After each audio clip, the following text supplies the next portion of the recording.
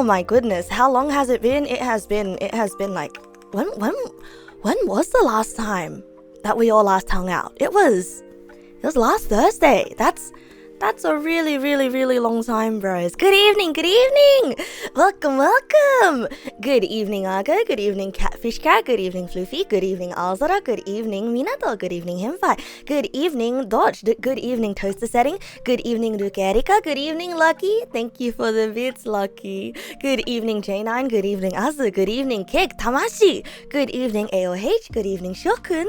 Good evening, Snow Hilo. Good evening, Happy Jalapeno. Good evening, Warakune. Good evening, Argo. Good evening, Zippy Belfast. Good evening, General Tank. Good evening, Mossy. Good evening, David the Fricker. Good evening, good evening. So, I know, think like a week and a half, maybe less. Maybe less. If I counted the days though, it would have been... So last Thursday was the last time we saw each other. It was 1, 2, 3... Today would be the 4th day, so there was a 3-day gap, a week and a half. Oh man, were your evenings that empty that it felt that 3 days felt like a week and a half? No, honestly though, to me, three days was an awfully long time as well. Like I felt the gap, bro. I felt the gap. It's been years. Where have I been? I've been feeling woozy for years. Did I factor in dog time? No, do I have to factor in dog time? Wait, Rejixum, good evening. Ah, God. Okay, I'm sorry. Sometimes I forget, you know. Not forget, sometimes I don't read everything properly. The accident wasn't my fault. What accident? Who died? Totally ignoring the Gundam. Oh yeah, true. I did show up a little bit yesterday for the Gundam funeral. Aflorane, good evening. Welcome. The accident was 15 years ago. Like, why is a 15 such a pertinent number when it comes to, you know, things that happened a long time ago? 15. I swear, I've seen the number 15 before, when it comes to, like, you know, those wistful nostalgic anime where it's sort of like, oh, it's been 15 years since the friends have last gathered or something. Am I thinking of like Anohana? But it was 10 years for Anohana. Now 15 years. Where am I thinking of 15? Oh, there's a song called like Tegami, you know, 15 years, like a letter from myself of the present day to myself of the 15 years ago. Anyway, sorry. Starting on a tangent again. Starting on another tangent. It's half of a lot of people's lives, you think. Oh, God!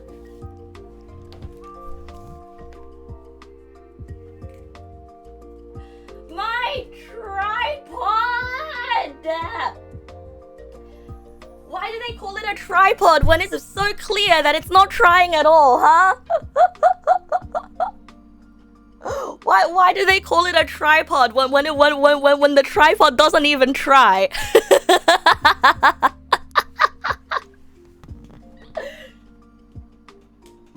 Come on, tripod. You can do this. I believe in you, tripod-kun. Tripod-kun, ganbare, tripod-kun. Oh, okay, tripod-kun. There we go, tripod-kun. Your homie didn't kiss you goodnight last night, replacing his liver with uranium. What? What did you do to your homie's liver? Didn't I clean up my desktop precisely to avoid this? Oh no, the stuff that I ordered online didn't show up yet. The stuff that I ordered to clean up my desktop, it didn't arrive yet. Anyhow, what was I talking about? God damn it! All these... Tripod! How dare you interrupt me? Interrupt my train of thought and now I've lost it. Yeah, tripod-kun, try harder. Tripod, more like did not even tripod. I'm putting off all the tidying. I mean, I did tidy my desk as much as I could. I did draw up a little diagram before. If I can find the diagram, but pretty much I have a very, very limited space in front of me, and also where the tripod is situated, it's sort of like pushed up against the wall, right? So there's not much I can do about the tripod. Whoa! Good evening, Alturian. Welcome. Thank you for the resub ball. Thank you. Yeah, the desk cleaner didn't show up. Yeah, that's okay, Keknamashi. You have a good day doing whatever you're doing. Anyhow though. What was I doing? How's my April Fool's been? Bro, I have spent like the entire day working on my thesis. I was the true April Fool. Oh, the art for the sub notification looks so cool. Oh, Ghosty drew it. Ghosty drew the notification. I animated it. But he drew the notification, and it looks so sick, right? You so far have not been hit by a single fool. Yeah, I originally had something planned for today, you know, because today is also like T-Pose Day. You know, the Jesus T-Pose. Oh no, wait. T-Pose Day was a few days ago. It's the egg cracking day, you know. It's kind of like Jesus cracked out of the egg day. Happy Hatch Day. I don't know. I'm not up to date with my Jesus lore. You've never heard Easter called T-Pose Day? Well, actually, no. Good Friday is T-Pose Day because it was the day that he was nailed to the cross.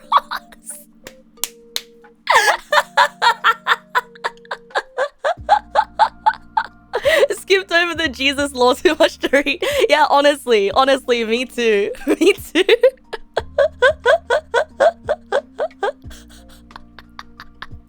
Wait, I'm actually surprised nobody else calls it T-Pose Day.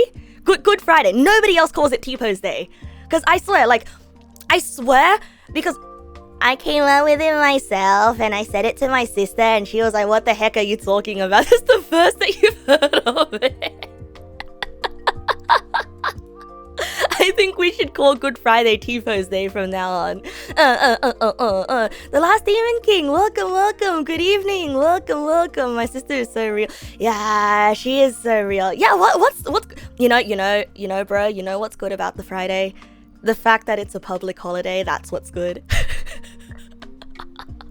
I mean, I'm a engineering honors student, right? So I don't really get public holidays because I am 110,000% working on my thesis. And over the past few days, so let me tell you where I've gone over the past few days. I went absolutely nowhere. I was just feeling really woozy and I don't know, I've just been trying to go to sleep. I've been trying to rest myself, but I've also been trying to work on my thesis at the same time. And I think it's just the stress of working on my thesis and on top of like other life stuff that's kind of just hit me like a ton of bricks, right? I was going insane. And I just thought that, you know, I don't think that I was in the right talkative mood to hang out with you guys over those past few days. Over like yesterday and the day before, right? I don't think I was in the right frame of mind to hang out. Yeah, I needed to recharge my battery. I mean, it's not too rough of a time. It's more just like a brain too full, you know. Sorry. There was a grain of rice stuck in my braces. And talking just dislodged it, and I took a breath of air in, and now it's in my throat. Sorry, TMI, but you had to know. You had to.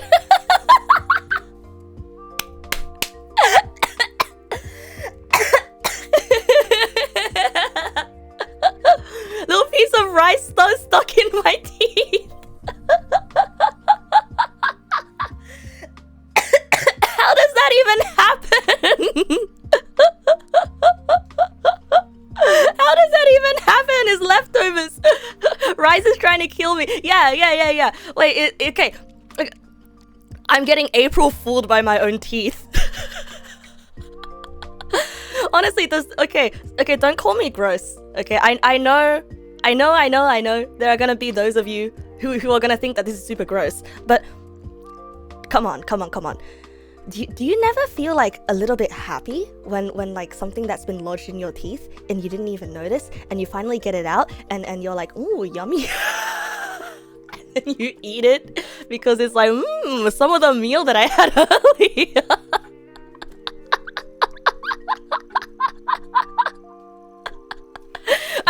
I don't take it out of my mouth first, okay? I don't take it out of my mouth first. It's just, you know, when it's in my mouth and I'm like pushing on it with my when I'm pushing on it with my tongue, and then I'm just kind of oh, finally, oh, it's out, oh, I'm free, yummy.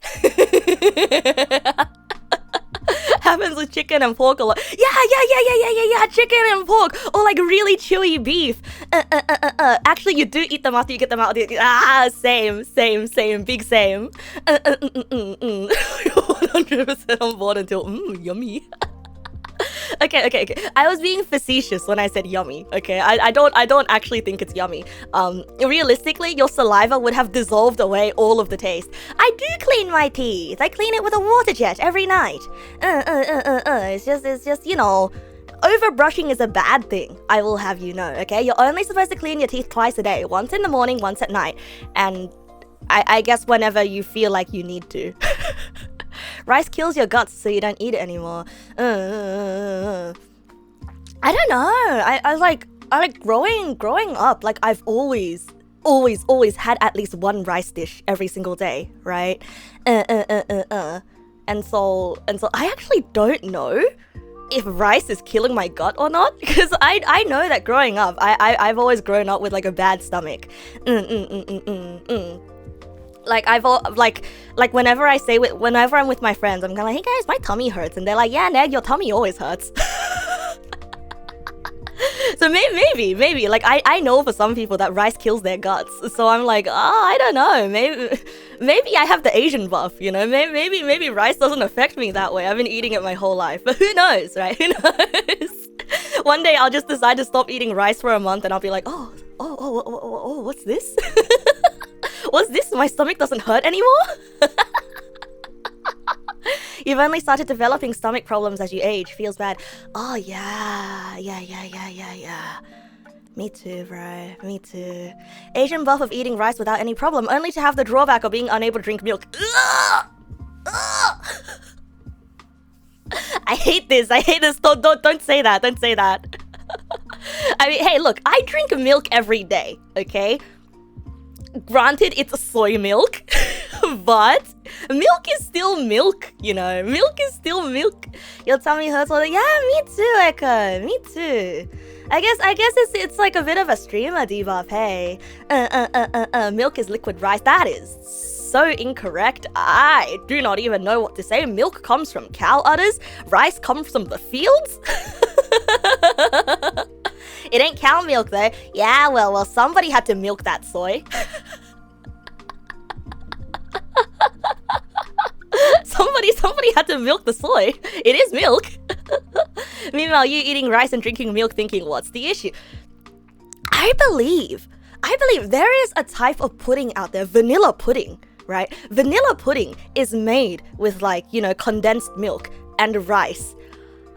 I do not understand the appeal behind it. Like, my mom loves it. My mom loves vanilla rice pudding. I do not like it. I hate that thing. It's just like, to me, like, rice is supposed to be savory, right? Like, rice is supposed to be a little bit salty, a little bit savory. I genuinely don't get it. I genuinely don't get it. And I guess that's the reason why I don't like oshiruko, the red bean porridge. Red bean porridge, right? Have you guys had red bean porridge? I do not like red bean porridge. Mango sticky rice. Mango sticky rice is nice, I guess, but only because of the mango. I don't know. Something just doesn't feel right to me when rice is savory, you know? There's different kinds of rice for that, though. There is. But at the end of the day, rice kind of still tastes like rice, right? I wouldn't throw my cat to the rice, would I? No, I wouldn't. Rice will probably kill him. I make rice with my cat. No, mango is in the fruit, not mango is in the cat. You can trick your mind by having rice pudding because it's rice but also milk. Therefore, the buffs and the debuffs come together and they cancel out. Cat is... Do not eat cat, please. Please do not eat cat. If I put my cats together, I have mango pudding. I did have mango pudding. I named pudding. So like that was the intention. I was supposed to... That's right, it is mango pudding. Granted, I've never had mango pudding before, right? Cronky Swanzu, welcome. Good evening, welcome. Bluechi, good evening. Welcome. Pudding is a cute name. Yeah, pudding is a cute name. If only she showed up more often though. Because sometimes I feel like I have one cat and a mystery creature that eats the food we put in her bowl. Like, I don't know. Wait. This is gonna be a tangent, okay? This is gonna be a huge tangent. But I remember there was this once that I was complaining to a friend about pudding. It's kind of like, oh man, you know, I can't love pudding because pudding's never around and she's so scared and she runs away. Like, how am I supposed to love pudding if pudding doesn't let me love her? And like I was like in high school at this point when I was complaining to my friend about this, right? And I was thinking, oh wait a second, how am I supposed to love her if she won't let me love her? And in that moment, it felt like my brain had unlocked.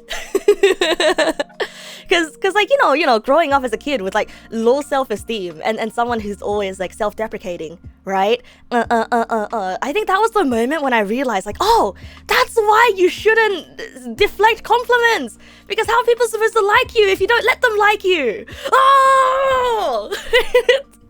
And thus, that was the start of Neg Nasu's very, very convoluted obsession with very convoluted analogies and metaphors.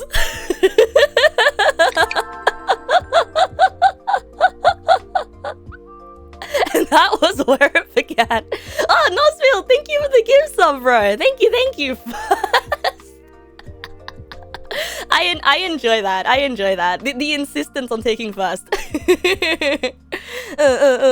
Thank you, bro. Thank you. You're not only the first, but the only. Yeah, that's where the epiphany came from. It genuinely is me being frustrated by my other cat that doesn't exist, right? Because it's frustrating, you know, because I've never had to been on the side of someone sort of like, you know, giving love to someone that doesn't want it.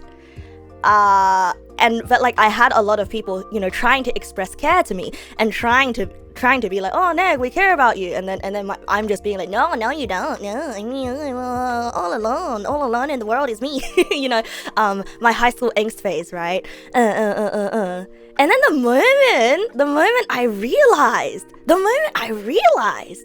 that how it feels to be on the reverse, I was like, oh, it is a good epiphany. That is what started it. I mean, you know, I was a kid back then. Some people don't get out of that angst phase, sadly. Well, I guess it's quite common, you know, because angst is comforting, right? Like, I don't mean to be that guy to be like, oh, one day I just chose to not be depressed, because like obviously it doesn't work like that. Obviously you have to work through it and stuff, but like sometimes, you know, when you keep going back to that place of like feeling sad or feeling angry, you know, it's comforting, because feelings of feeling angry and feeling sad and rejecting or everything good, it's comforting. It's a comfy place to be if you've gone there so much. It's like habits, right?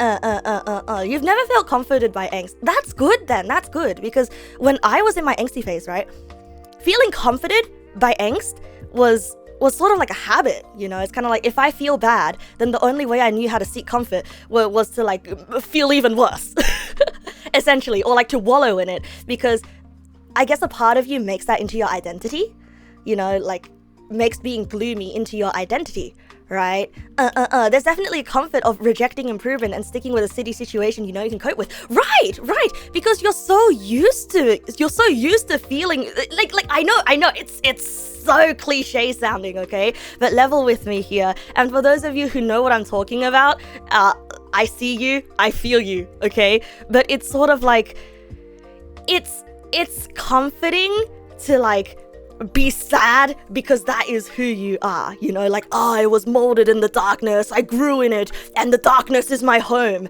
And you know what? The thing is, they're not lying. right? The darkness is their home, but it's not a good home. It's a shit home. It's a shit home with asbestos walls that are leaking. You gotta get out of there. You gotta get out of there, bro. But moving your furniture is hard. Moving furniture is so hard.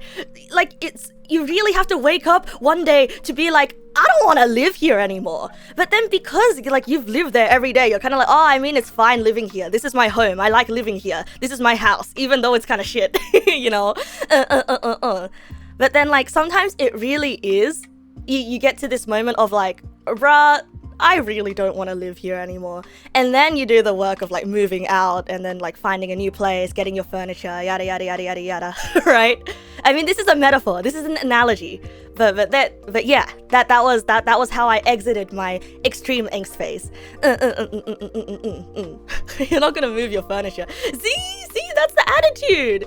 That's the attitude that keeps you living in the asbestos ridden home. Your popcorn walls. Don't talk like that about your cardboard box. Hey, look man, as long as your cardboard box isn't asbestos laden, you can live there all you want. No, don't eat the asbestos, please. There's this one friend, you know, like that has trouble going through college, and they just revert back to playing Valorant and being gloomy every day. You know, about that, right? Put a pin in that one, because I want to get to another few. I literally put a pin in that one. Okay, put a pin in that one because I want to get back to that, right? Something very, very pertinent to me. I want to get back to that. Anyway, worst part of depression is that it stops you seeking help. You know you are depressed, and you will act and not act because the depression saps your will to change. Exactly, because you've been living in this shitty house for so long, and you've been getting shitty sleep that you don't have the energy to book the movers. You don't have the energy to look for a new apartment. All you have the energy to do is the bare minimum because the asbestos is poisoning you. Okay, you're running on low energy. So what is this analogy? What is this metaphor? But like, you get it, right? You get it. You've seen people just gaslight themselves into thinking they were a loser because it's a lot easier to believe that you are a loser by nature instead of actually trying to do something, right? And like, it's weird because feeling comfortable with yourself is a lot harder than people think it is. Because like genuinely feeling comfortable with yourself is like something you have to put work into, you know? You have to like do a lot of thinking. You gotta do a lot of processing, you know? Because a lot of people simply hide behind like, because when you see someone else do something great, right? Like when you see, I don't know if you guys relate to this, but like there was a time where like before, when you see someone else do something really cool, right, and you're like, holy shit, that person is so cool, is it ever followed by a little feeling of guilt, of like oh man, that person is so cool, oh but I've done nothing, oh but I want to be cool like that as well, right? And then you feel like shit when you feel that feeling because you're a little bit envious of the fact that they were able to do something cool or be involved in something cool, right? Right. And then what is your next thought? What is your next thought? Your next thought can usually, right? Usually from what I've witnessed of people, the next thought goes either one of two ways. One, they're like, oh nah, I'm just not a cool person. It's just not in me to do cool things. Just some people are just born different. I'm just a loser. And then the other people, they're like, oh shit, I haven't done something cool. Oh shit, am I wasting my time? Oh shit, is there a more effective way I can be spending my time? Or like, oh shit, like, is there, is there something that I should be doing right now, right? And as you can see, like, just resorting to thinking that you are a loser and there's nothing you can do, like, that's comfort, but that's also defeatism comfort, you know what I mean? Yeah. Meanwhile, like the latter, like, oh shit, I gotta do something, then that's just like general anxiety, right? I feel that a lot. General anxiety is like, oh shit, this person's so cool. Oh shit, I gotta do my cool things, right? But like, I think a healthy amount of that is good. And then there's like another stage you can get to, like once you're comfortable enough with yourself, you see someone do something cool, and you're like, oh shit, they're so cool. And then your brain gets to the part where you're like, oh shit, have I been doing anything cool lately? And then it passes through a kind of filter where you're kind of like, now hold on a second. You get like a logic check with yourself, right? It's like, hold on a second. Yeah, this person did the cool thing. What am I working on right now? What are the things that I'm doing right now? And then you realize, like, yeah, you know what? I don't have to be cool in that same way.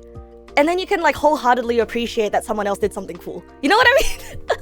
How do I explain this? It's sort of like the comfort in knowing that I do my thing, they do theirs. And I appreciate from a distance, you know? Yeah.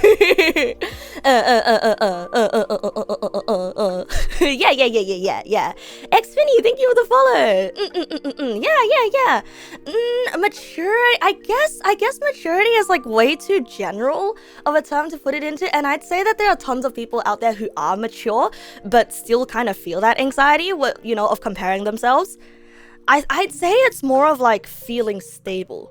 You know, like knowing yourself, because there's a big part of knowing yourself that comes with being like, okay, I am not good at this, but that doesn't make me a loser, you know,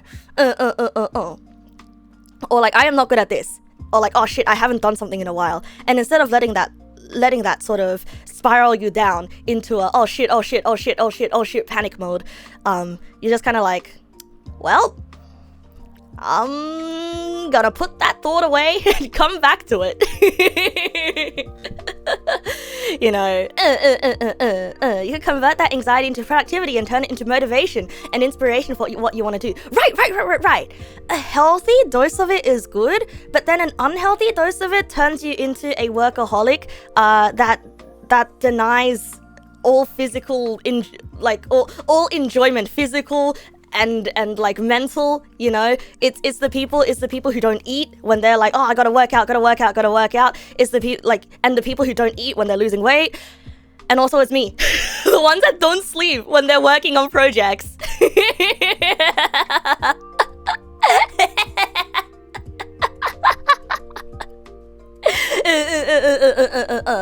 So like I'm not exactly healthy yet.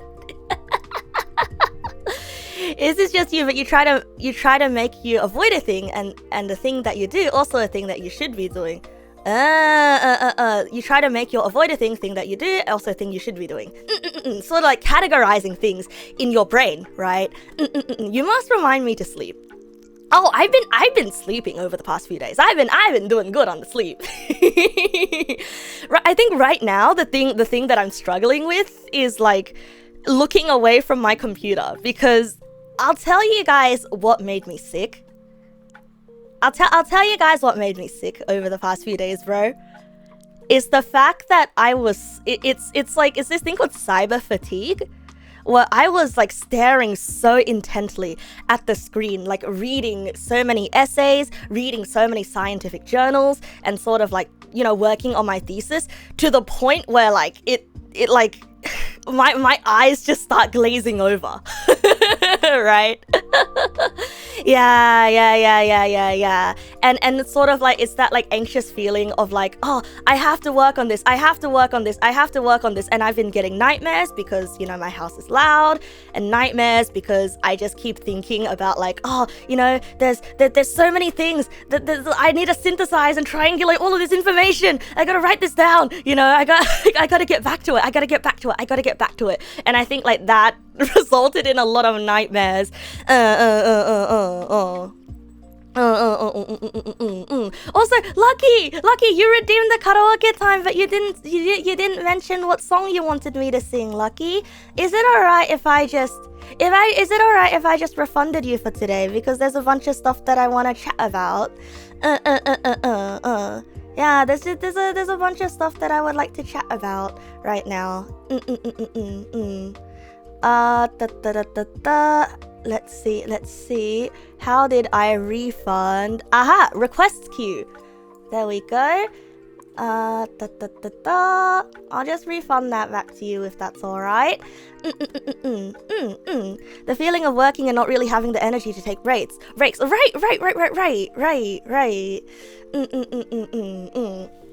like, my thesis isn't due anytime soon, but it's just sort of like this feeling of like, oh, you know, while it's in my brain, I have to do it, and also because there's weekly check-in.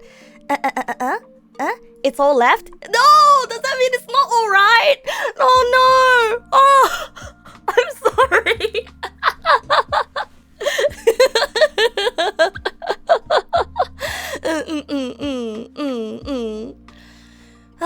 Anyhow, just going back up to read what everyone's been saying. Oh yeah, comparing yourself to others feel awful. At some point you feel like you just gotta carve out your own niche and do your own thing that makes you happy, that isn't totally unhealthy. Right.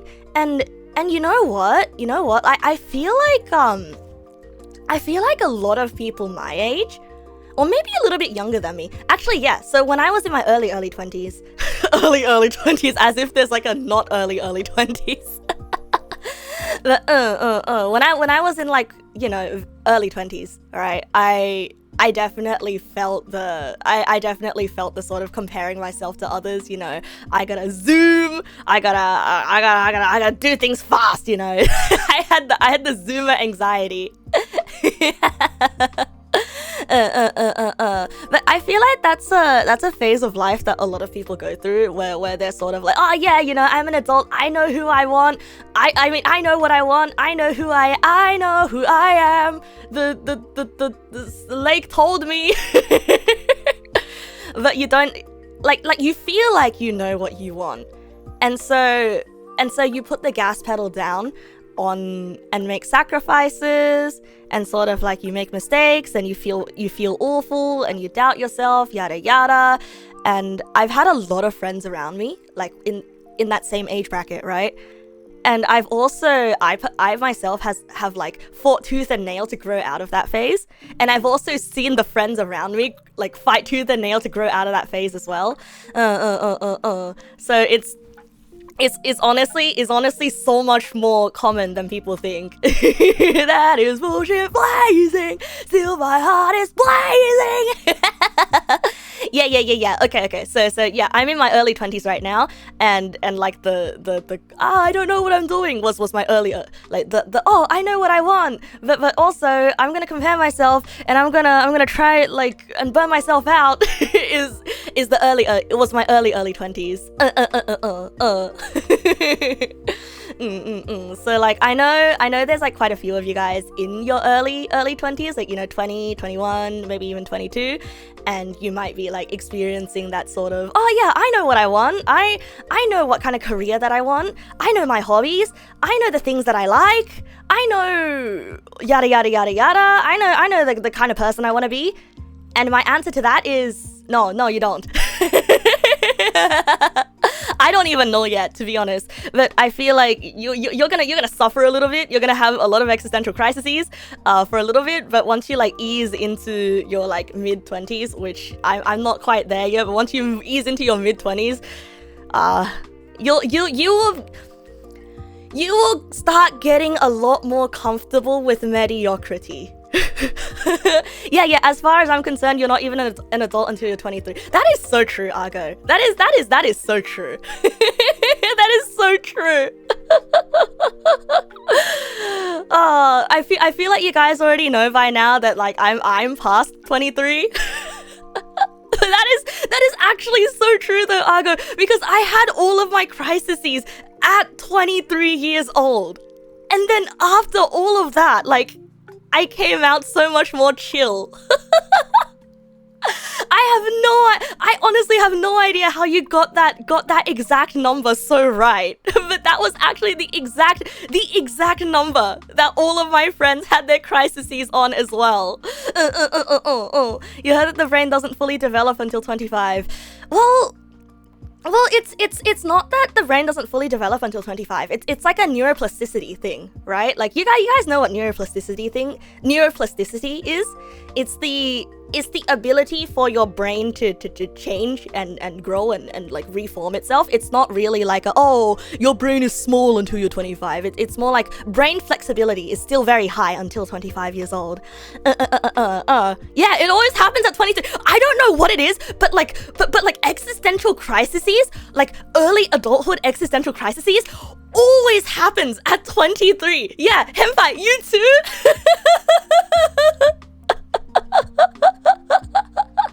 Anyone who's 22 years old right now, you better watch your back. Next year is gonna suck for you. Wait, it's science! Wait, really? Really? Oh, that is... You know, I kind of... That is a little bit scary. Not gonna lie. Like 15 and then at 23. 15 was also like a wild year for me as well. That is wild, the fact that it is science. You're gonna be 22 this year. Enjoy your blissful youth. Enjoy your blissful youth while it lasts. Casting curses. What was that H.P. Lovecraft book, like from all the way ago, where there was like a witch that cast a curse on a family? It's kind of like, oh, your firstborn sons will always die at 30 years old, and they spent years and years trying to dispel the curse, and it turns out it was just a witch coming to kill him with a gun herself. Yeah, if 23 doesn't suck for you, I will personally come make sure that it sucks for you. Yeah. H.P. Lovecraft wrote a bunch of really, really silly books.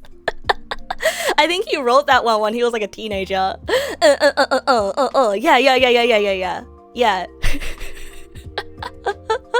22 now, already sucks, thanks. Wait. Oh, life already sucks? Oh yeah, no worries, fam. Say no more. I won't come make it suck even more. Oh, man. 23 was the year you had a crazy landlord and went through 9 roommates in 9 months. Jesus Christ. Congratulations on giving birth to a better roommate, to a better housing situation.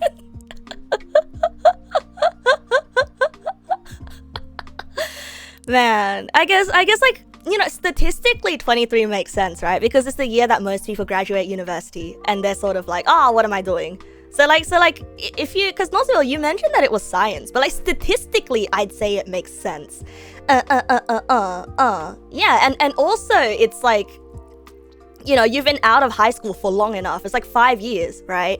Because I feel like there's a bunch of stuff that sort of correlates with it as well. it's a wild coincidence, right? You started to struggle at 22, then you found yourself at 23, but still had some problems. You arrived at this conclusion based on your own observation. That is so wild, Argo. now everyone's remembering. What was I doing at 23? What was I doing at 23? So, I feel like you guys know how old I am, but I shan't say. But like, I'm past 23, and I will say that I was streaming at 23 years old. It's been like 3 years and a bit since I debuted, so you make your own conclusions based on that. You draw your own conclusions based on that. Yeah, I'm 45 years old. I'm 45 years old. Are they all older than you, Snow Hilo? I feel like there's like a good distribution of ages here. There's a good distribution of ages. But like, if I were to guess, right, I'd guess most Neg pals are in their late 20s? Late or mid 20s? I don't know. You're younger than me. You're not younger than me. You're not younger than me. You're still older than me in soul. You're older than me in soul. Tajay BW, welcome. Thank you for the follow. Welcome. Yeah, honestly, okay. So here's the thing. Here's the thing, okay? Here's the thing. I don't like finding out that people are younger than me. I'm sorry, why did I suddenly start speaking with that accent? It's because I felt self-conscious, okay? Self-conscious because I'm not British. I'm Scottish. Now I'm Australian.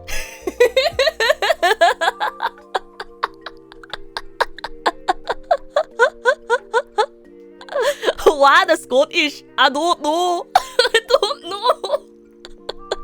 I don't know. Yeah, two sides of Neg pals. Babies younger than me, ancients older than me, and normal people same age as me.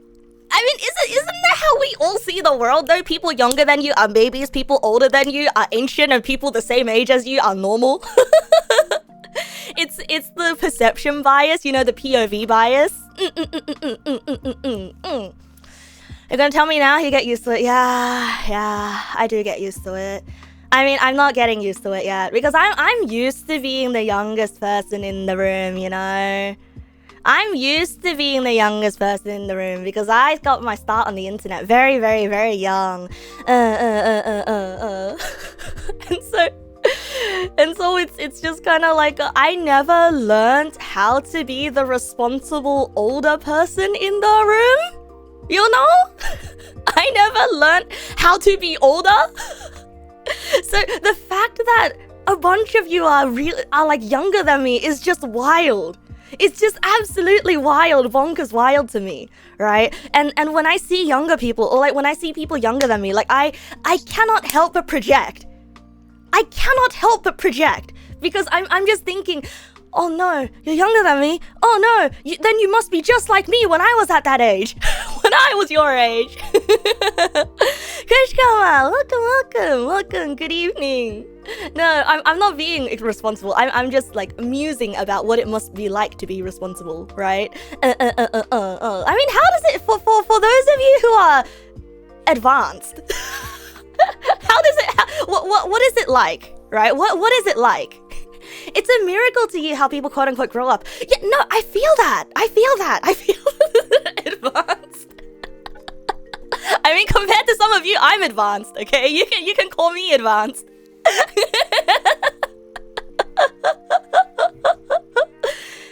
You know how I feel about my uni projects like that.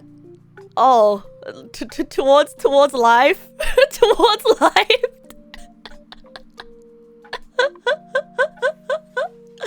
Oh god, you should actually sleep. Lucky. If you want to go to sleep, definitely do, especially if it's super duper late for you. You like to think that 23 is the final boss of age. Everything after that is just DLC. Oh boy. Come on. Come on, 23? Nah. The first DLC is 25, I think. And then the second DLC is 30. And then the next DLC after that is 50. Wait. POV. Wait. Is advanced a slur? Wait, is that a slur? Oh no, I meant Oh no, I thought it meant I was just using it in terms of, like, you know, high level, right? What? No, wait, cause I'm immune. Am I being one guide? Okay, you never heard it as a slur. Okay. Oh, okay. Oh, okay. I mean, if it's like, wait, huh? One gone or one guide? You call? Okay, you never. Yeah, I've never heard it used like that, right? Okay. But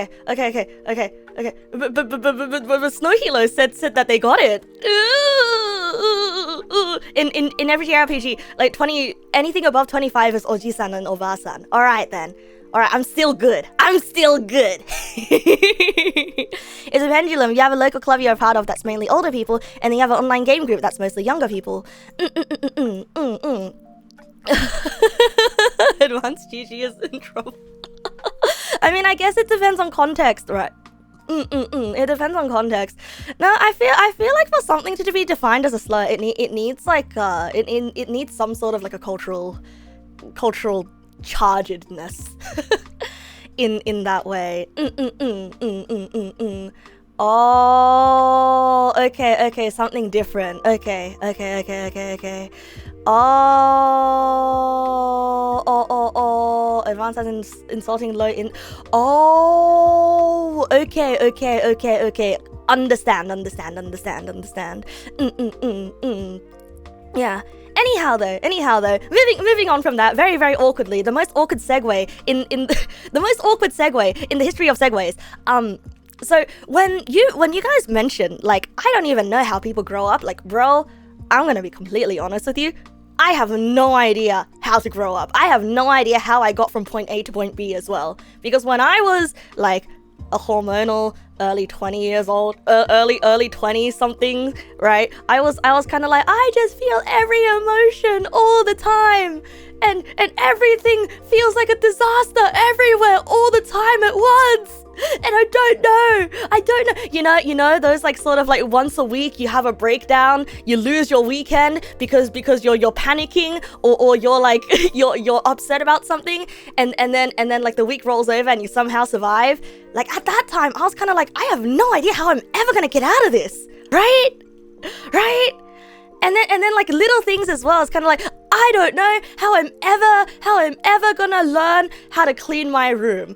I don't know how I'm ever gonna learn to put on socks before I put on my shoes, right?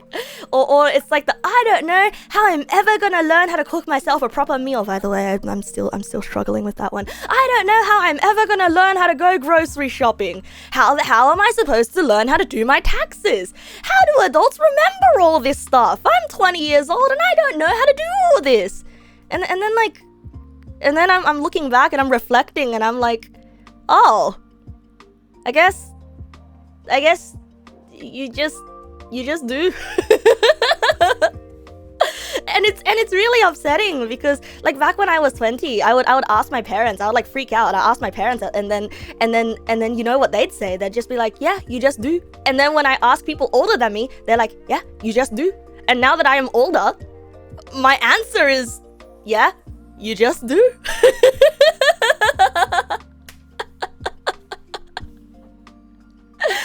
And now, like, it really is one of the you'll understand when you're older things, because it really is, you just do. So I guess like it's like there's no point panicking about it, right? Yeah, you usually go with you'll understand, because here's the thing, right? I find that there's two kinds of people out there. There's like the kinds of people that learn really, really well from learning from someone else. You know, someone else tells you how to do things, or like a book tells you how to do something, and then you're like, oh, okay, yeah, okay, lesson learned, okay, I know exactly how to follow the playbook of life. And then there's the other kind of person who like reads the book, takes the lessons, and they're like, yeah, but what if I did it differently? Yeah, but what if I just didn't? And then they suffer. You know, it's the metaphorical, you gotta touch. You can't just tell me the kettle is hot. I have to touch the kettle, get like 90-degree burns, and then I will believe you and say, oh, okay, kettle is hot, okay, understand. Oh, never do it again.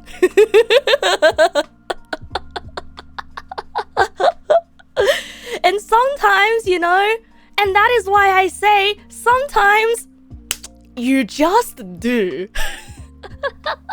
Which is to say, life is a series of suffering, and you just learn from the suffering. And isn't that super duper inefficient? Because I feel like some animals are like born with knowledge. You know, they have like knowledge injected into their little DNA cells.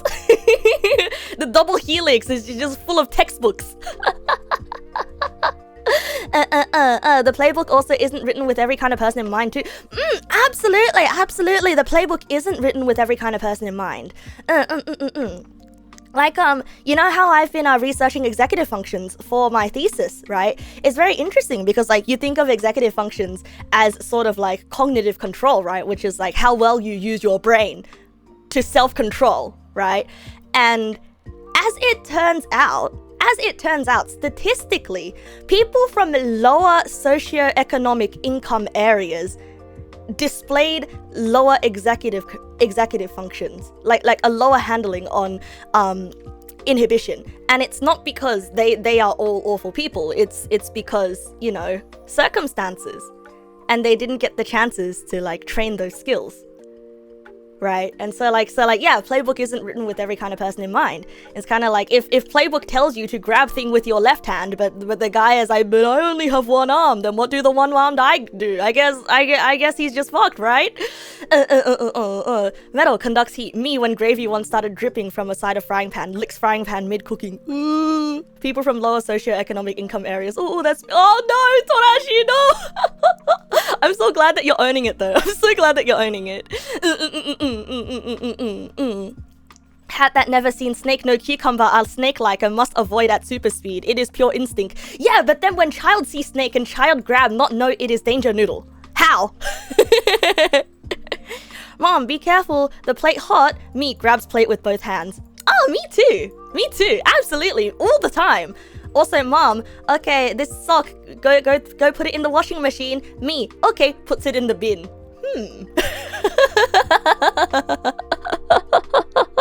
I repeatedly trip over myself by random chance until I find a way to stop tripping and just go from there. You know how AI learns from like whatchamacallit? Like it's reinforcement training, right? Wait, is it reinforcement training or is it goal-directed training? Yeah, you know how goal-directed training AI works, right? So like when they train, you know those videos where, yeah, machine learning, you know those videos where there's just kind of like, I taught an AI how to play yada yada yada. I taught an AI how to play yada yada yada. So each iteration, what they do is they run a program once, the first time, and they just let it do whatever it wants, like in the space, right? Say for example, you got the dinosaur game. For the first like 100,000 runs of that program, until it gets enough data, that dinosaur is just gonna keep running into the cactus and jumping into holes. Until it learns, maybe I shouldn't do that if I want to live. Cactus yummy. And honestly, sometimes I feel like that. Right? I have to like run into a cactus 500 times. Cactus yummy, until I realize, maybe I should start running into the cactus. And I feel like some people are like that, right? But you know what the funny thing is? I've also no. Yeah, a lot of people learn that way. You are too.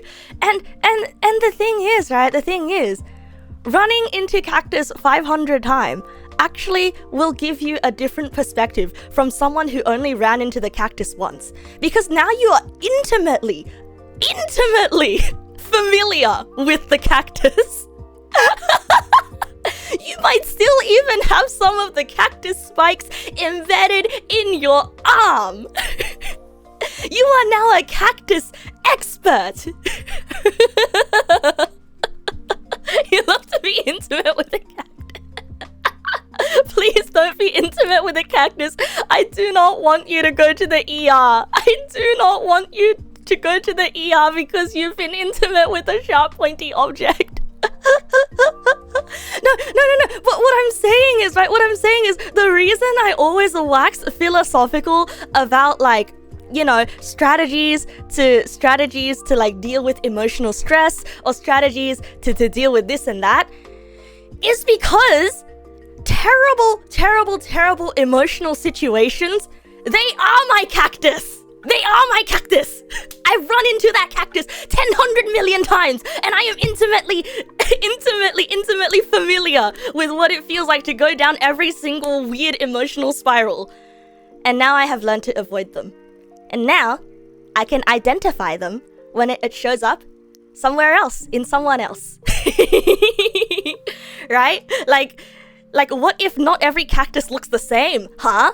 What if not every cactus looks the same? Huh? If I see you running into a door that looks like a cactus that looks like your mom with open arms hugging you, now I know it's a cactus. I'll be like, wait, stop, don't run into that cactus. That's not your mom, that's actually a cactus.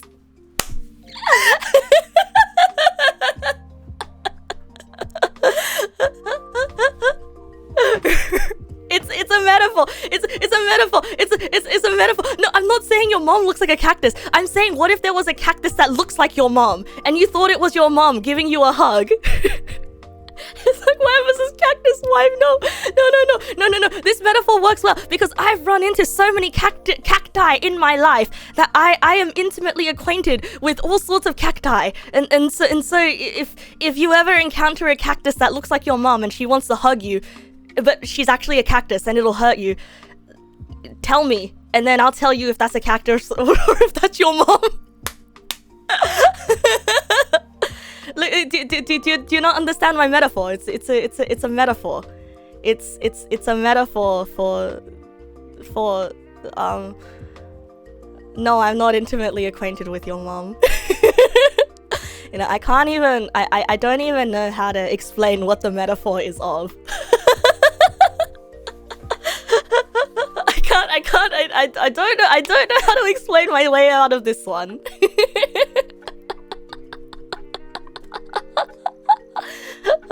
Confusing mom for cactus, must have Marge Simpson hair.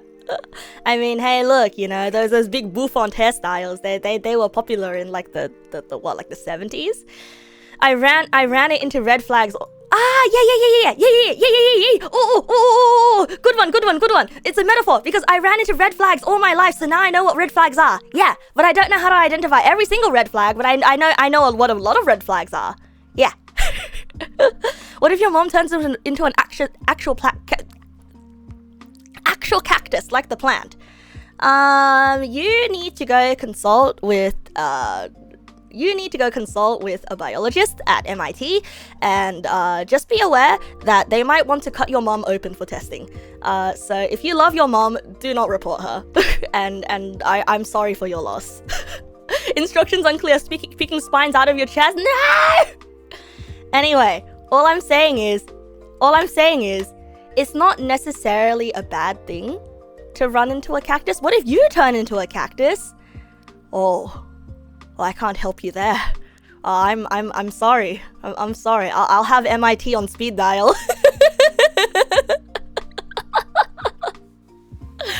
Yeah, you got to turn yourself in. You got to give your body up to science then. Anyway. All I'm saying is,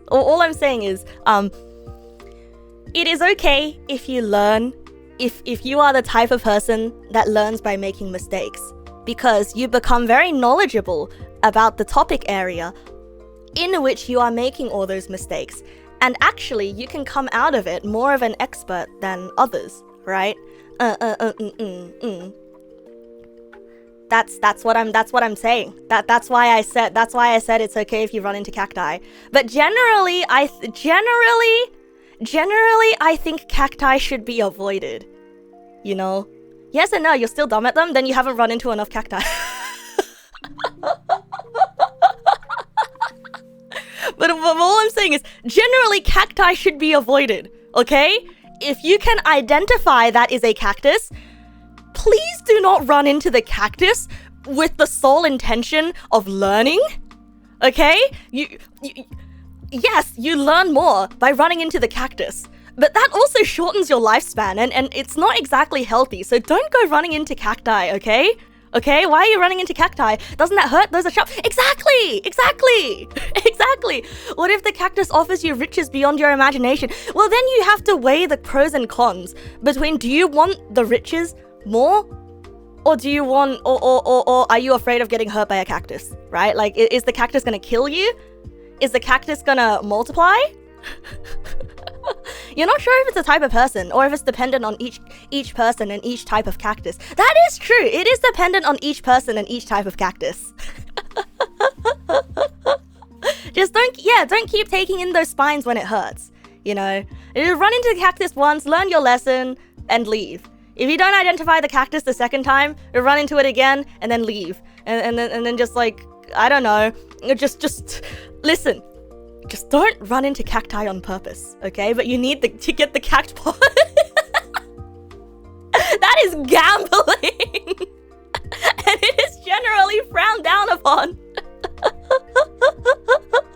Learn from the people who ran into the cacti as much as you can. Yeah, exactly. Learn from the people who ran into the cactus as much as you can, okay? I ran into so many cacti, bro. I will be sad if you purposely run into a cactus. Okay, hear me out. What if you're cacti blind? You know, as a metaphor, I think that still works, right? As a metaphor, I think that still works. Like, what if you just genuinely don't know what a cactus is and isn't?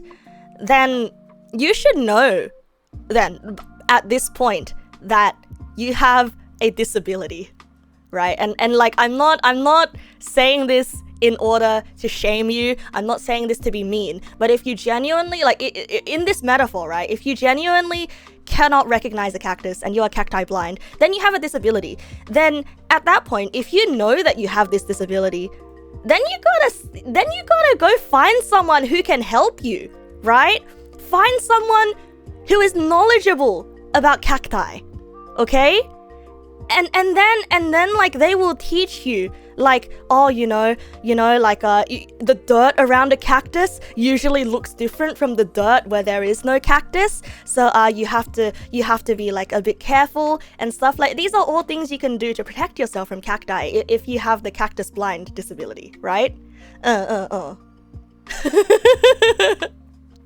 No, I'm not saying get help as like a dismissive thing, because a lot of people on the internet, they say, oh, get help as like a way to be dismissive and to call you crazy, right? But I'm saying genuinely get help because it's good for you, like, and it will help. It's somebody else who knows more about cactus than you do, right? Because you know that you don't know anything about cactus, and all you know is cactus can hurt you, and you're afraid of it. So go to someone who knows more than you. And I think that's applicable for most things in life. You know, if you're afraid of something and there's someone that can help you, go to the person who help you. Men would rather run into cacti than go to a cactus specialist. Cactiologist. Yeah. Yeah. Well, I feel like it's less of a men thing. Like, genuinely, I feel like it's less of a men thing, and it's more of like a older people thing, right? It's more of an older people thing. Cause like I feel like nowadays, you know, especially like around like the younger folk around my age, I feel like men are more willing to go get therapy.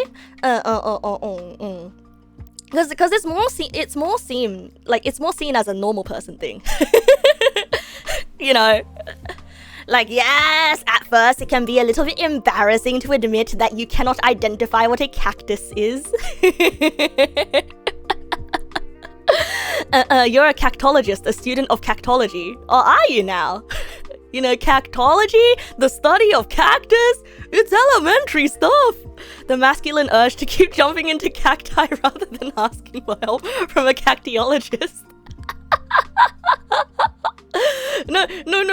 I feel like it's also not it's also less of a masculine urge, and I feel like it's more also an ego thing as well. Because for me, it was an ego thing, you know, like when I kept running into cactus instead of going to a cactiologist. This is a very paper thin metaphor right now, bros.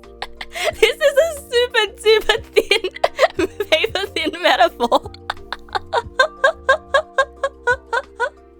Yeah, where I was just kind of like, oh, this time for sure jumps into a cactus. No, this time for sure jumps into a cactus. No, this time for sure jumps into a cactus. You know what? The cactus spikes, they don't even hurt. Like, I don't understand why people are complaining about how much the cactus hurts. Like, I'm fine. I'm perfectly fine. It hurts. And then you go into bargaining. It's kind of like, I mean, it's fine if I keep running into cacti, right? I can just pluck out the pins later. And besides, it's making my skin harder. It is perfectly fine. Like, who cares, right? Like, my neighbors, they're perfectly fine. They have baby smooth skin because they've never run into a cactus. But it doesn't. I mean, like, I'm better than them because I have cactus scars. Yeah, see? Like, if they ever get hit by something stronger than a cactus, let's see them deal with it, huh? So, like, I'm actually building my immune system by running into cacti. Yeah, and also, being studded with cactus spines is just my personality. Quote unquote, it builds character. You just joined and you were unaware I was using a metaphor. Oh no! Honestly, I feel like it's great though for the people who don't realize it's a metaphor. because you know, you get the moment of discovery for figuring out what it is. That's like the small guy, the one guy that wants to shoot small bullets into himself to build up immunity for larger bullets. Yeah, a cactus immunity. What if you keep running into the cactus because it's the illusion of controlled pain, then fearing if you chose otherwise? Oh, so it's the... Okay, so I know what you're talking about. So like, there are two paths, okay? You know that one path has cactus, but you don't know what's on the other path. And people tell you that the other path has a lake. And your first thought is, but I can't swim! I'd rather take the cactus. What if I drown? But then like, you go to the other path and then you realize, oh, that's not a lake. Ah, wait, I can stand in this water. What? It's April 1st. The other path has more cactus. It was all cactus? Oh, this whole time it was all cactus?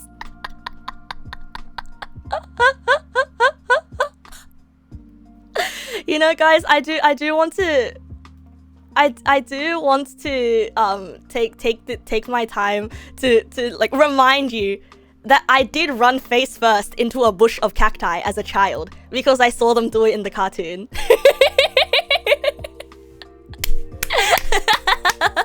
You step in the water and you feel a prickling sensation. Let me put on my cactus vision goggles. Everything's still prickly. You know what taking antidepressants is? You know what taking antidepressants is? Taking antidepressants is taking painkillers for your cactus?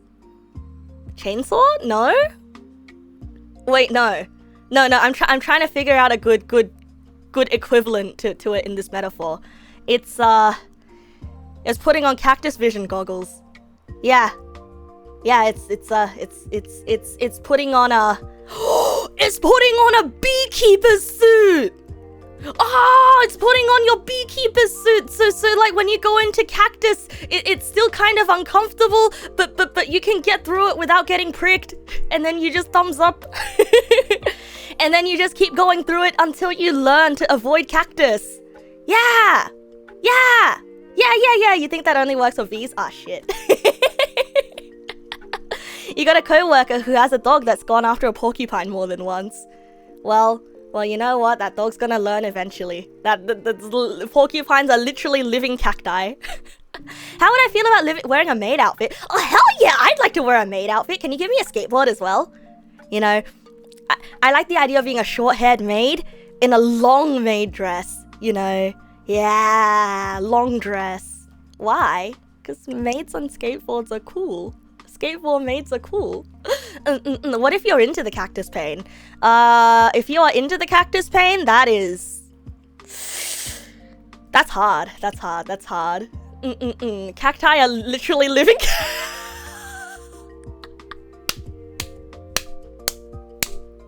Oh yeah, I forgot that cactus are alive.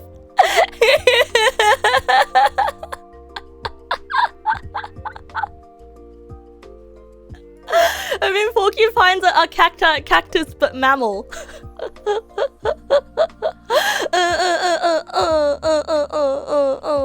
Remember the skateboard sketch you made? Yeah, I remember, bro. I remember. She was a skater maid. She said, "See you later, maid." You think you saw a video of something like that and saw a cactus spine go right through some leather gloves? Cacti are scary. Cacti are really scary. You know, when I was younger, I was actually really into the idea of owning a cactus. I thought it was like owning a pet, you know. You can't keep pet echidnas legally anyway, but you can keep a cactus. Oh my god. How did we spend an hour and a half just talking about cactus when I was prepared to tell you guys about how, like, oh, you know, over the past few days I was feeling really bummed out because I was working on my thesis, and then suddenly we came all the way around and started talking about the cactus metaphor. Gotta go take my pet cactus for a walk. Genuinely though, genuinely. It's my superpower, we've established this. I guess so. It is a little bit annoying though, because I have a plan, but nothing ever goes according to my plans, you know. You think the cactus metaphor fits pretty well, given what I've mentioned dealing with. That's true. I guess it's still on topic, you know. We're still talking about dealing with mental duress. No plan survives contact with the enemy. The enemy is my brain. You have a small cactus in your room, it's cute. Oh, I used to have a little cactus in my room as well, but then I forgot to water it and it died. And yes, you might be thinking, but Neg, cacti don't need that much water. Yeah, well, I forgot for 3 months, so so you tell me how well that goes.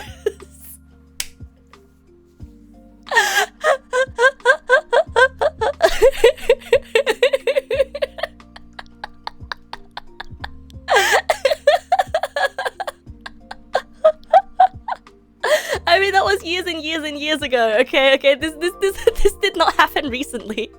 This did not happen recently. Okay. No. Mango can yell at me when he's hungry. Okay. Mango can remind me when he's hungry. But the cactus can't. Yeah, I really avoided that cactus, huh? Your neighbor used to have a big old cactus, but then it got exploded by a lightning bolt. Holy shit! Wait, that's so cool though! Wait, that's so cool! I want to see a cactus get exploded by a lightning bolt! Oh, no way! It's a sign! It's a sign from the universe! You could say that you always keep trying to avoid cacti, but a cactus always ends up getting in your way. It does. You know what we call that? We call that a prick in your side. I'm not victim blaming the cactus. I'm saying I'm not suited for plant ownership. You feel like you're watering your succulents too much. You might need to cut down on the watering for some of them. You water them every Sunday. Try every second Sunday. See, like, that's my problem. You know, I still have some issues with self-control and time management, and so, you know, that's why I can never keep plants, because you have to water them on a set interval. But the thing is, if I'm not obsessed with them, then I won't water them because I'll forget. But if I'm obsessed with them, then I'll keep checking on them every day or every few hours, and I might even overwater them, and then they will die. Like, plants are the ultimate test of patience, you know? Like, they have a timer. You must go ding on the timer. Like, if you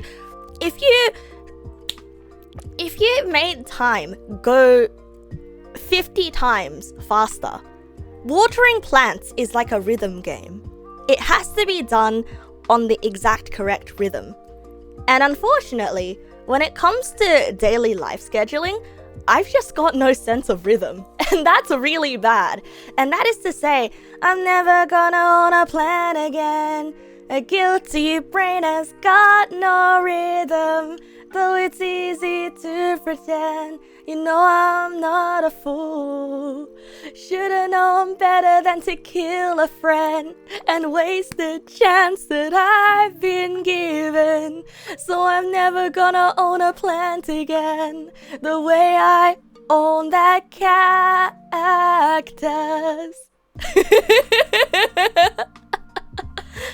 You have no rhythm. No, you have a rhythm. You have a rhythm. If you water your plants on time, that means you have a rhythm. That was what the karaoke redeem earlier was building to. I guess so. I just reminded you, you've forgotten to water your vegetable plants. Well, there you go. At least I did something good. At least I did something good in forgetting to water my cactus. It's basically the mirror image of the sour worm self-control thing. Pretty much. And it's awful. It's awful, right? It's inhibition. I have awful inhibition, which is why I get to I get super duper hyper fixated on one thing, And then I kind of let everything in my schedule fall to the wayside, and I'm still trying to work on that. And not gonna lie, I feel like shit a lot of the time when I let my schedule go out of whack. And I'm very jealous of people who are able to live in their schedules. Because here's the thing, right? Like when I am interested in something and I am quote unquote in the zone, I can get 50 million things done. I am a god among men. And when there's something that I have to get done before I'm allowed to work on anything else, I get bottlenecked. And I get bottlenecked by the stupidest things. Like, there was this once, I got bottlenecked for an entire day by having to do the dishes. And it's sort of like, oh, I'm not allowed to work on the things that I want to work on, like my song covers, like an illustration, or even my thesis, until I do the dishes. But I really don't want to do the dishes, so then I just spend all day on my computer doing random things, just like putting off doing the dishes. Oh, I'll do the dishes after this, I'll do the dishes after this, I'll do the dishes after this, and then the whole day goes by, and the dishes just like bottlenecked my entire day when I had the motivation to do my other work. Does that ever happen to any of you guys? Because that happens to me a lot. Yeah. The dishes are a cactus. Yeah. And the thing is, right? The thing is, like I gotta stop letting things bottleneck me. Because I'm gonna be honest, right? I've been getting better about the whole bottlenecking thing, but another reason why I was really out of it for the past 2 days with doing my thesis was because I got bottlenecked. I got bottlenecked by a certain research area, and it was awful. Like, it was the most boring part of my research, and like I just like I spent a lot of time lying down on the floor, like trying to like force myself to, you know, go back to that angle and force myself through reading some of the world's most boring academic researchers. Boring! Like, I know, I sound like a child right now, but sometimes it's fine, you know? Sometimes it's fine to point to someone and be like, I don't want to do that. That's boring. But I'm gonna do it anyway. You know, does talking to someone else help you make progress through it? Well, I guess it does. I really need to practice talking to myself. I really need to put a little guy on my desk, right? I really need to put a little guy on my desk. And like when I'm mad and when I'm super bored by something, I gotta talk to the little guy. I gotta be like, all right, buddy, today we're gonna learn about the history of HMD, head-mounted VR displays, okay? We're gonna learn every single boring little detail. You ready, little guy? Is this little guy? Oh, what's this article saying? Oh, this article's saying this. What the fuck does that mean? I guess that means da-da-da-da-da-da-da-da. All fun and games until it talks back. All fun and games until it talks back. Honestly, though, it's gonna be even more fun and games when it talks back. You know, like, I got bottlenecked, and that in combination with, like, you know, just generally, like, feeling physically sick, I was so out of it, and I did not make a lot of progress, you know, not as much progress as I would have liked on my thesis, and it... No good. And it'll say, I don't want to do this anymore. This is boring. You're boring. And then it'll walk away. And I just gotta get another little guy, right? Just another, oh god, you can imagine 95% of those would just be marketing garbage. I know, that's why it was boring. Like, I genuinely just wanted, because I needed the history of head-mounted VR displays, right? Like, I needed actual history, like developmental history, and also, like, you know, the inspirations, yada yada yada. But then, like, so much of it was just advertising, marketing garbage. And that's what I was bottlenecked by. Just that tiny little thing. Just that tiny little thing. And I just You know? And what I could have done instead of focusing on that was research the other parts that I was actually enjoying, like executive functions, right? And like looking at other research, but I let myself get bottlenecked.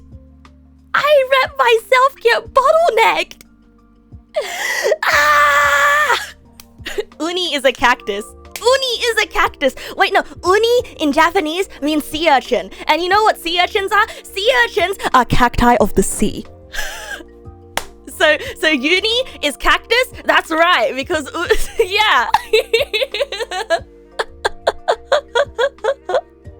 Uni is more of a cestus to you. Wait, what is a cestus? Everything is a cactus. You shouldn't have a bottle in your neck. That can't be healthy. I feel like a sea creature that has a bottle in its neck. Everything is a cactus. What does bottleneck mean? So let me explain. Oh boy, this is a fun one to explain. So if you look at a beer bottle, right, or like one of those, sorry. So if you look at like a beer bottle, right, or one of those like long jugs, right, a bottleneck, you notice how the neck of the bottle is a lot thinner than its body, right? Yeah. The neck of the bottle is a lot thinner than its body, which means that like technically you can pour out a bunch of water all at once if the neck wasn't so damn thin. And that is what it means to be bottlenecked. You are being blocked. You're being blocked because the neck is super narrow. And so when I say that I was being bottlenecked by this one thing, it's essentially being like, I'm being blocked, right? And I see people talking about like bottlenecking their PC, which is like, you know, they have a stronger graphics card than their CPU can handle. So that's also what bottlenecking is. I guess that's another common usage of bottlenecking you'll find on the internet. Yeah, a bottleneck is a single factor that limits the rate something larger can happen. Oh wow. Thanks, Mossy. That was a really good succinct description. Yeah, potential, but it's being blocked. Droopy, welcome, Droopy. I am feeling a lot better. Man, I should have just streamed last night and the night before. Why did I have to cancel those streams, bro? Because I know I always end up feeling a lot better when I stream. You want to know why I canceled the stream? Because I'm like, oh, the night's not over yet, day's not over yet, I can still fix this, I can still save this, I can still save today, I can still be productive today, And then I just felt awful, because I was just feeling sick. You know, sometimes when you get so anxious and so stressed, that you just feel sick. Yeah, sick. I sounded barely awake yesterday evening. Yeah. I mean, it was tiredness, you know, it was tiredness. But I guess that's generally how I would be, right? Man, I missed you guys. I missed talking to you guys. I missed just chatting about everything. Also, funny thing. I noticed nowadays that Zoomers are starting to use the word yap. And is that a word that like is that in vogue now? Is that the new trend, using the word yap? Because yapping. Because when I hear the word yap, I think of like a tiny little dog. You know, like the really small ones, like the little small ones that the rich girls walk in the city streets, and you're like, oh boy, someone's gonna kick that thing. God, please pick it up. Please hold it in your arms. Yeah. Yeah, like, and I'm thinking of those dogs going.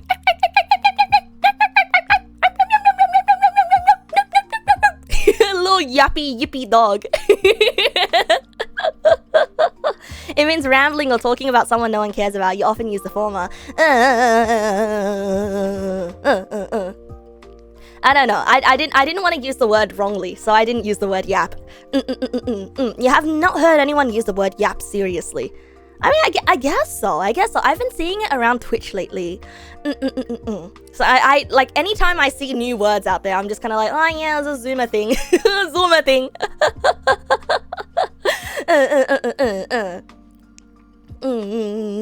You want a new rice cooker? I want a new rice cooker too, bro. I want a new rice cooker. I want a faster rice cooker. But yeah. Anyhow though, while I was being bottlenecked, and while I was procrastinating, I may have downloaded a game, and I may have played a bit of the game. Why do I sound guilty? Because I'm not supposed to be playing that game. And I can feel the game being really bad for my brain. At least it's not Against the Storm. Oh bro, this game is even worse for my brain. This game is even worse for me, bro. Okay. Okay, I want you guys to guess. I want you guys to guess what game it is, because I think it'll be funny. I think it'll be funny if someone can guess what game it is. No, it's not League.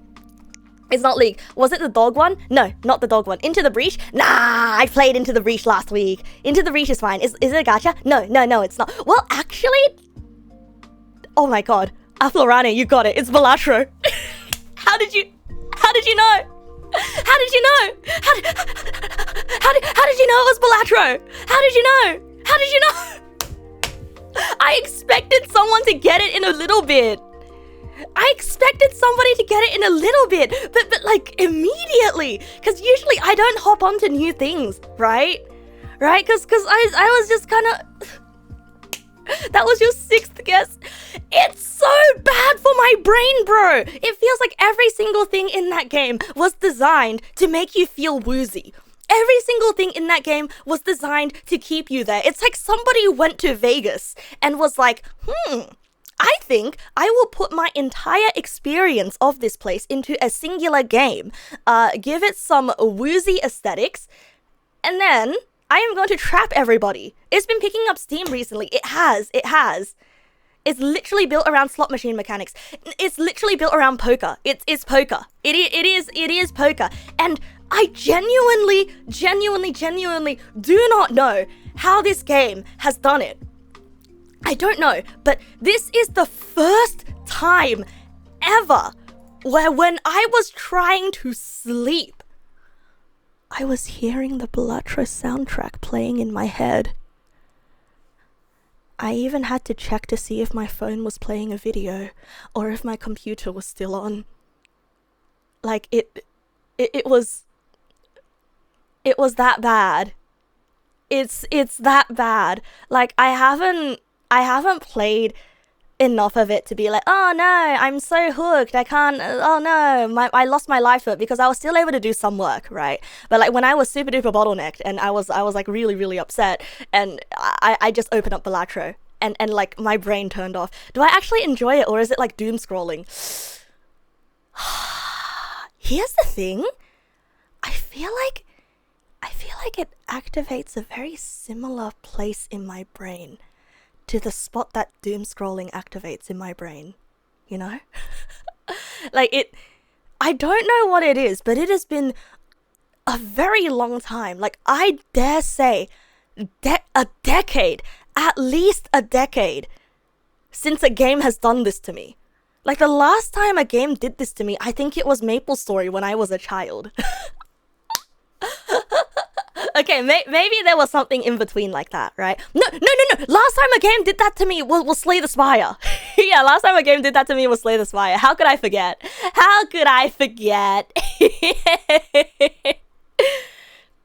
Yeah. But good thing for me, Slay the Spire is kind of ugly.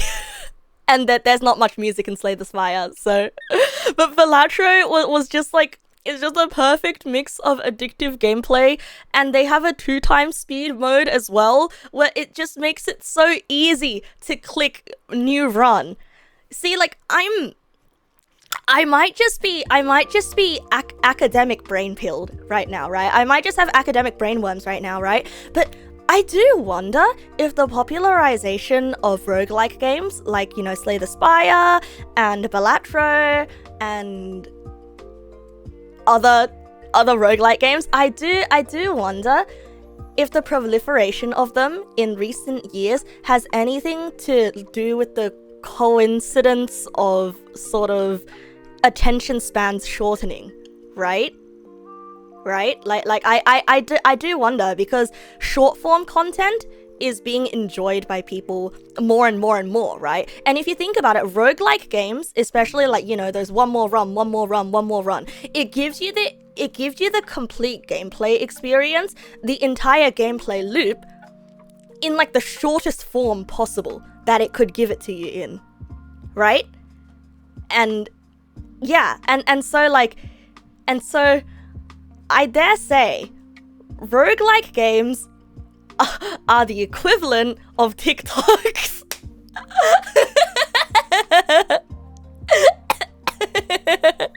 You're a bit skeptical of the claims people are making about that. I mean, I haven't seen any claims, but it's just something that's been like stewing in my brain today. Like, I'm interested to see if there are any studies about that.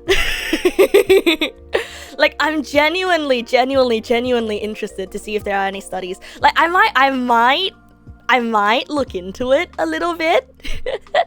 And then if I find any results, I'll let you guys know, okay?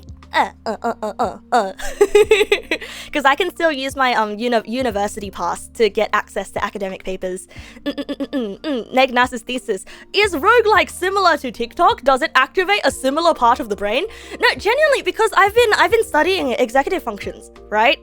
And here's the thing, like, here's what I've noticed. So there's very strong evidence so like, first of all, like, let us run through what executive functions are first. So raise your hand if you are familiar with what executive functions are. You feel like we're starting to swing back to long form content, but that's probably cope. No, genuinely, I do feel like we're swinging back to long form content as well. I think it's YouTube's algorithm fixing itself. You do? Pretty familiar? Okay. So a quick rundown for those of you who aren't familiar with it. It's pretty much like a bunch of functions that your brain goes through to make decisions, right? It's your decision-making functions, and even micro decisions that you don't realize you're making. And so there's three main core quadrants. Triangulagents. And one is inhibition. And so, you know, that's inhibition, right? Like, you're stopping yourself from doing something, or like making a decision to not do something, especially if it's out of habit or if you're seeking pleasure, right? And another one is updating, which is how well you can use your short-term memory or just like memory processing to do stuff. And the other one is shifting, which is how fast you can change tasks. Right, how fast you can move from one way of thinking to another. Right. So those are your three main executive functions, and then there's like a bunch of like subcategories within inhibition, shifting, and what's that other one? Updating. Right. And so there's been research to suggest. There's been research to suggest that those three executive functions and also all of their sub-functions, a lot of them are hinged upon inhibition. Like, inhibition is kind of like the one that's puppeting everything. So it's not all equal. Like, there's only like a few studies that show this, okay? Because not a lot of people have looked into this. And so this is why people with ADHD, because people with ADHD like me and like some of you have impaired inhibition, right?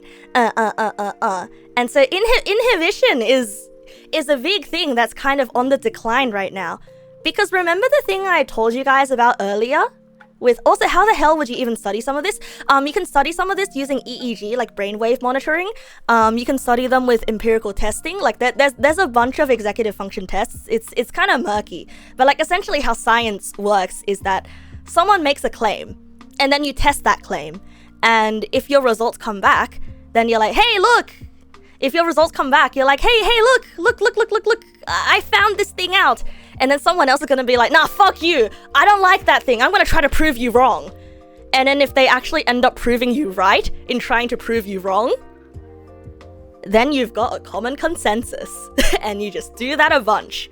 And so there's a bunch of validation studies on how to measure executive functions, right? And they're still going to this day, but there's like a few common consensuses, which is how we came across the three main core areas of executive function. The double-blind test is, when possible, is the gold standard. Yes, the double-blind test. And they use a sample size of 3 people with biased results and call it a day. That's what peer reviewing is. That's what peer reviewing is. That's why you need to get your articles double-checked. EEG is interesting. Nodes attached to the head for 24 hours. Yeah, actually, I've been meaning to... Actually, guys.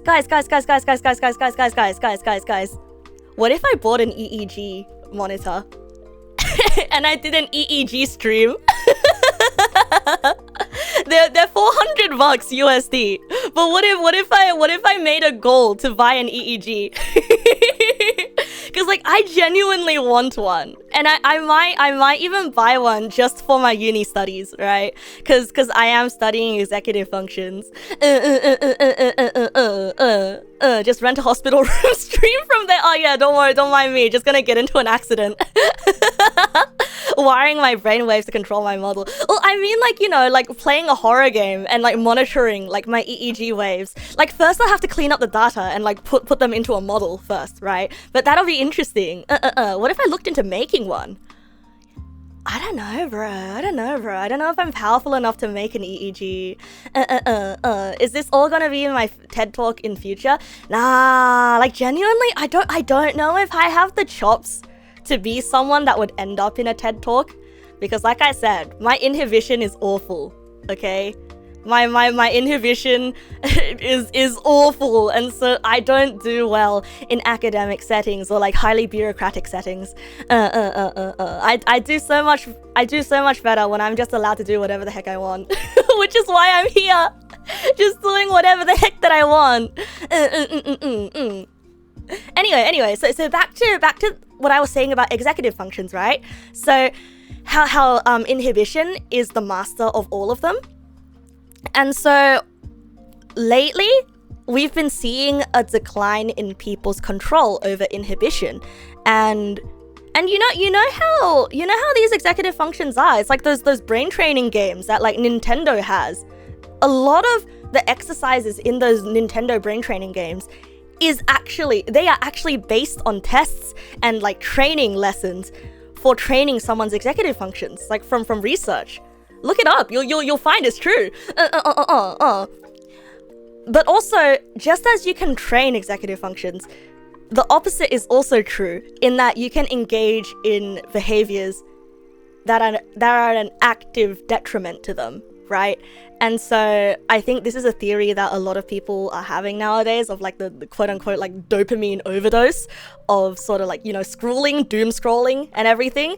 And so I don't want to alarm you guys, okay? But every time you engage in doom scrolling and you make the active choice to not click away, or you make the active choice to not put your phone down, that is actively harming your ability to harness inhibition, right? To like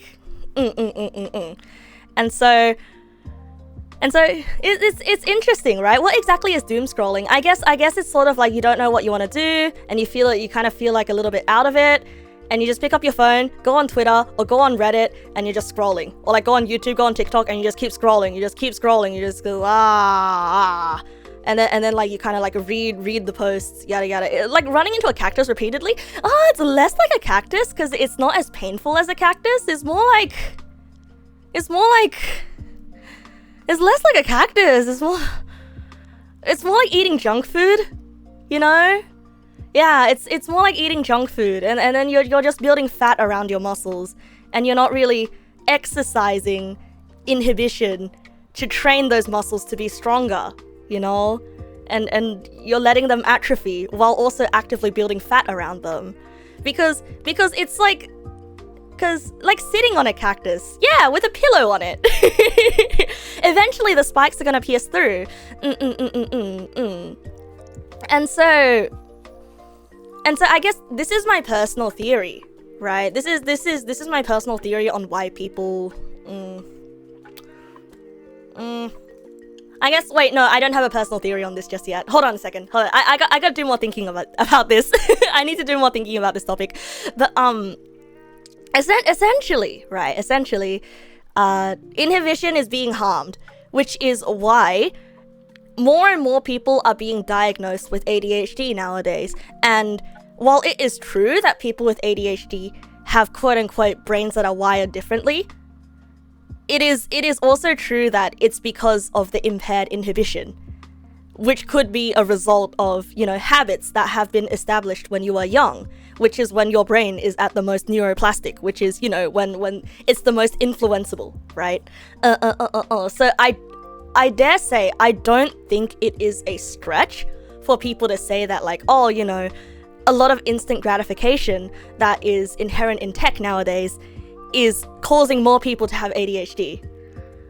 Yeah, it seems like a pretty large claim. Like, I do say, like, there is possibly some validity. I do not know.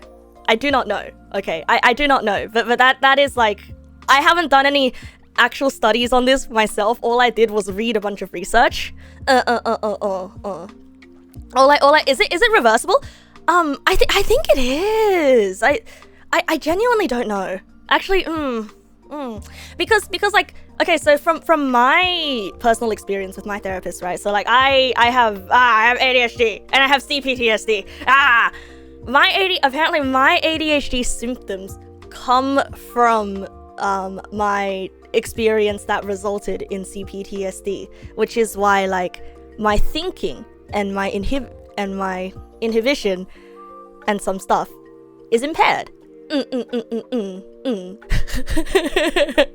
When do I get promoted to LMNOP? Yeah, when do I get promoted from ADHD to LMNOP? QRSTUV. That would be delving into neuroplasticity, you think? Right. It might be harder to reverse the older you get, I would guess. It is. 25 is the peak age of neuroplasticity. Wait, it's not the peak age, but it's the plateau age. It's the age when neuroplasticity starts to plateau, but it's not true that you lose it forever, right? You might have to get checked for ADHD because you get weirdly focused on some topics and you have no idea if that's normal. Genuinely, I feel like I've said this before about diagnoses, right? Like, if it serves you, I think you should go for it. But if you feel like you're living life perfectly fine without knowing, then that's perfectly fine too. Anyway, thank you for coming to my fake TED Talk where I talk about my really boring research and try to claim that we all have ADHD.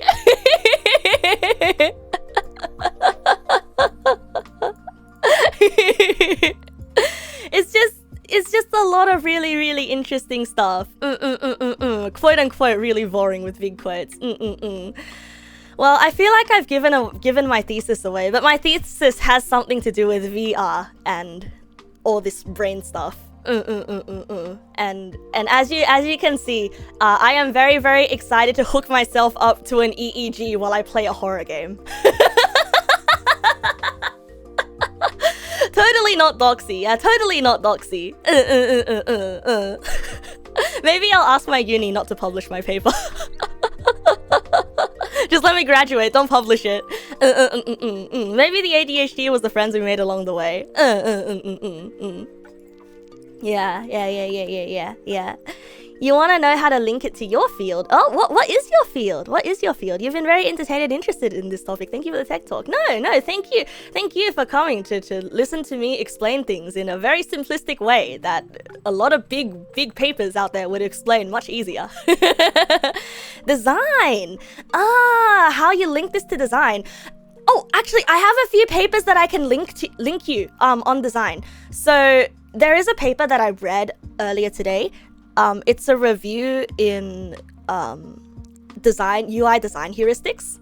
But I do think that there is definitely a way to link it to your field. So pretty much you have to check for so like some keywords you could try looking for are executive function plus color, executive function plus shape, because like break down the little things in design, right? I started on cacti and then on TikTok could work. speaking of, you have a HCI project brief due tomorrow and you need to do a literature review section, but you've been stumped for the past few days and you're becoming scared. You're just here in stream to chill. Due tomorrow, hey, literature review section. Would you like me to would you like me to teach you how to do a literature review right now?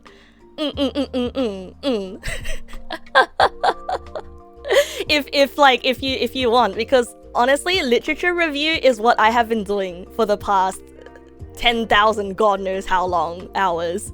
I mean, it's okay. I want to say that is quite simple, but also it's not simple, right? So I'm gonna assume that you have a topic already. So what you do is you just find a bunch of research that other people have done on the topic, and then you just kind of be like, this person said this about this, but this other person said this about this. However, this person offered this take. It's kind of like, imagine you are a drama VTuber and you're collecting all these receipts about everyone's different takes on the drama of whatever you're studying. And then at the end, you're like, considering everybody's takes on the tea, I think it vibes like this. Why am I trying to why am I using Zoomer speak, like a really bad fake Zoomer speak, to explain what a literature review is? but like that's literally all it is, right? That's literally all it is. Like, oh yes, yes, academic research assist, spill the tea.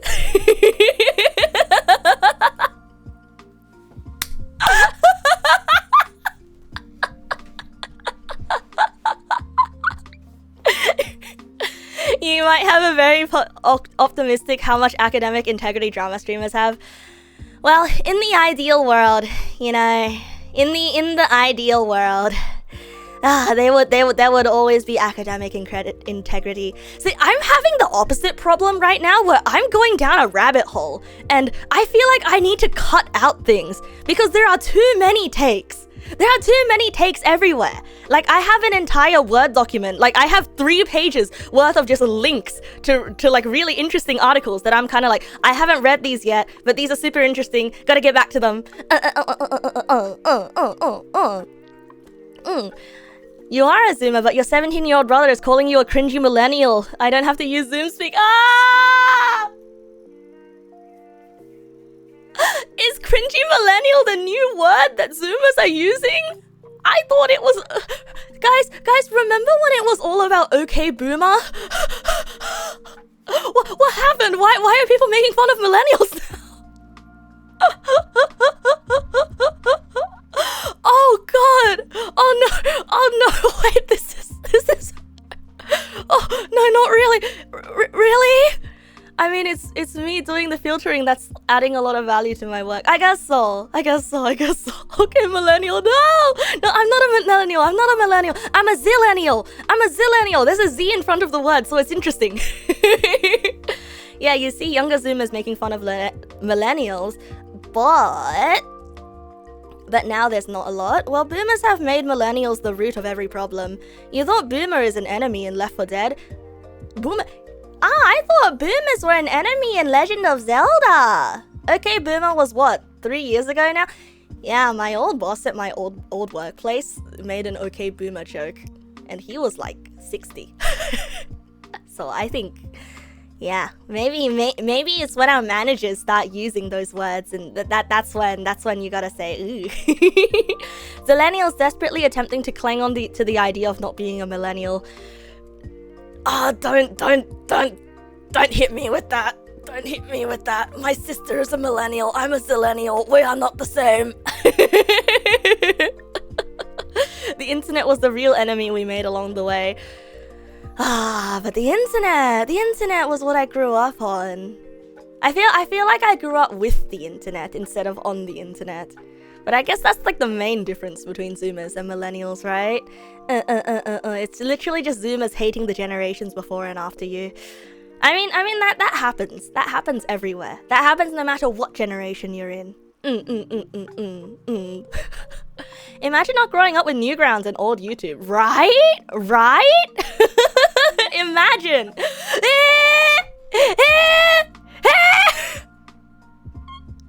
Suddenly, after my TED Talk, Cleo, welcome. Thank you for the raid.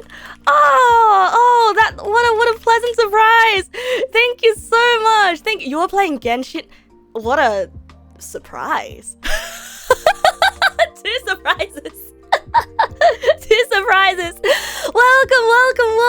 Oh my goodness. I hope you had a great stream. April Fools. April Fools. Oh, okay, April Fools. It was okay.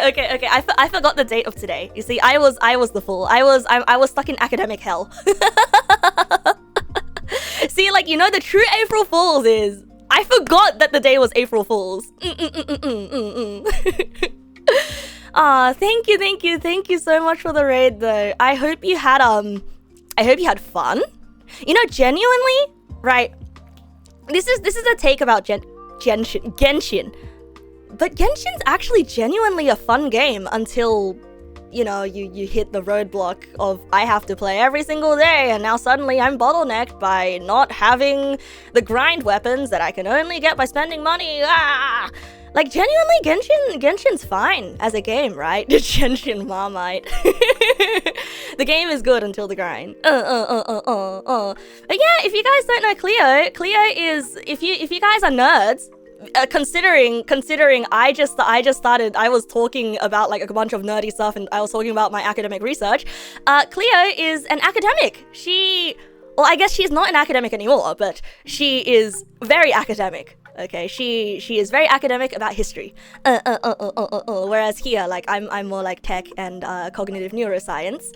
Cognitive neuroscience and its interaction with tech, HCI. Cleo is very, very, very knowledgeable about history. Why would anyone here be a nerd? Why would anyone here be a nerd? She's a former professional nerd. I'm still in nerd school. We're 2 hours into a stream about executive function research, and there is no one here who does not count as a nerd. Definitely. Cleo, you go get some rest. Thank you so much again for the raid. I'm gonna shout you out one more time. And of course, if you are also looking for someone who is I guess you guys called me old. Cleo's a little bit older than me. So if you do like your ladies mature, Cleo is also mature. More mature than me. What do you mean? Knows no mercy. Knows no mercy. I'm not old, by the way. Like I've said before, everyone is young until they're 30. All right. She had to raid a Zoomer. What do you mean? Oh, excuse me. I'm not a Zoomer. I'm a Zillennial. I'm not in my early 20s anymore. I'll have you know. I'm a Zillennial. I like to. Zillennial is a Zoomer. Stop that. Stop that. You see, I don't know. Okay, I don't know. I don't want to be young, but I also don't want to be. I also don't want to be old either. Don't categorize me. Don't cage me. What the heck is a Zillennial? I mean, like, Zillennials are people who aren't quite Zoomers, aren't quite Millennials. No, it's not that I was born in the wrong generation thing. No, we genuinely had a different experience. Okay, we genuinely had a different experience. I'm still in nerd school, betrays my mastery of nerddom. I'm like a boss fight of nerdery. No, I'm a nerd school teacher's pet. Okay, I'm a master in nerd school. Did I have a tablet as a kid? No, I didn't. I did not have a tablet as a kid. No. I got my first smartphone when I was 16 years old. Okay? Can I call myself a millennial if you don't know? I know who MacGyver is. MacGyver is the guy with the funky hair who does the weird fixie things. Yeah, that Zoomer is fine. What? What? Okay, fine. Okay, fine. Okay, fine. Okay, but I got my first smartphone at 16 because I went to school 2 hours away from home, okay? And also, I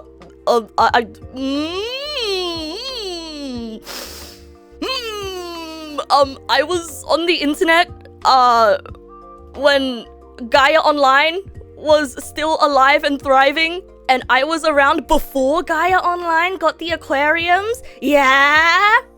Yeah? I had a MySpace.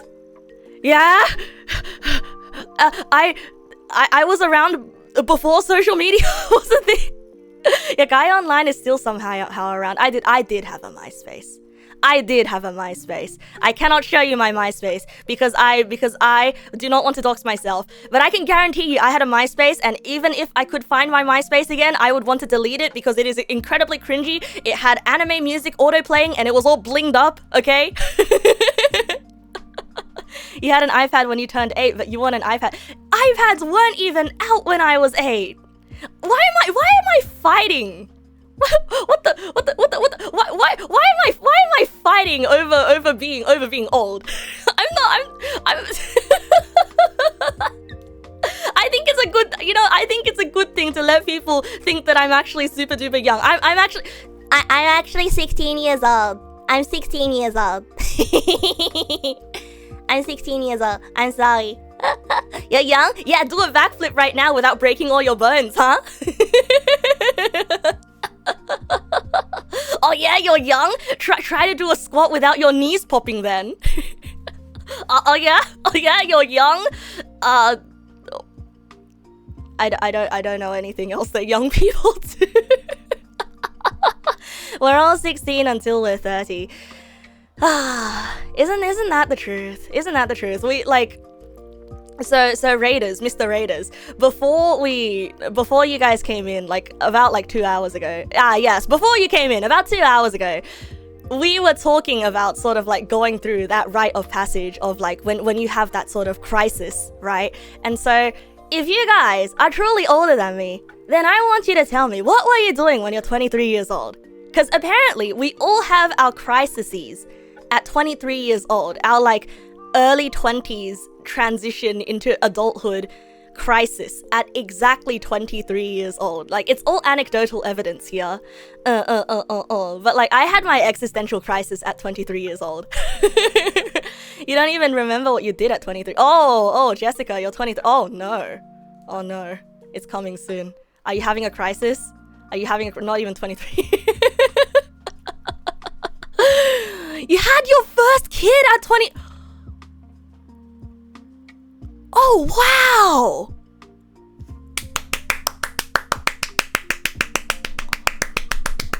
Congratulations on being a parent. Wait, I don't know why that's so surprising to me. Oh, wow!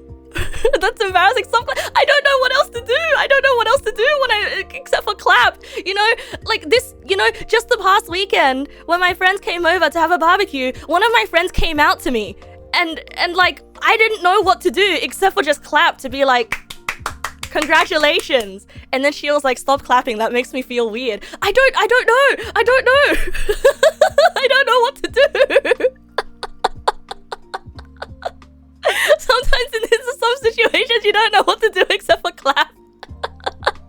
The clapping is for me, not for you, okay? I mean, like, I'm not clapping to congratulate myself, but I'm clapping to make myself feel better about not knowing what to do in this situation. You mean, in this generation, young people who have a kid of 24, 23 years old are hella rare. Right. That must mean you have your life figured out, you know?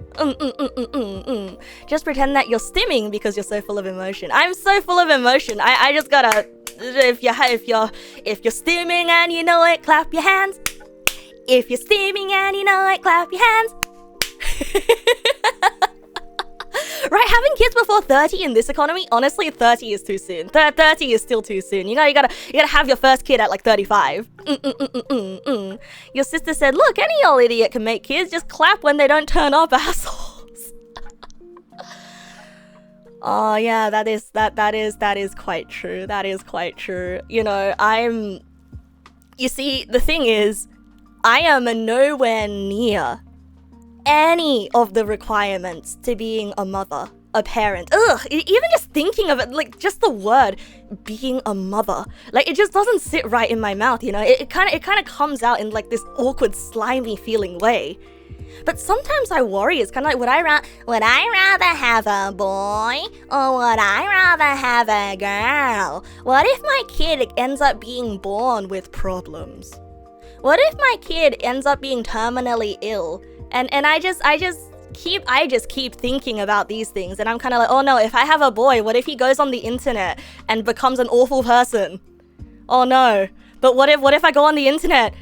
What if I have a girl and she goes on the internet and she becomes an awful person? Oh no! and then I'm just thinking, oh no, how did I grow up on the internet and turn out like somewhat okay? That's when you do the parenting. How do you do the parenting? Just raise them in Broken Hill, away from the internet. You know, the only reason I know what Broken Hill is that one of my online friends went on a camping trip to Broken Hill for a week and she hated it there. So that tells you as much as you need to know about Broken Hill. Van internet solves all problems immediately. No. Like maybe, listen, okay? Listen, I keep saying this hot take, but in an ideal world, kids will have to get their internet license. Like, okay, so for you Australian kids who grew up, you know, in like an Australian primary school, right? Did you ever have to get your pen license? Like, you were not allowed to write with pencil until you passed these writing tests, and then they give you your pen license, and it's like a certificate, right? It's yeah. It's a certificate where they're like, okay, you are now authorized to write in pen. Yeah, you failed your pen license. Oh no. Yeah. That's a thing that happens in Australian primary schools. You didn't get a license, but you had to pass a test. Right. So I think kids should be required to pass a test in order to get their internet license. And if they do not have an internet license, I do not think they should be allowed to use the internet. This is my hottest take. Neg nass for Prime Minister 2025. It was just a great thing. It was just a great, really, because like, I feel like it was a little bit of a universal thing, you know, among the people that I knew. Just past Broken Hill, you have a town called Silverton, and there's a pub and Mad Max museum there in the middle of nowhere in a one-horse. Oh, wow. Oh, you sound like you've been there before. But what would that internet test consist of? There's so many aspects to the internet, which is why it is something that you have to study for in primary school, and then once you get to a certain age, you take the test, and if you fail, well then I guess, buddy, you're never using the internet in your life ever again. Off to Broken Hill you go. Even some adults would fail, imagine children. Well, I mean there are adults out there who would fail the pen license test as well, right? I mean, have you seen how doctors write? Have you seen how doctors write out there? It works both ways too. Some people are too old to be online without putting themselves at great risk. You have to stop your pot from clicking like 3 times today. Yeah. You know all of those scams out there that it's kind of like, hello, I am a sexy woman, CEO of sex, and I am emailing you for money, so I can give you my boobs or something like that, right? It's not the young savvy people they're targeting the minority. That's the old people, and there's an old man out there that's kind of like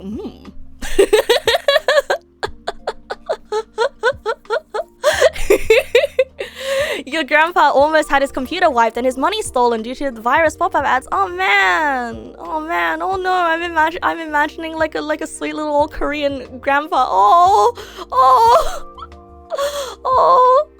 Meanwhile, like while my grandma was alive, right? She was using her iPad to order delivery and take away. similar, different folks and different levels of literacy. Sad thing is, you knew a kid in high school who was replying and following those Facebook accounts. Oh, I mean, to be fair, when you're a kid, you don't quite know the difference between fantasy and reality. Fantasy and reality is like blended into one for kids, which is also another reason why kids should get an internet license. Like, look, I know I brought this up earlier today, but I'm gonna bring it up again for the raiders who weren't here to hear the story. When I was a child, I ran face first into a cactus. just an entire patch of cacti. And I cried. And you want to know why I did that? Because I saw it in the cartoons and it looked funny. You can tell. Because I saw it in the cartoons. And then I used to try everything I saw in the cartoons. Like, I would like lift up pots, lift up the dirt in the pot because I thought that keys would be hiding underneath. Like, I'd copy things that I saw in video games and cartoons because I was a kid. I like, even though people would tell me that's not reality, my brain still processed that kind of stuff as reality, right? Which is like, it's scientifically proven that kids do not know the difference between fake things and real things, right? You slipped on a banana peel like a cartoon character once? Oh yeah, I have too. Come on, you've never lived life until you slipped on a banana peel.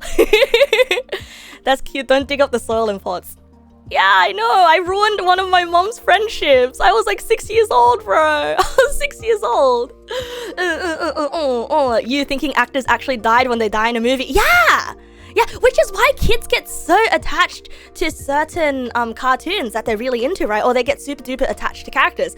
And that inability to distinguish between sort of I don't want to call them artificial emotions because they're real emotions, but like that inability to like distinguish empathy from fantasy, like empathy from understanding, I guess it continues all the way into adolescence. Simulation and reality. Yeah. Simulation and reality, because it's how we learn, right? Because like people inherently learn by storytelling, yada yada yada, all that stuff. I need to read more about that, but. Essentially, yeah, which is why like most of the cringiest No, that's mean. I'm being mean again. Don't be mean. I'm gonna try to phrase this in a way that's not mean, but like a lot of the most embarrassing posts on the internet and a lot of the most embarrassing activities on the internet, a lot of embarrassing accounts on the internet, a lot of those are run by children, like it's like children are very, very, very exploitable in that way. Like I feel like yes, Neg Nass is stating the obvious. Yes, did you guys know children are exploitable? but like, wait, why was I talking about this again? Oh yeah, abolish children. Wait, no, don't abolish children. Please, we have an aging population.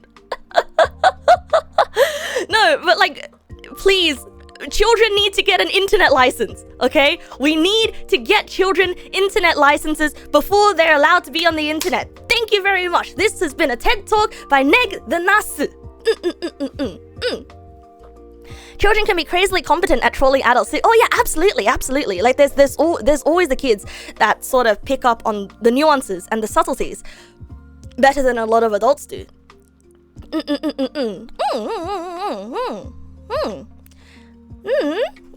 Oh, Weber. Oh, stream conversions. Welcome.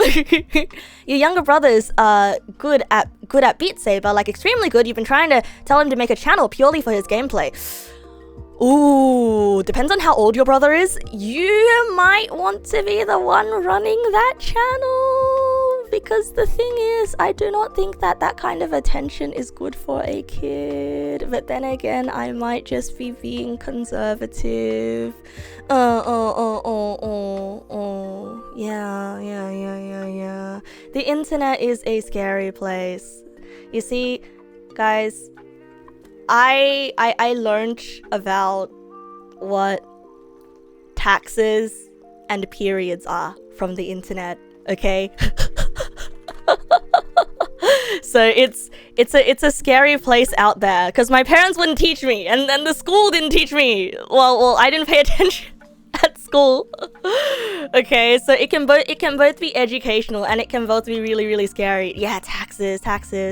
Because when I was a kid, I think, okay, so from when I was a wee little pup on the internet, right? That was when kids on the internet were a rarity, you know? It was a rare to find kids on the internet. And so when people saw me and I was like, hi, I'm 5 years old, they'd be like, oh my god, you're a baby. Oh, let me teach you everything that I know, right? Oh my god, you're a baby. Let me take care of you. And nowadays, if you see a child on the internet, you're like, ugh, get that thing away from me. And honestly, I do not hate children, okay? But I also do not feel like I'd be a good influence on kids. So I'm in the get that thing away from me camp.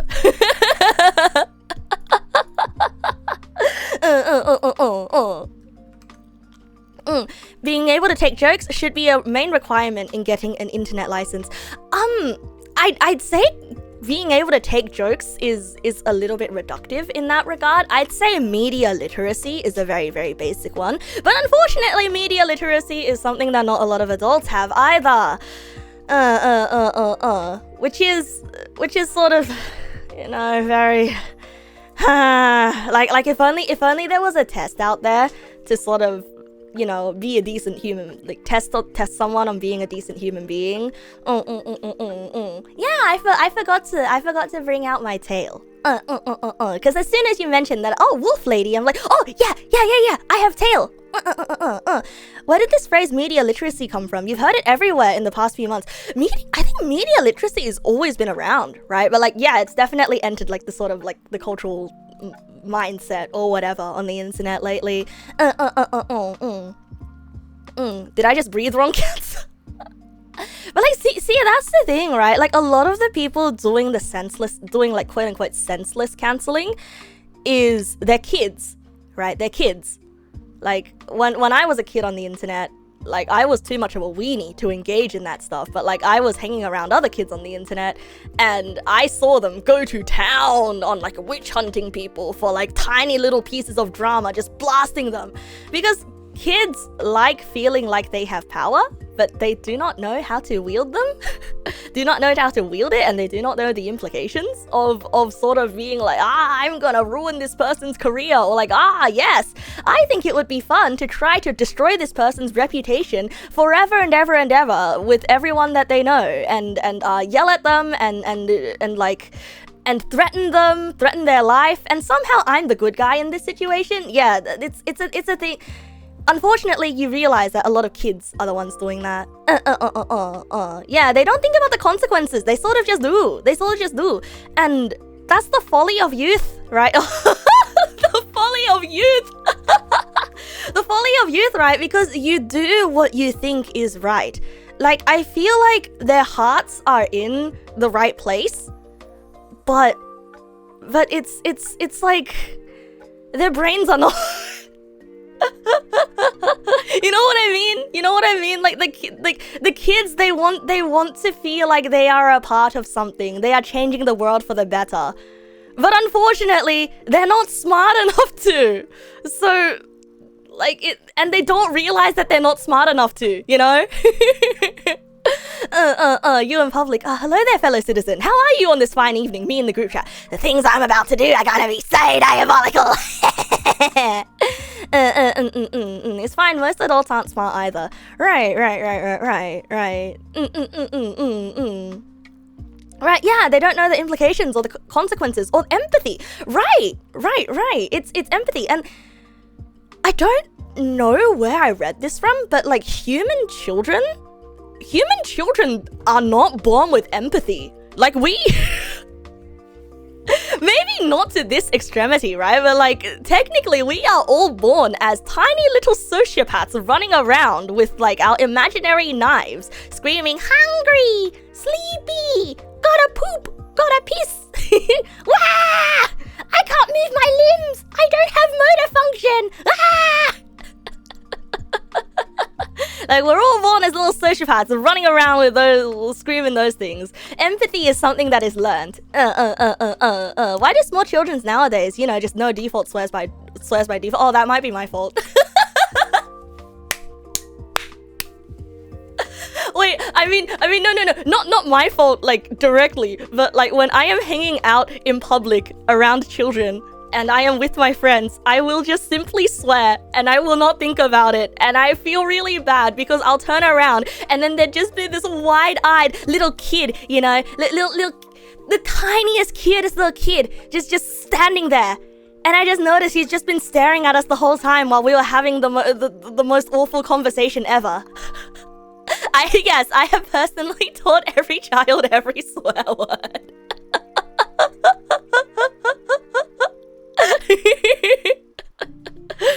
I don't know, like, moments like these make me feel really bad because my brain goes through like 10,000 thoughts about like, oh no, as a public citizen in society, I have to do my due diligence of remembering that I am in public. I have to protect the youth.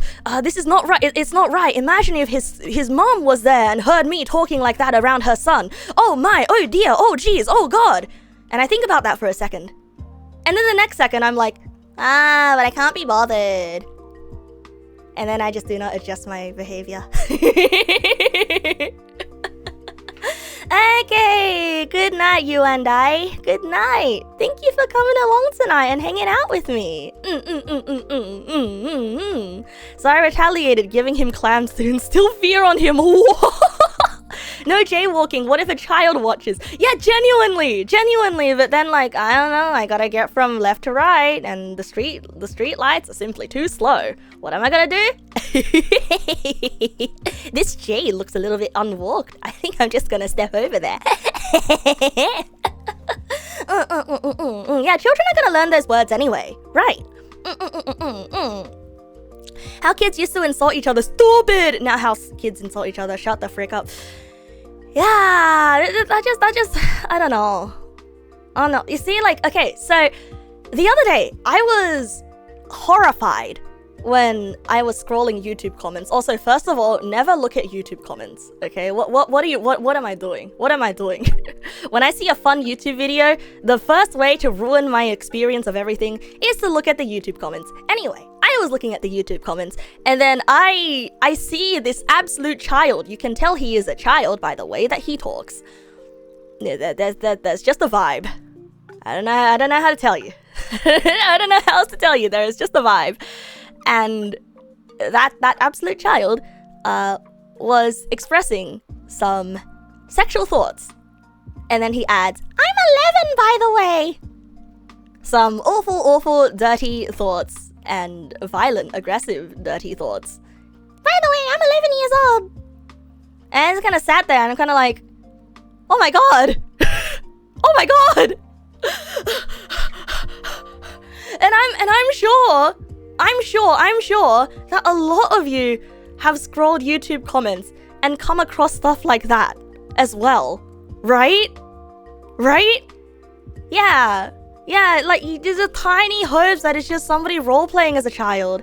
Yeah. No, but then he isn't even capable of understanding what he's talking about. Right. You've noticed from watching your brothers is that social media influencers become people of authority or parental figures to kids. Right. And that ties back into the thing of kids don't know the difference between simulated reality and real reality. And that includes the content creators that they watch. It is all simulated reality. Unlike me, I am not simulated. I am 100% real. If you reach out to your screen right now and grab my nose, you will actually grab my nose. Hey, ow, why did you grab my nose? Hey! Kid speaking is the definition of talking out of your ass. Yeah, it's true, because their mouth is closer to their butt, right? Would a child really care to mention their age in a comment? Oh, they absolutely would. Because when I was a kid on the internet, I would be like very loud about the fact that I was like, by the way, I'm 9 years old. Because for some reason, I was so proud of the fact that I was 9. And I knew how to talk. Yeah, I don't know what it is. Kids love talking about their age. Kids absolutely love... Okay, this is a funny thing that happened, but so you know how we have a Discord server, right? The Neg Na's Discord, where we hang out and we talk about very adult topics such as taxes, mental health, and academic research. Completely not safe for children, right? So there was somebody who joined, and I have distinct memories of this, okay? The first thing they said was, "Hi guys, I'm new. I'm 12 years old." And then they were immediately banned.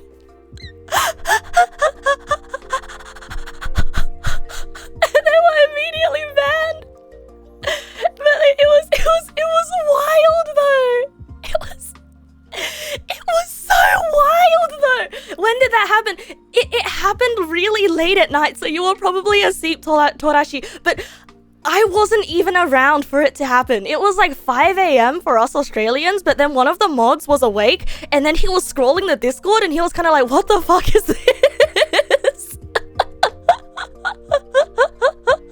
Isn't it basic internet literacy to not share your personal information online? Right! Is this recent? No, this happened like 2 years ago, or like a year and a half ago. It was just super funny.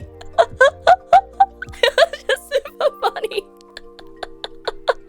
So yeah, kids, they really do love to assert their age. You see, like, what happened back in the day, right? What happened to back in the day? Do not tell people on the internet your personal information. Like, when I made friends on an MMO when I was 7 years old, I did not tell them my government name. Like, I was friends with someone for 2 years, and I did not tell them my government name until one day I decided, hey, add me on MSN because I'm not gonna be playing Maple for a while. And then I added them on MSN. And then I revealed my government name, and then they revealed theirs, and it's kind of like, oh, first name basis, real name basis. You know, being on real name basis with someone used to be a privilege. It used to be like social link level up. Kids, when they say their age, yeah, that's right, I'm 5, and therefore I'm better than you. Hey, I noticed, you know, when I'm trying to enunciate things, and I kind of talk like this. Why do kids talk like that? I don't get it. Is it because they're at 100% all the time?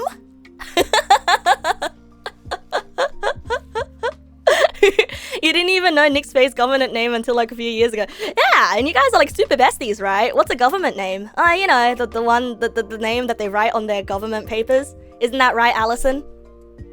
Unless that's not your government name. Wait, you're thinking of the Santa only comes when you're sleeping, idiot. Man, I'm 13 years old and I'm smarter than you. Excess energy pouring forth from their horrid maws. Like, honestly, like, one of the things that I remember very, very, very, very vividly is like at a games shop, right? Like at EB Games, which is I guess the GameStop of Australia.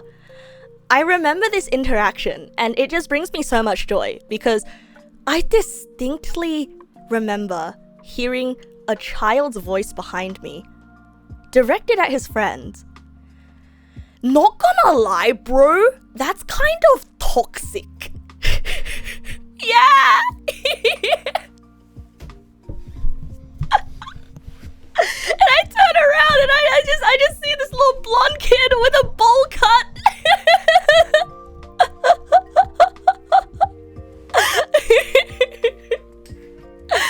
Oh my god.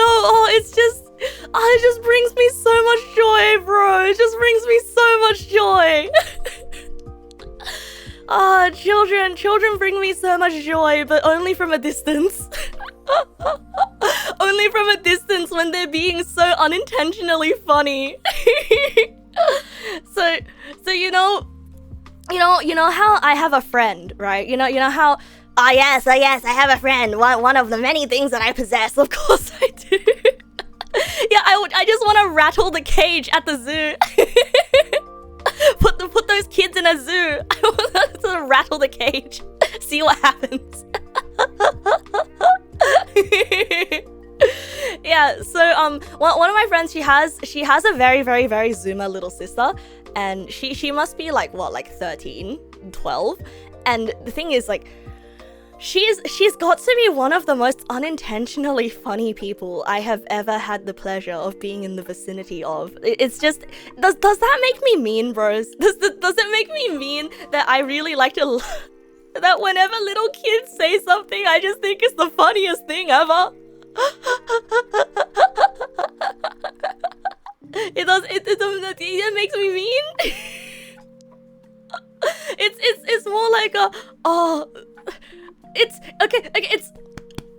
I don't know how to phrase it in a proper way, okay? But it's kind of like a, holy shit, they made kids into a real thing? kind of funniness, you know? It's kind of like, oh my god, he's real? It's just the amount of sincerity fresh off the shelf. Don't say that. Don't call them early access. I am begging you.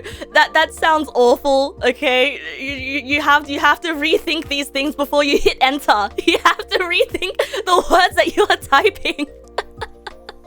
Yeah, I'm looking at them like silly little creature, right? They're funny in the same way that a little cat wearing a suit and tie is funny.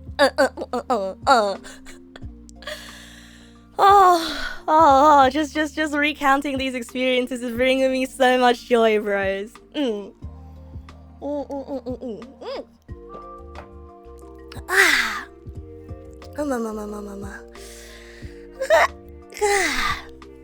Kids don't have self-awareness or filters, that's why parents wouldn't teach them swear words. Yeah!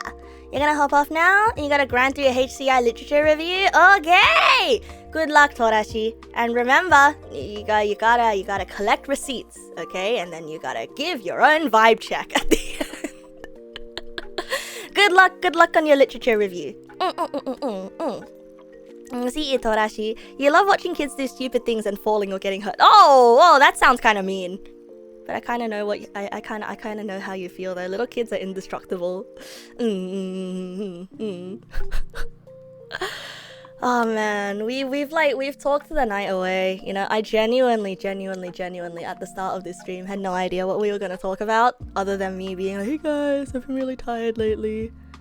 But this is always super duper fun. They're like Wolverine level regen. Yeah, they genuinely are. They've got stem cells. You know, they've got a bunch of stem cells.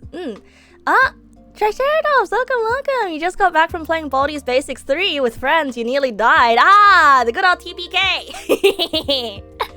Oh man, wait till you play real D&D. Oh god, no, that makes me sound like a gatekeeper. But wait till you get TPK'd in D&D. You haven't lived until then. Yeah, they haven't collected their share of cacti spines yet. Correct. Best little kid video, the one with the girl, the dog go. Wait, yeah, I remember. Yeah, that one is great. My favorite. Okay, one of my favorite little kid videos is, I don't know if we can still find this one anymore, but it's the video of a mother releasing a rabbit back into the wild, and the little kid being like, oh, the rabbit's back in the wild, and then immediately as the rabbit hits the ground, a hawk swoops down and takes the rabbit away. Yeah.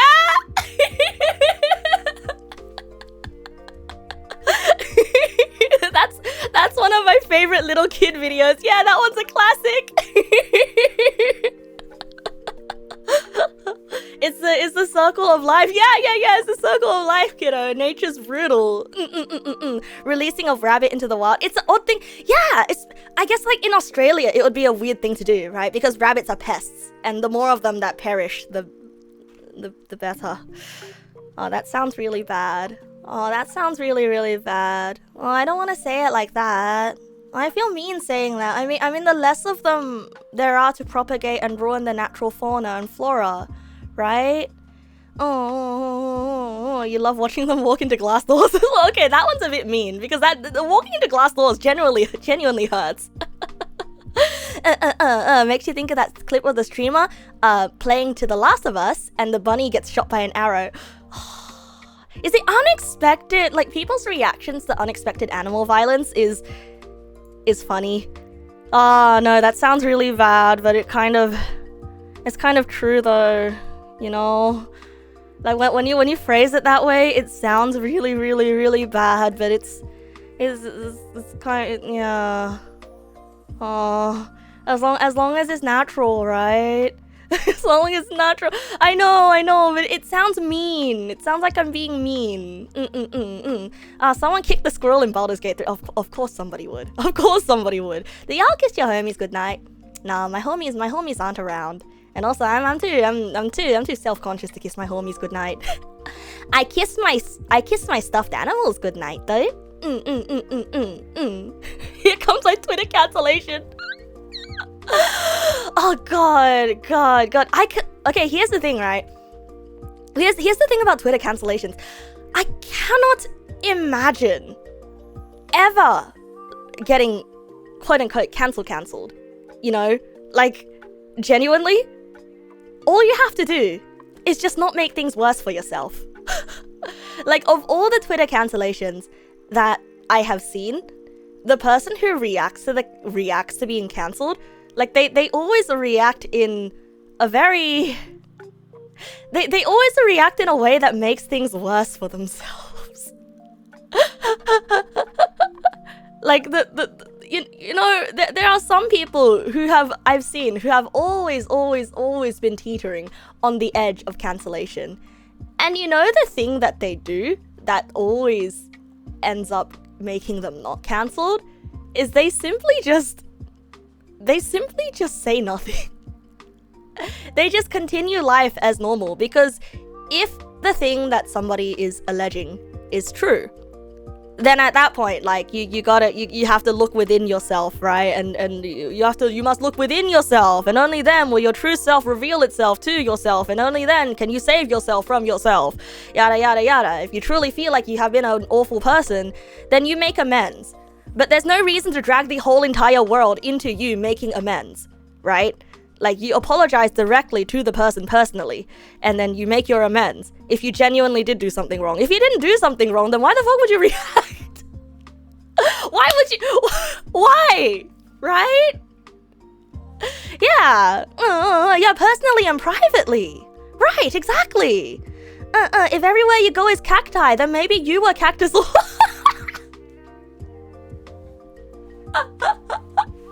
Sorry, the image of that is really funny. I just imagine a guy suddenly getting beamed to a cactus outfit.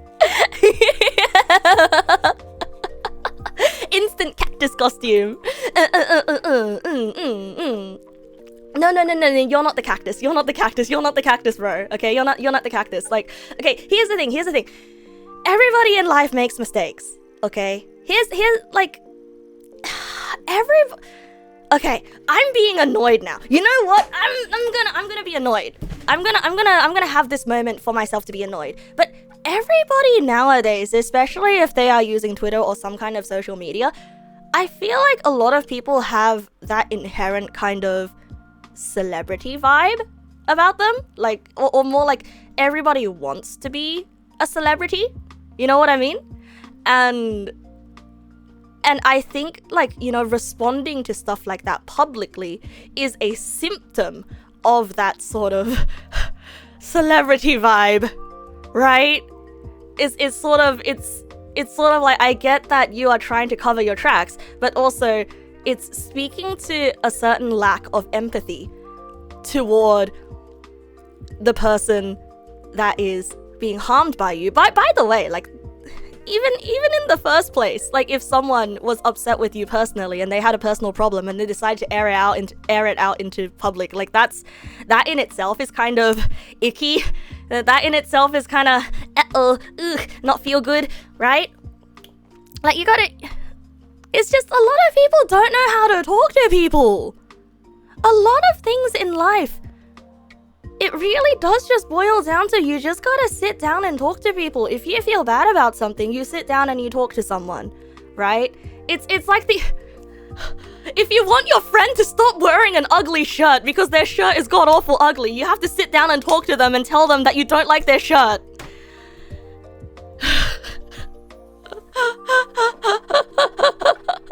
Like, you have to learn to talk, and it's a very quote-unquote optional skill, but it's not an optional skill. It's not an optional skill. People don't like confrontation. Well, it's sort of like, it's part of taking responsibility for yourself and for your friend, right? Mate, I don't like your shirt, but you're free to wear it. But if I act like I don't know you, that's all. No, that's so mean. That's so mean, though. That's so mean, though. It's kind of like, mate, I don't like your shirt. Feel free to wear it. But when you come over to my house, could you please not wear it around my parents? Because that shirt has some bad words on it, right? Right?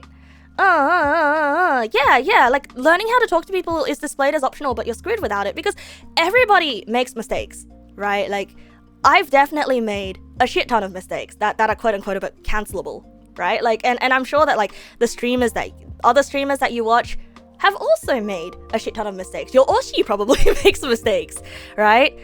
And the thing is, like, you just gotta say, sorry bro, my bad. And then you just gotta strive to not make it again. And that's all you have to do. Just be sincere about it, you know? Like, making a mistake is not a big deal.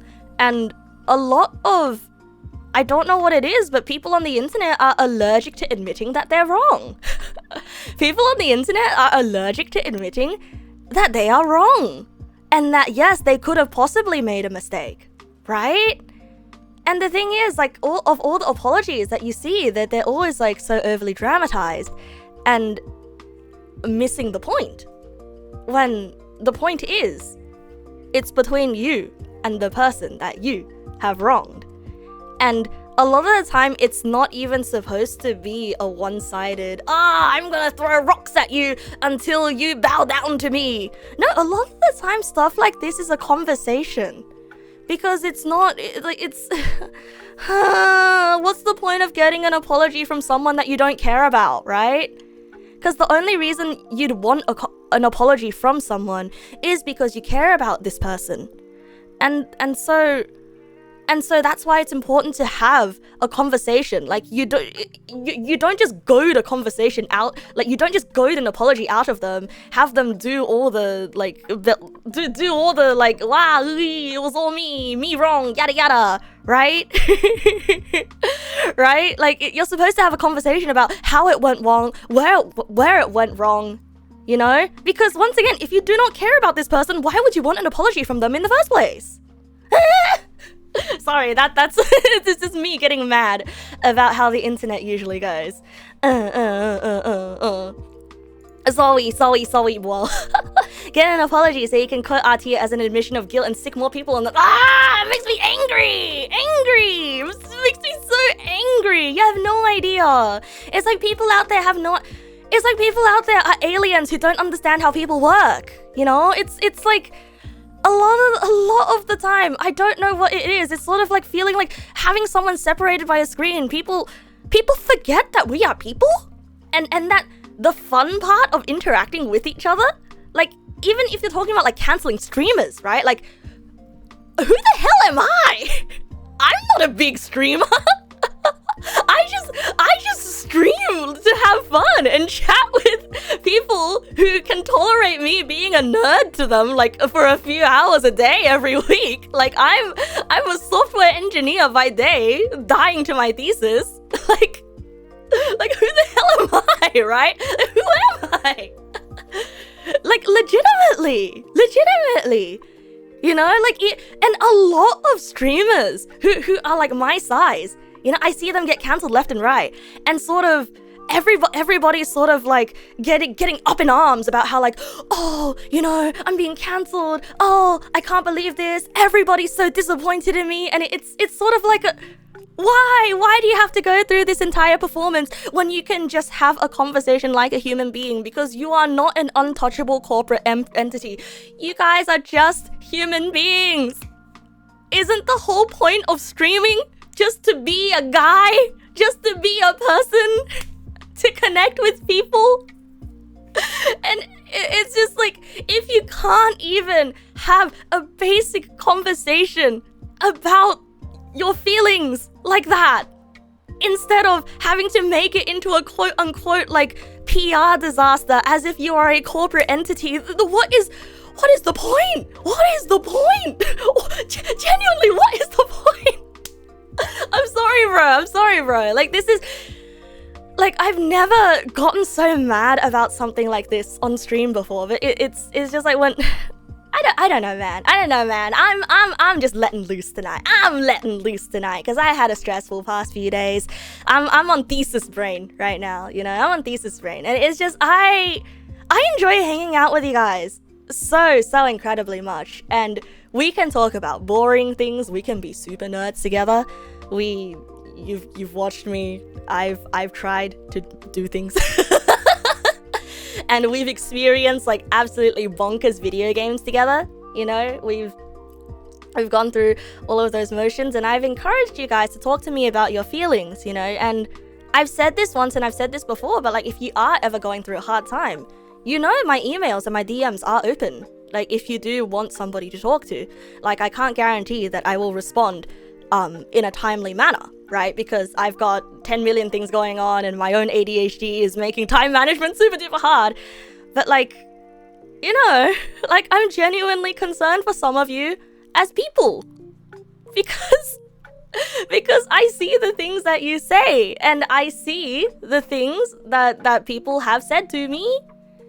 And for like the regulars, and even for like a few people who are cool and have come by. Like, what? That's the fun part about streaming. You get to meet people, you know? Yeah, I have to take care of myself first, but like, I do care about you guys, you know? And like, mind you, like, people have come into my DMs before to talk about things, and I have sort of given my thoughts. Like, if it's not my jurisdiction, and if I don't know much about something, then I will say I don't know much about something. Like, heck, just last week, somebody DM'd me being like, "Hey Neg, I know you're working in HCI, right? And that's your specialty. I'm working on a thing, and I'm stuck on my studies. Are there sources, or is there advice you can give me?" And then I'm like, hell yeah! I'm so happy that they DM'd me, right? Like, obviously, if there's like 100 people DMing me, then I can't get back to them. But like, I'm so happy to receive messages like that, you know? Like, it's just, people, streamers are people, and viewers are also people. So why can't we? And audiences are people, streamers are people. So why can't we all treat each other like people, you know? And that's my big gripe about this whole like quote-unquote cancellation, quote-unquote content creator thing. I don't know, maybe I'm different because I'm a hobbyist and I'm not relying on this as my source of income. But it's just like, when I even like try to think about treating you guys like that, it really upsets me. You know, it really upsets me, because it takes a certain type of mentality. It takes a certain type of thought process to go somewhere like that and to treat other people like that, right? And it's somewhere that I can't imagine myself going, and it just makes me upset, right? You know, it just makes me upset. Anyway, thank you for listening to me on my soapbox. Cancel culture is stupid. You say mean things to people a lot. Oh, well, I think it is a little bit mean to be mean, though, you know. But if I think you are a little bit too mean to me, I will say that you are being a little bit too mean. My third tech talk. Sorry, bros. I keep going on these TED talks. Like, I just feel very strongly about treating people kindly. You are big dumb girl. Hey, that was really mean, bro. I didn't like that. And like, it's the also it's the same thing, right? It's the same thing. Like, a lot of people like to cancel other a lot of people like to quote unquote call people out for some really stupid things. Like they try to blow, I guess, interpersonal conflict out of proportion, to the degree of framing somebody else as like, oh, this person's a sociopath, or something like that, right? When in reality, it's sort of, this person is a little bit mean to me sometimes, and I don't really like it, you know? Like, not everything has to be like this big social issue of like, oh, this person is an awful person because they hold these prejudices. When that's like, yeah, they might hold prejudices. We all hold prejudices, right? But I think the prejudices only become a problem when those prejudices make you a mean person. Which, once again, a lot of conflict in that vein boils down to, hey, that was really mean. And so, why can't we just say what it is? That was mean. You know? I feel like people should be more willing to say that things are mean. Like that's all it is, you know? And like, mean is harsh enough to be like, oh, okay, sorry, I won't do that again, but not so harsh that someone's gonna get defensive, you know? Mean is sort of like a, oh, okay, you know, it's like I feel like that was mean. Your hair looks like the man behind the slaughter, Orpal man. You're being mean. Well, I'm sorry, bro, you have failed at being mean because I'm not offended by that. Yeah, don't be a mean pee-pee poo-poo head, Nasu probably. Yeah, genuinely. You know, I think we should all behave like kids. You don't agree with that? Prejudices can still be an issue without a deliberate choice to be malicious. Oh, absolutely. Like there are such things as prejudices that make their way up into systematic upholdings. And it's all like unconscious biases, right? But then when it comes down to it, like it does come to the individual to examine within themselves, like, how do I want to treat people? What is the right way to treat people? And that a lot of it boils down to personal morals and ethics. And no two people are ever going to agree on morals and ethics, right? And so that is a whole can of worms that I will say now is not in my jurisdiction. Hey, ball, you're being an ass, ball. Neg nasu 2023. Meanwhile, Neg nasu 2024. Hey, that was kind of mean, bro. You think a chunk of this is also people's conflation of criticism and attacking people, both on sending and receiving end? Oh yeah, absolutely. Treat people how you want to be treated. Exactly. Although I do say that does come with some caveats. The case by case, right? Case by case. You gotta, yeah, naturally. You gotta come to that compromise. Nasu, the bootleg version of NASA. Is that mean enough? Very much not have smart. Oh, have not smart. Oh man, yeah, that was mean enough. Man, why are you being mean to me? That's unpleasant. Yeah, treat me like the silly kid I am. I guess this is the only place that I get to be a silly kid. This is the place I only get to be a silly kid. So let me be a silly kid here. You've heard a lot of assholes also treat themselves pretty badly. Oh yeah, that checks out. That absolutely checks out. Like, you see the complaints with like boomer parents, right? Having like really, really high standards for themselves. And sort of like talking about really upsetting things that have happened to them in their life. Really upsetting things that happen to them in their life. And then to their kids, they're kind of like, yeah, well, that's just life. You gotta suck it up, you know? When it's clear that they've got like some unresolved issues that they've got in their own lives too. So that's absolutely true. Nasu, National Aeronautics and Space Updog. Oh, I don't work in space anymore. Yeah, it do be like that though, but that is what we in the industry call generational trauma. Bet you guys have heard that word before, huh? 10,000 times? But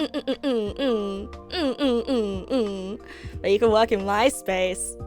Isn't MySpace? I don't want to work for MySpace. What? MySpace is dead. don't you want me to work somewhere more profitable? Atlassian?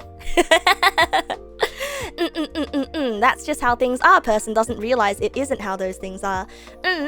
Which is kind of a danger, actually.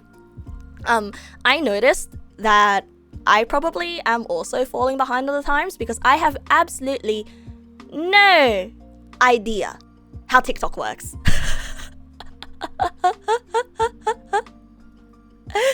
I have absolutely no idea how TikTok works. Like, I downloaded TikTok once on my phone.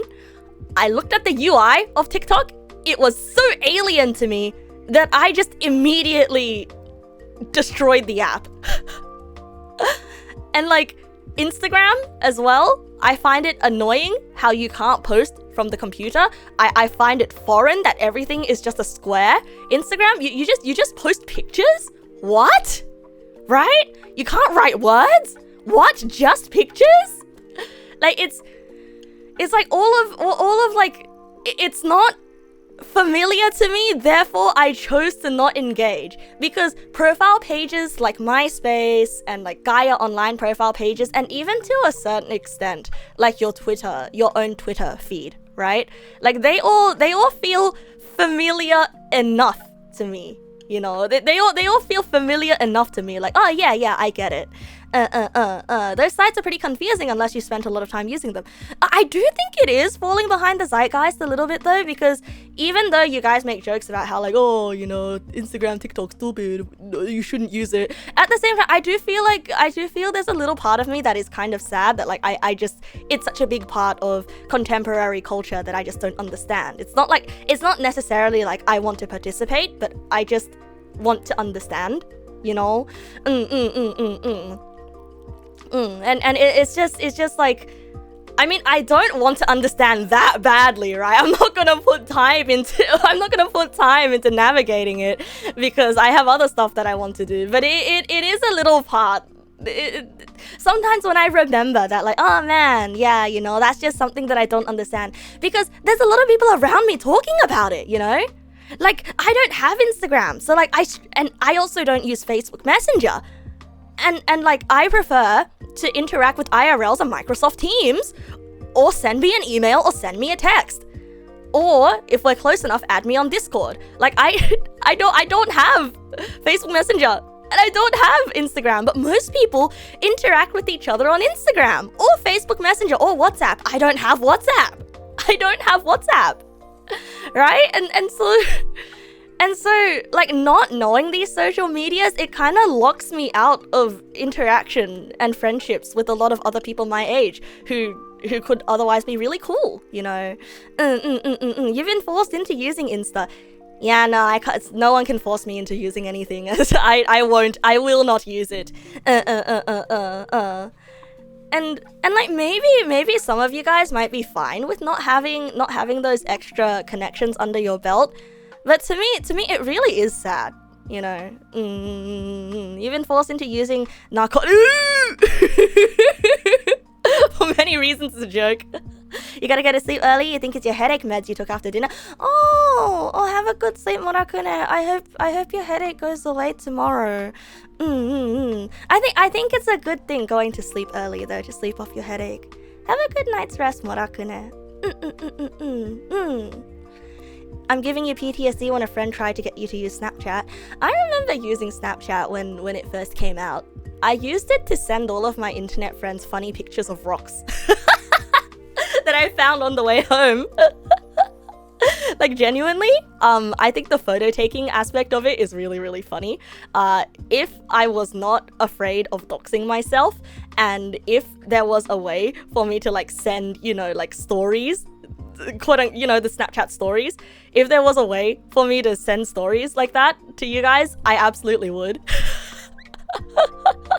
You know, just be like, hey guys, check out this large stick that I found today. Isn't that cool?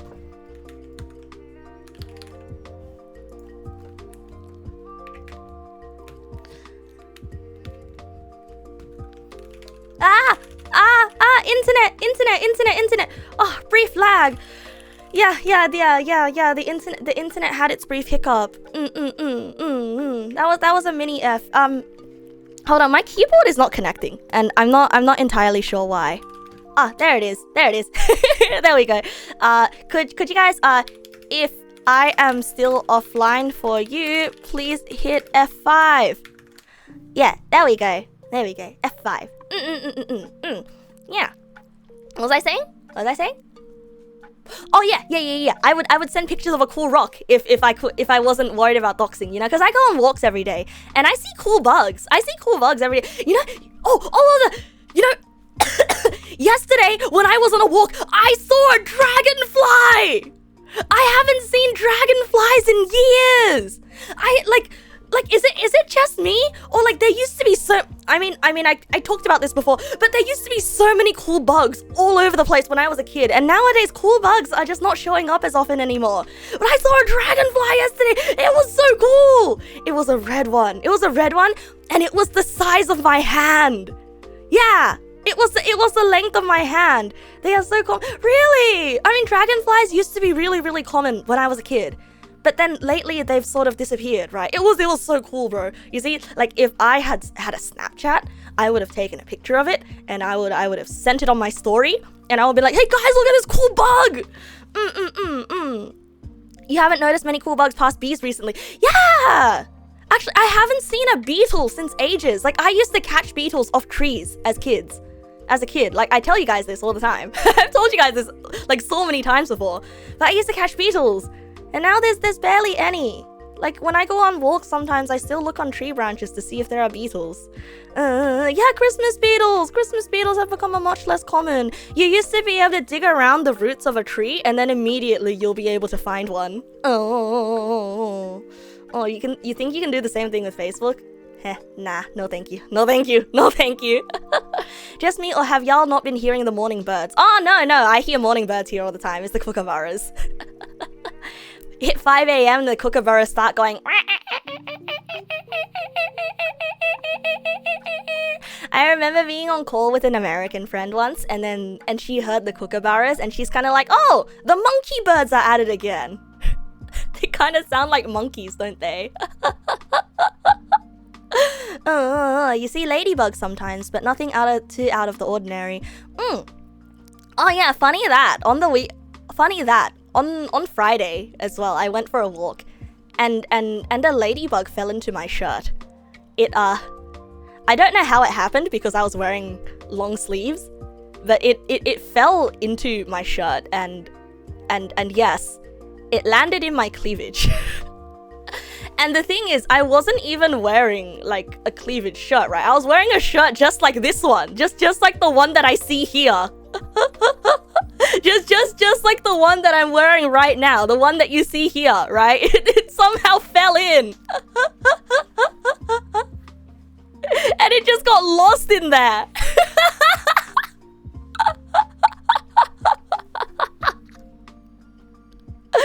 At least a ladybug and not a guy bug. Oh god. Yeah, lost in the shirt. I don't know where it went, but when I took a shower that day, I didn't see crushed remains. I checked for crushed remains. And it wasn't there, so God knows where it went. Maybe it found its way out and left, right?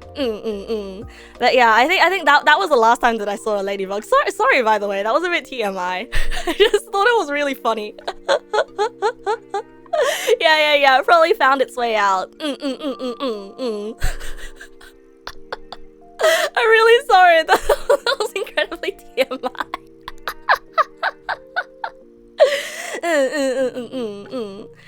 Pretty sure they can fly, so it's fine. Oh yeah, okay, that's perfect. Okay, that's perfect. The grain of rice that's stuck in my throat is starting to attack again. I got cough.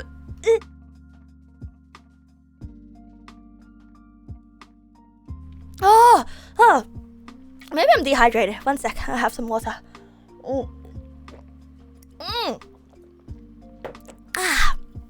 This always happens when I don't stream for a few days, bros. It feels like my body forgets how to talk for long periods of time. And it's only been 3 hours. It's only been 3 hours. You know, I thought that I was gonna do a sewing stream today, actually. I have the ring light all set up, and I also have my webcam all set up as well, because I wanted to make a prototype of a Neg plushie today. But it looks like we ran out of time. 3 hours talk is a lot, you know, right? I guess so, but I spent longer talking to you guys, you know? I've had longer streams before, and apparently, like, I personally don't think that I talk any much more compared to any other streamer. But yeah, I think this is the most that I've talked in the past 2 days. Combined, past 3 days combined. You think it might be a good idea to save that for when I have more energy? Oh, but I have my sewing supplies already here. I have like a little mini sewing kit and everything. I just want to do it today, you know. Crush the very last ladybug in Australia. It was a yellow one. It was a yellow one. I always thought that yellow ladybugs were fake.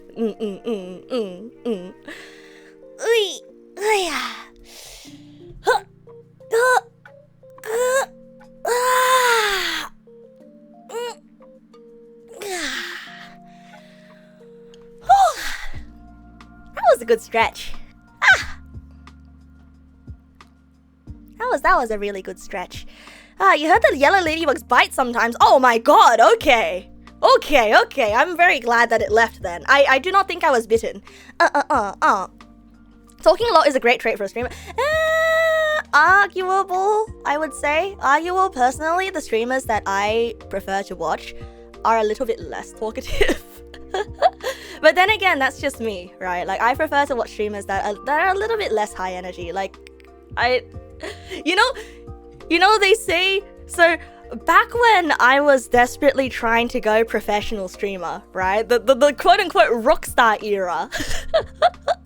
I used to be thinking, oh, you know, I should review my VODs, and I should review the way that I'm streaming and determine, would I watch a streamer that behaves the same way that I do? Would I watch my own content? And I would like sit there reviewing my VODs and be taking notes and be like, oh, I don't like this, I don't like this, I don't like this. And you know what? I just wouldn't watch me. I prefer watching calmer streamers. And I think there's a bunch of people out there who would also prefer to watch calmer streamers. So that is all that is. You know, I am not my own type, which is good. Calm. CALM. Cockstopper, welcome. You're on a vacation in a different time zone. Are you in Japan? Everyone's in Japan right now. Are you in Japan? Welcome, Cogstopper. I'm glad that I'm able to get you here while you're not dying from exhaustion. You tend to prefer calmer streamers, but you like me a lot. Thank you, bro. You think most people wouldn't watch themselves if they were a streamer? Right. I think it'll be awkward to want to watch yourself. I just be pointing, bro. If I split myself into a second version of myself and had that version of myself be a chatter, a Neg Nass TM chatter, I would be the biggest chat shitter. Like I would be the chat shitter that's kind of like, this streamer sucks. Streamer, you're cringe. Actually, no, I wouldn't do that. I wouldn't do that. I'm just I simply would just click off the stream. There will always be an internal bias. All right.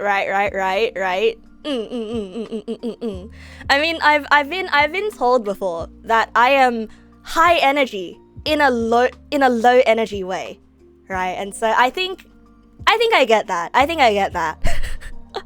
I'm high energy, but I talk about a lot of nerdy stuff that comes across very low energy. My clone account is negative Nasu. Wait, I like that a lot. It's the Neg Nasu hate account, negative Nasu. Hey streamer, you like that? You like that thing? Pause pass. Ugh. There's something about the alliterated P sound that sounds awful. That alliterated P sound that does not sit right in my mouth. I inject a lot of positive energy into a very chill environment without disrupting it. Oh, that's a very high compliment, Happy Jalapeno. That's a very high compliment. Thank you. High energy into chill environment without disrupting it. That is so perfect. I am not doing an environmental deforestation. You know, I'm not doing a vibes deforestation. Oh no, we're getting into metaphors again. Because I'm glad, because I've always been afraid of being that guy that walks into a conversation that's kind of like, hey guys, what's up? You know when a group is talking and then you join in the group and then everyone starts getting awkward and the air is palpable and you try to say something and all of the responses are lukewarm and you can tell that the energy before you arrived was a lot stronger. I am so glad that I am not that guy, because that guy, my guy, just did a vibes deforestation. Most of the high energy streamers are loud, which you can't stand. Yeah, I've always been really, really worried about being too loud. Like I'm always watching my audio levels. You're perpetually afraid of being that guy, bro. I am so afraid of being that guy, bro. Which is a big part of my social anxieties, bro. Which is why I'm a streamer, because this is my forest. If I choose to chop down a tree or two, this is my forest. You definitely can't fall asleep to my streams. Yeah. Okay. I'll take that. I feel really bad for making a loud noise sometimes, just in case somebody has fallen asleep. You know. I'm glad. I'm glad that I can be the exception for some of you guys.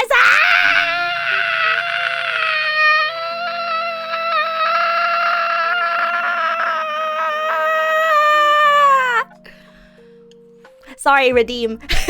Sorry, redeem.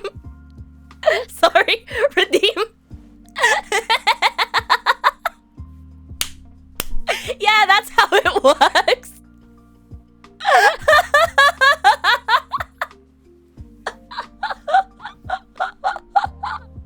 You know, regular VTubers have their ara and their nya and their wolf redeems. I simply have a redeem where you can make me stop mid sentence and goes ah. That's exactly what it is. That's exactly what it is.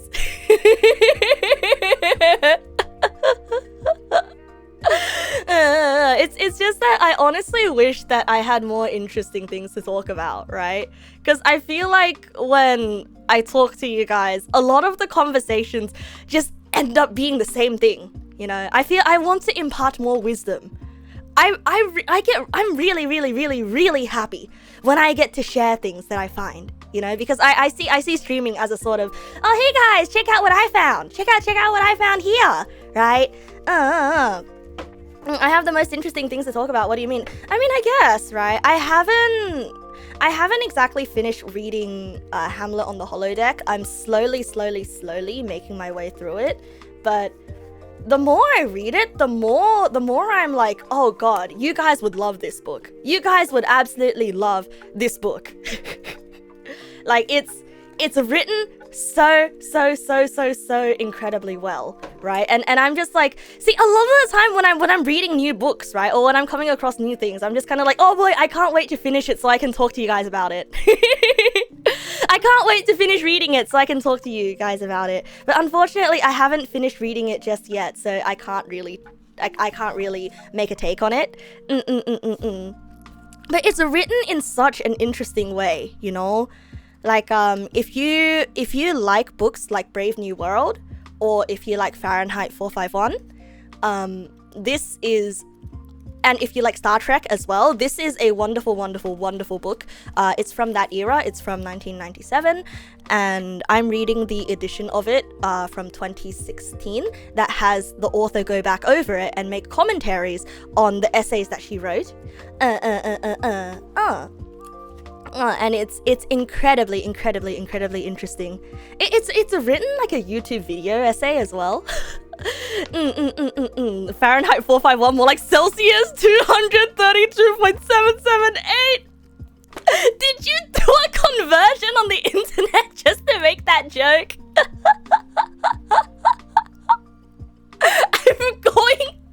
I am going to skin you and hang you from a tree. I'm sorry, that was very violent. I'm sorry, that was incredibly violent. Oh, I thought it would come out sounding more comical, but instead it came out sounding incredibly unhinged. I'm sorry, bro. I thought it would be funnier. I thought it would sound funnier. I'm sorry. I'll never say it again. No. Slight brain malfunction. Minor spelling mistake. Must understand. Slight brain malfunction.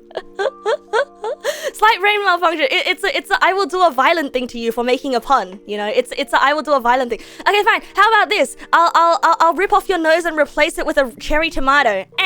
Because clown nose. I'll staple your fingers together so you won't type again. I'll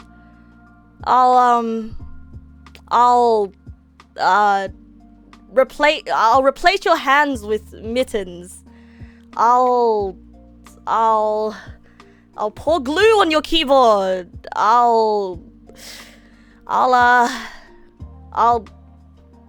chew open your power cables. Do I need to say no, I'm good. I'm good. I'm good. I don't need any more shovels. I'm good. I'm sorry. I'm trying to find the right level of violence. I'm sorry. I'm sorry, bro.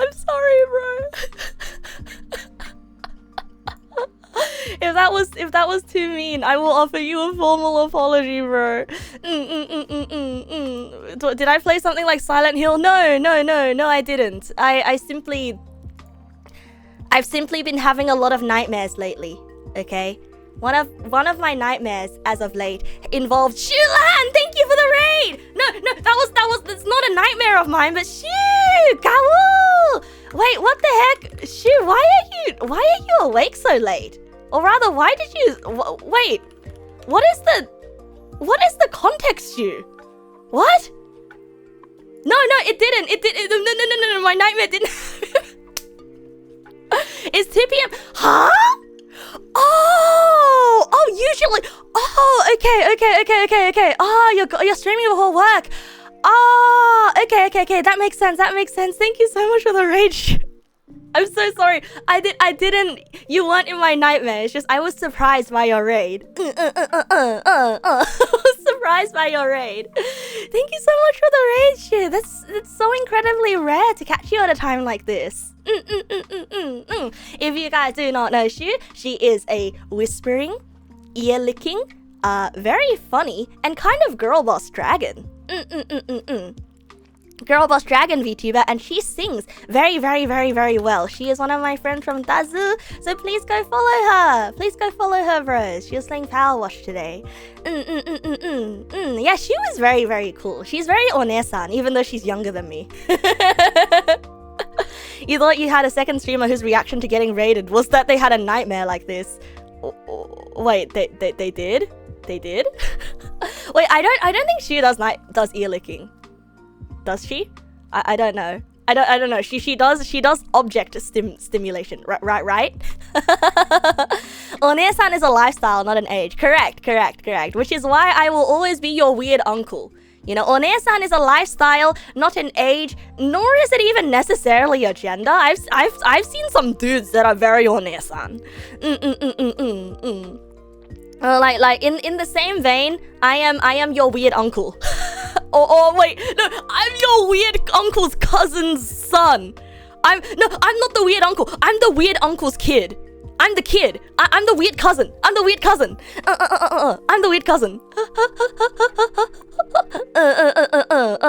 My kid from next door tried to show me a bug collection. Yeah, I'm the weird kid next door that keeps trying to break into your house.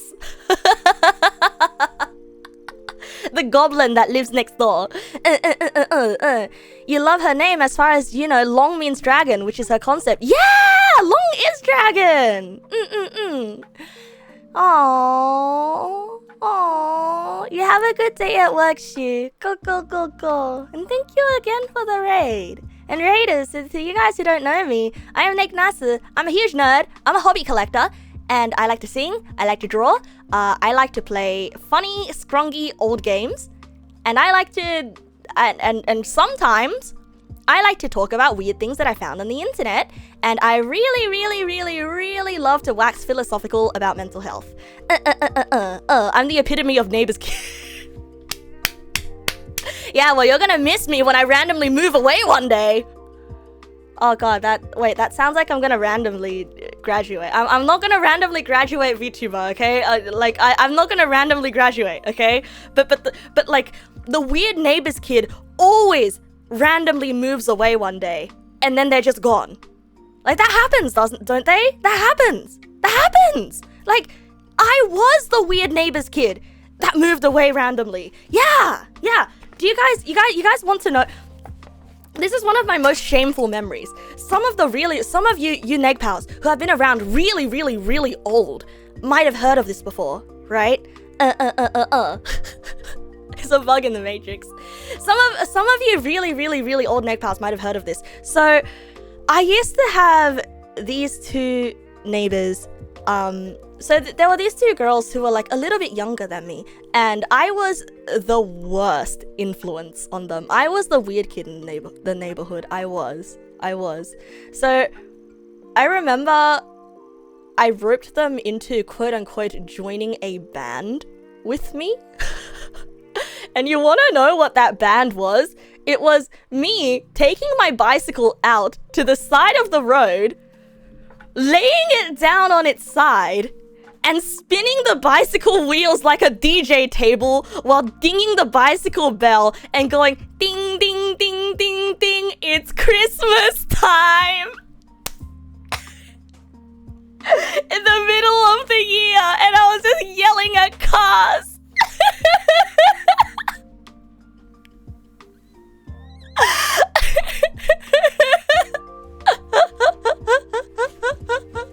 Hey look, I would never do that again, okay? I would never do that again.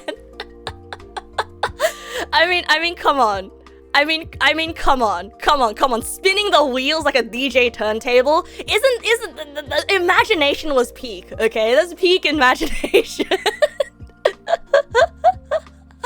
Oh yeah, and also, okay, there's another very embarrassing memory from the Rockstar Starts Young. Yeah, and also, how did I mentally get from band to that? Probably something that I saw on the TV, you know, the bicycle wheels could be like drum sets, right? Oh, Andrea, hello, welcome. Thank you for saying hi, even though you're a lurker. Why do you feel like that was my normal behavior growing up? It kind of was. Until it had to be ironed out of me, because I remember in year 5, I started acting out in the middle of class, right? Because people kept calling me weird. Like, people kept calling me a weird kid. And like, that made me really upset. And then they were like, no, weird is good, you know? Weird means you're different. But I didn't want to be different. I wanted to be exactly like the other kids. And I didn't understand why all the other kids were calling me weird. And so I was crying a lot. I was crying so hard. I was like, stop calling me weird. It's almost as if child me was like, I bet the harder I cry, the more they're gonna take it back.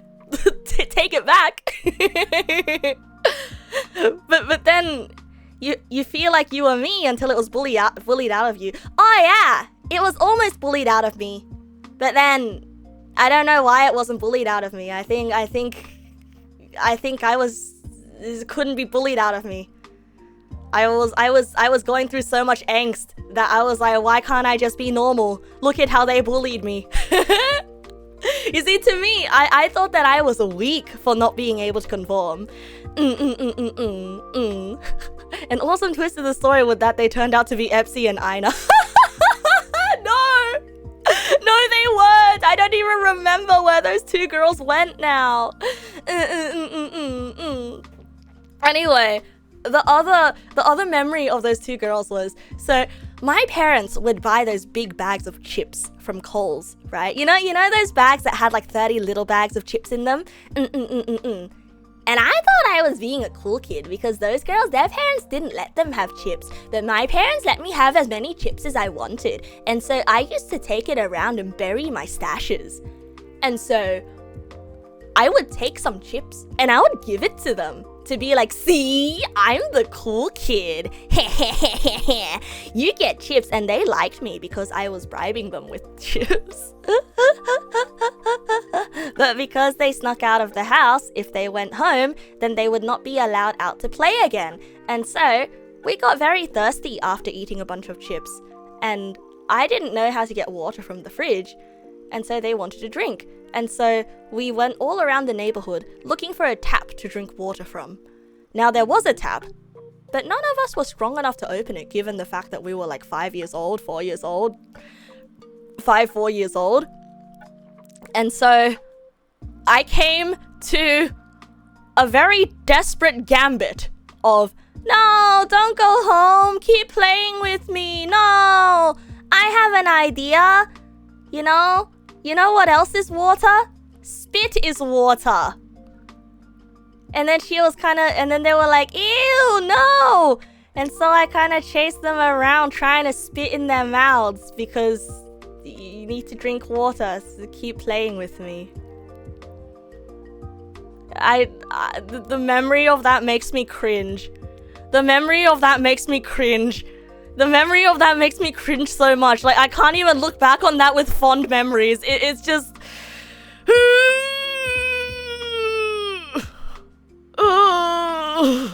Yeah.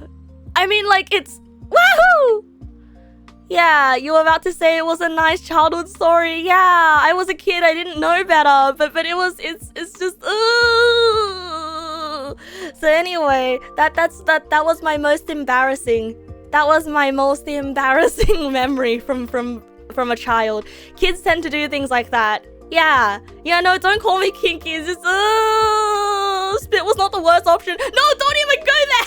Don't even go there. At least I wasn't about to like cut open my arm to make a cut. Oh, where? Don't be weird. That is strange. Do not say that. That is very strange. Oh. And even though you couldn't come up with anything, happy April Fools. Oh yeah, happy April Fools. It's April Fools today. I guess I got April Fooled because do not call me a cutie princess. Ghost Tivanora, thank you for the follow. Welcome. Do I know some woman named Joanna? She's some ace reported trying to find one of my friends. What? Who's Joanna? Who's that ace reporter? What? Oh, wait. Is this a reference to something? Is Joanna like an alien researcher or something? Are you calling me an alien? Hey, is this an elaborate ruse to call me an alien? I'll figure it out later. Okay, I'll figure it out later. Unless it's someone trying to dox me, then that is a bit scary. Oh yeah, it's past midnight. No more pinch and a punch for the first day of the month. April fooled into getting counseling. Anyway, what are some other memories of being a kid? I mean, I told you guys about the one time I tried to bury my Yu-Gi-Oh cards in a tin in the garden, and I didn't close the tin properly, and then the cards got moldy, and it became a moldy brick. That happened. There was a time I tried to grow potatoes in the garden, and I checked it every day, and it didn't sprout, and I was sad. There was a time when anything about what my first video game was. Ooh, my first video game. So my first ever video game console was a Game Boy SP, and my first video game on it was Pokemon Leaf Green and Legend of Zelda Minish Cap. But I do believe that I had computer access before then. Like, my earliest memory of a video game was Doom. Like, the original Doom. But like I said, right, that was me watching. So like, I can't actually tell if the first video game that I participated in was Doom or if it was Heroes of Might and Magic. Like, I genuinely cannot tell. Or if it was like some really old Asian RPG. Right? And so like, I can't tell. Obviously, I was playing them with parental supervision, right? Doom, D-O-O-M.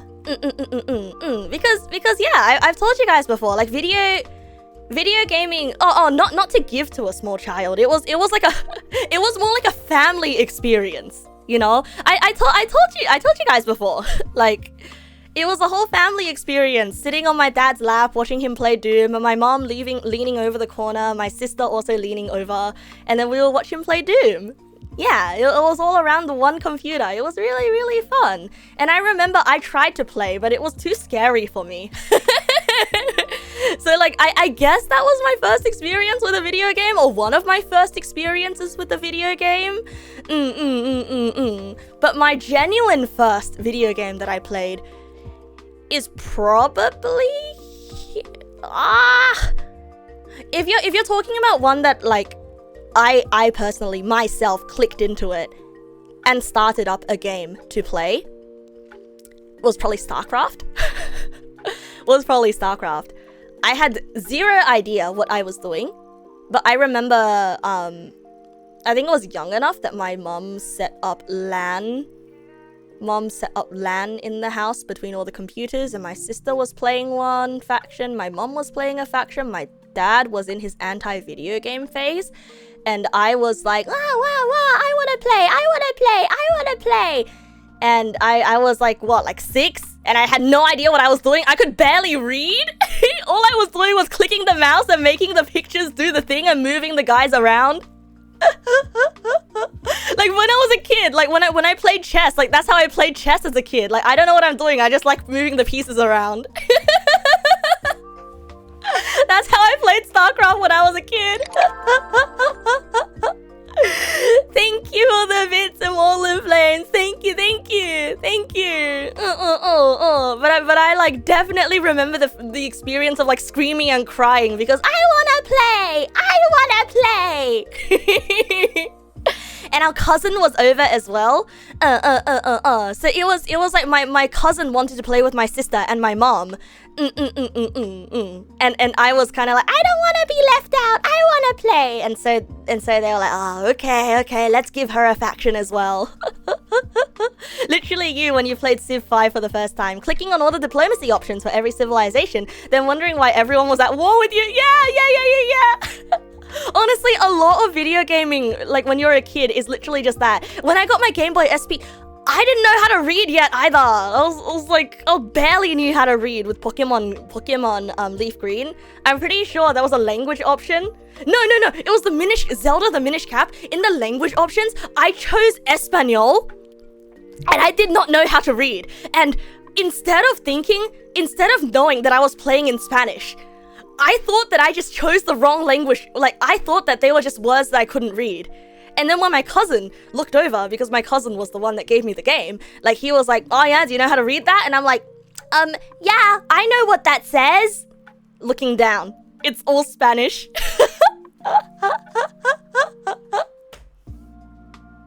Like, so much of early childhood video gaming literally was just like pressing buttons, watching the pictures go, and learning the UI that way. And it's insane, isn't it? Like, the adaptability of children's brains. How we learn things intrinsically.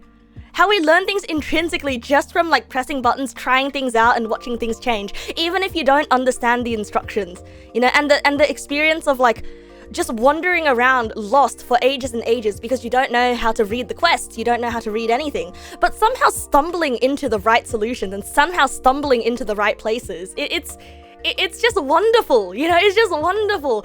Experiences like that from childhood are zen. It's so much zen.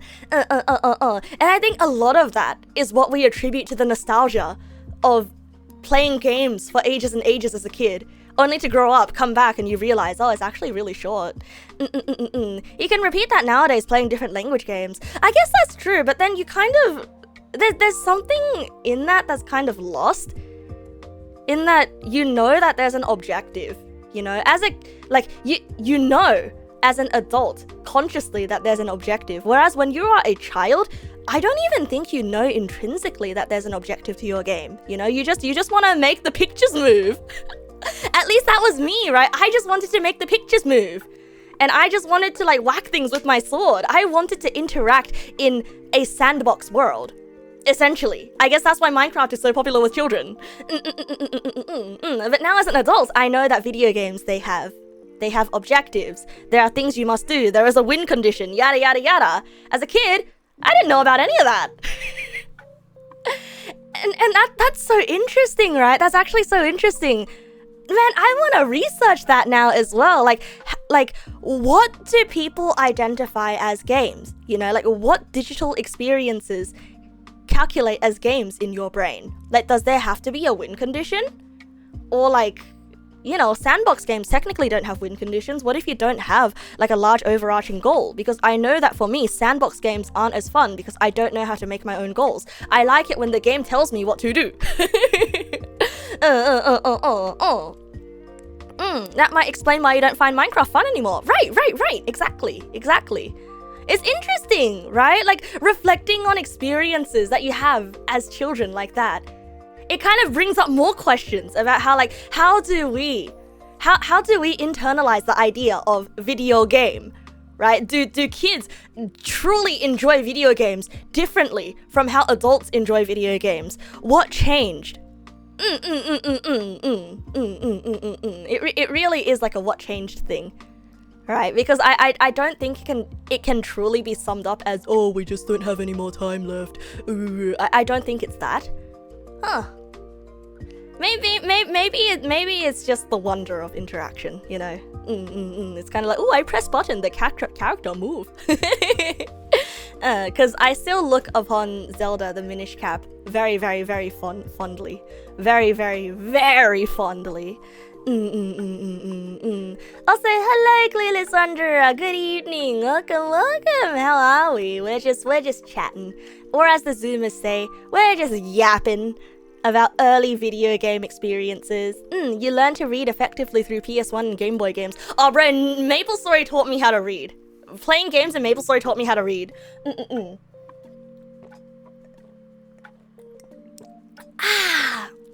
You'll always remember the times you bonded with your cousins and brothers through games like Castle Crashers, Halo, and Smash Bros.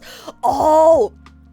I remember bonding with my sister over online flash games. Remember Bowman? Bowman 2? Where you'll like try to shoot each other with arrows? Like, you know, couch co-op flash games. What's another one? Stick Wars? Stick Wars is probably the start of my love affair with tactics games. Gaia Online introduced you to internet slang. You always thought BRB meant burping. Oh yeah, burp.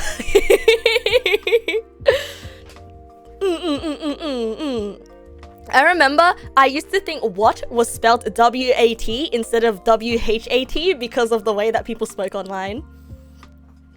When everything is new to you, just figuring out what anything is a challenge that puts you in a flow state. Okay, thank you, Mr. Sims. Sims. What's his name? Father of Flow. Mihaly Csikszentmihalyi. How do I say this name? Polish name. Wait, no. Google, yeah, him. Him. When you talk about flow states, it's always this guy. Hold on. Over there. No. Csikszentmihalyi. Csikszentmihalyi. Csikszentmihalyi. Hey guys, does Does this word look like it's pronounced as Csikszentmihalyi? Csikszentmihalyi. Csikszentmihalyi. Csikszentmihalyi. Yeah, Mr. Csikszentmihalyi. That's a Scrabble board. Yeah, Csikszentmihalyi is known as the father of flow. I'm sorry. It says when you talk about flow states, you can't not talk about this guy. Okay, this guy is the original guy that started academic theory about gaming flow states.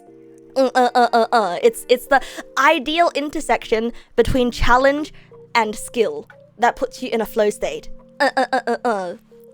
Yeah, you wouldn't have guessed the last syllable, but the rest of it looks okay. Yeah, the dude, the man himself. Yeah, the Mr. Gamer Man, Csikszentmihalyi. You do remember beating Pokemon Yellow, Blue, and Green. Yellow and Blue before Gold and Silver were released. I remember having... Once again, in Pokemon Leaf Green, they gave me a Spanish copy. They gave me a Spanish copy. And I could not read anything. Was it a Spanish copy, or was it like a... It was an off-brand copy of Pokemon Leaf Green. Either way, it was some language that used English letters, but it wasn't English, and I couldn't read it. And now looking back, right, all I remember is I had a level 60 something Charizard.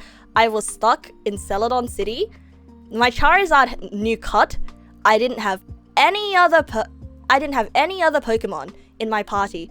Why did my parents give me so many games in Spanish? Oh no. The Legend of Zelda was I just chose the wrong language setting. English was in there. I just chose the wrong language setting. But this was like around. I guess like this was. No, my parents were already working. My parents already... No! My parents didn't give me that Pokemon game. My cousin gave me that Pokemon game. And considering my cousin came from overseas, I guess he just assumed it was English. The Legend of Zelda game, though, that had English as an option. I just chose another one. Back then, you used to think that video games were invented in the 90s, so you found out the history of video games that go way, way, way further back. It's super duper interesting, right?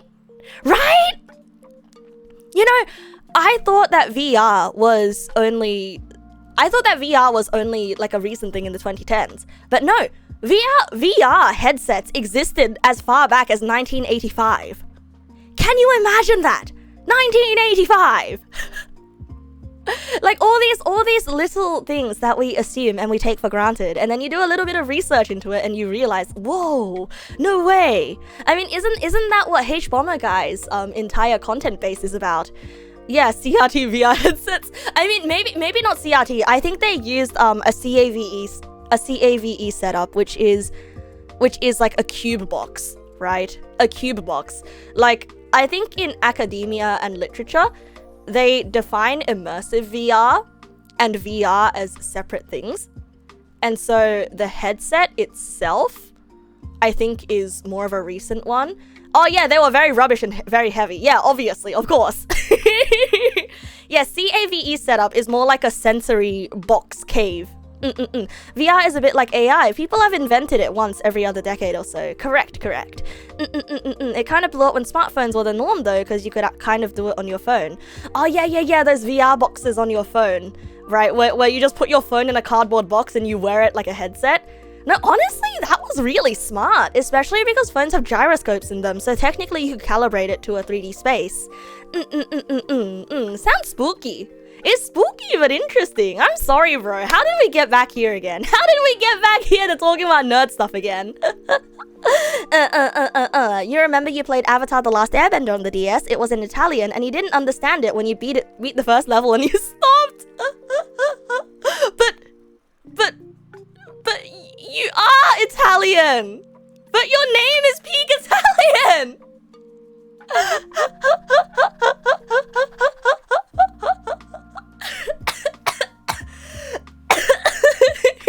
It's so ironic. remember when they added Nintendo Labo-based VR mode to Mario Odyssey and Breath of the Wild? No, I don't remember. I do remember, but I don't remember. Anything I say is automatically nerd stuff. Well, you know, that is both very insulting and very reassuring at the same time.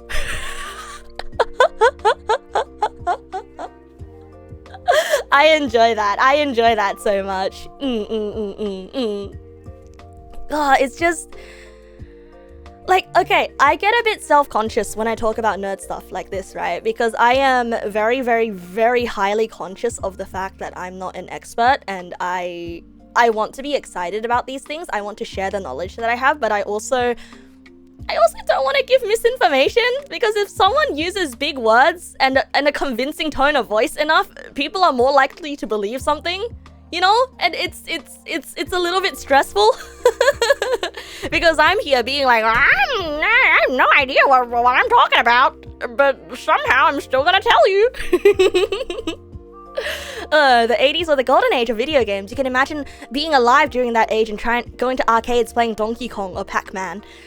I can imagine being alive and not ever having enough coins to go to arcades to play Donkey Kong and Pac-Man. I can imagine my parents not letting me go there to play Donkey Kong and Pac-Man. You think as long as you're clear about how confident you are about each thing you talk about, it's fine? Okay, then that's fair. Yeah. Just another general reminder that everything I say is open for discussion. And if you want to share anything as well, I am so happy for you to share. It's not a lecture, it's a conversation. You did change your Ruby game to Japanese, not to learn or anything, but to test if you remember everything about the game without reading prompts, including deducing learned move by power and accuracy stats. Oh, that is sick! Oh, that is actually sick. I mean, you could remember the move type combinations as well, hey, and also the levels at which the moves are learned, and also which Pokemon learn the moves, and where you learn the moves, what the TM number is, etc, etc, etc. Although, did you buy a separate Japanese cartridge for that?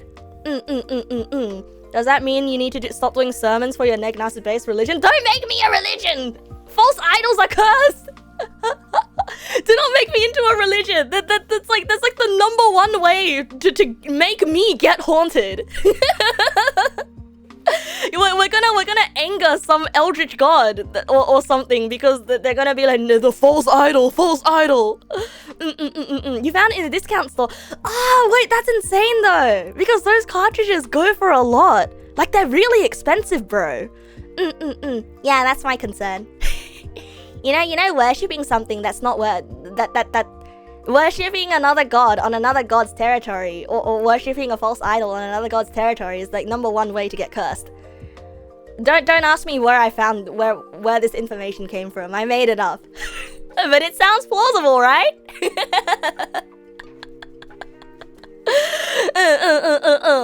Kiset, thank you for the follow. You love Digimon a lot with the evolution branches and the stats it requires. Oh, I remember my parents also bought me this one huge cartridge with 100 games on it, and it had a bootlegged version of one of the Digimon games, and I remember playing the intro to that game so many times. Once again, in a language that I do not understand. It was probably English. It was probably English. My little child brain just doesn't remember. Yeah. And that game would always freeze when it got to a certain point. Like, it was one of those black and white ones on the Game Boy Color, which is kind of ironic, because the Game Boy Color, black and white. Yeah, it was one of those black and white ones, and it was one of those really large Game Boy Color cartridges, right? But I plugged it into my Game Boy SP, and it would always crash at around the same time. And I remember being a little bit frustrated by it, but also I didn't mind. And so I must have played the intro to that game like 10 times. Just being like, oh boy, this game is so fun! It crashes. Oh, time to do it all over again. I would have been such a great shiny hunter as a kid, bro. Like, I would have been such a great shiny hunter. Then again, considering what I did to my leaf green cartridge, probably not. For those of you who don't know, I was on the Sevai Islands on my leaf green cartridge, right? I somehow made it to the Sevai Islands, and I was walking around the grass, and I remembered encountering Ponyta and catching the Ponyta and being like, whoa, this is so cool! And then I kept wandering around and I saw a Slugma and I was like, whoa, so cool! Wait, are Slugmas there? Either way, I encountered Pokemon that you can't encounter on mainland Kanto, right? And I think wandering around after a while, I didn't encounter any new Pokemon. So then I was kind of like, I'm gonna try to manipulate the odds. And you know what in my little child brain I thought manipulating the odds were? That's right. I saved the game, took the cartridge out of my Game Boy, blew on it a few times, and then threw it on the ground several times more. And then I put it back into my Game Boy, and then I wander around, and I'm like, whoa, that's a new Pokemon that I'm encountering! No way! No way! I catch it, and then I run around a bit more, and I'm like, I'm not encountering any new Pokemon. And then I take it out of my Game Boy very carefully, blow on it, and then I smash it into the ground a few more times. And I rinse and repeat. And then, now I can't save the game anymore. And then the game can't be saved. And then eventually, the game just stops working altogether.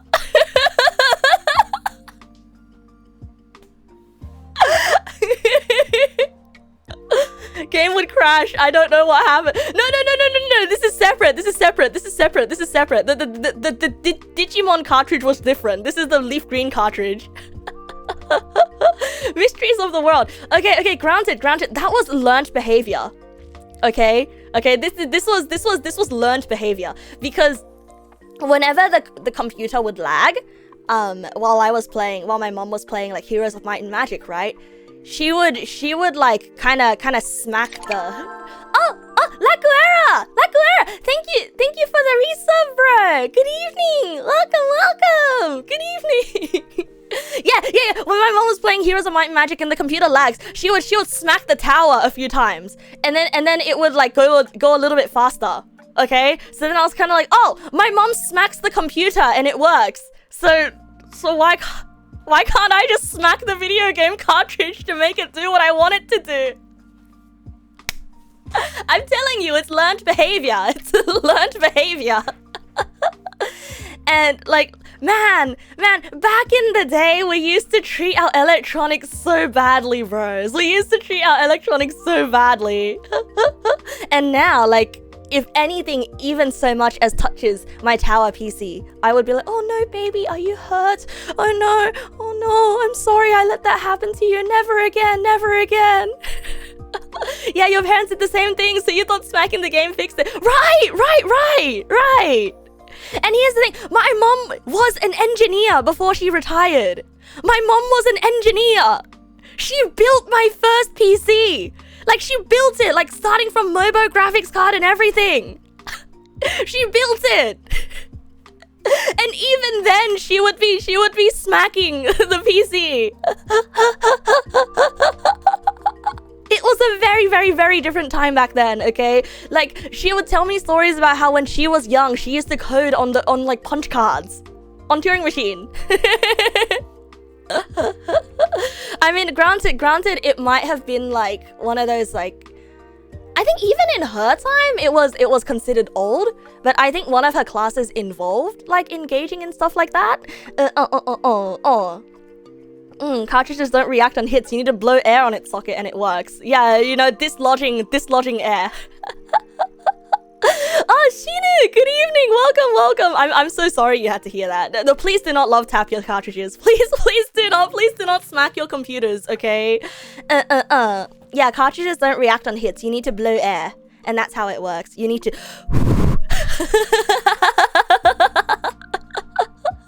Thanks for the longer stream. No. Thank you for being here to hang out with me. Look, all I'm saying is all this behavior is learned, okay? Like, insane behavior is learned. I see my mom smack the computer, I'm gonna smack my game cartridge, you know? It's what we call generational trauma.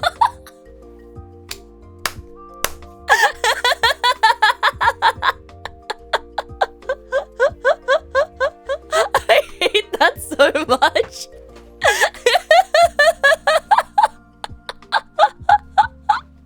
Apparently that made the cartridges worse, but you were 8. Wait, blowing on it makes it worse? Yeah, okay, it is true though, because you get saliva into it, and then if you plug your cartridge in and you turn on your GBA, now I know that could cause short circuits, okay? Which is why nowadays... wait, I'm about to do the awful boomer thing, okay? I'm about to do the awful boomer thing. Yeah, back in my day, we would just blow on the cartridges and with our mouths, and everything will be fine. But yeah, kids nowadays, when they're cleaning their electronics, they've got their specialized pressurized air cans, and just to blow the right amount of air. Ooh, you gotta get the air to the right pH level. Or what? Heh, back in my day, the cartridges worked perfectly fine. Note, the cartridges did not work perfectly fine. That's why you lick it directly. Shakes old man fist. It's awful though, because I did lick the cartridges. I did lick the cartridges. Get off my motherboard! Ah! Back in my day, we had full games, none of the DLC nonsense. Hey. Okay, so counterpoint to that. The Sims did release expansion packs though. Expansion packs were a thing. But expansion packs were like extra discs and you had to go to the store to buy them. So technically we did have DLC, it just wasn't download, it was purchase. It was, you gotta go to the store. Oh man, speaking of CDs, bro, do you guys remember, even when you're installing a game from a CD onto your computer, there were like multiple CDs to install one big game? You guys remember? And also, it could take hours as well. Yeah, they were so fragile. Yeah, good times. Good times. Also bad times. You have to switch mid-install. Yeah. You have to take the disc out and then switch it back in. Yeah, I hated that. I remember I used to always like get my computer into some trouble or another. And I always used to cry and my mom would reformat my computer. God, I broke so many computers as a kid. Go figure why.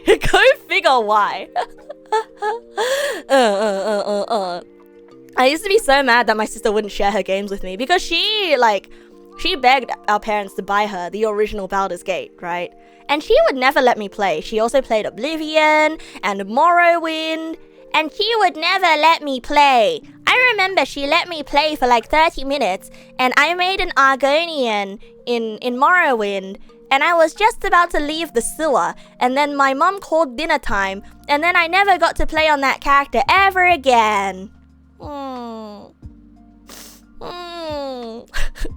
So to this day, I have never gotten to play Morrowind nor Oblivion, so one of these days I will. Although I did, I was a menace. I was a menace. Based for playing the game, not stopping me to play. You know, honestly based though, cause I ruin things. Like unfortunately, like growing up, as a little kid, like I was stuck with the label of Neg, you ruin everything you touch, right? Like, and at some point I took pride in that. Like somebody left me with a watch. Like I was like what, like 7 years old? My dad took off one of his watches next to me, and then he leaves for a bit, and he comes back, and when he came back, I've dismantled the whole thing. Like, he has no idea how I've done it, but I dismantled the whole thing, and my parents were like, my parents were upset. They were so upset, and you know what my grandparents said? My grandparents were like, oh, Oh, that means she's gonna grow up to be an engineer. Oh, she's got natural curiosity.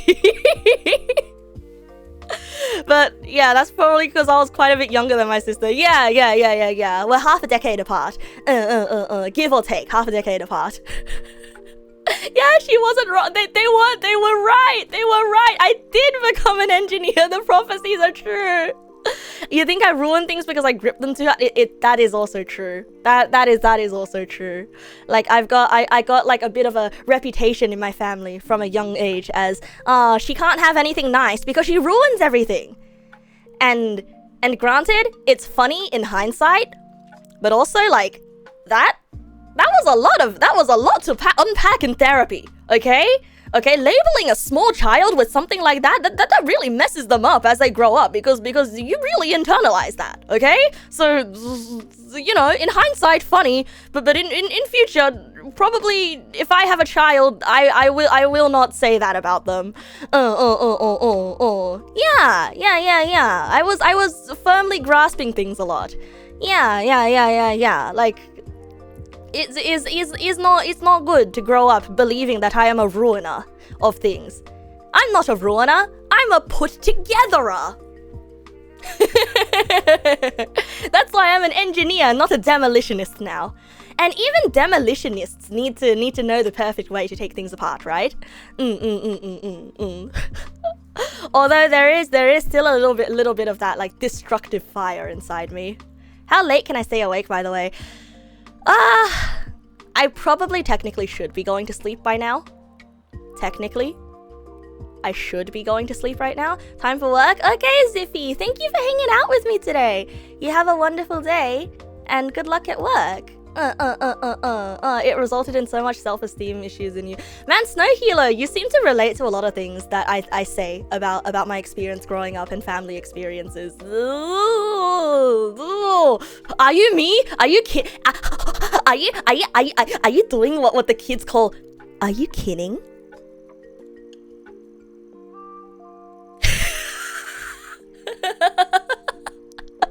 I'm sorry for calling you out. I'm sorry. I can't just point at someone and say, you're kidding me.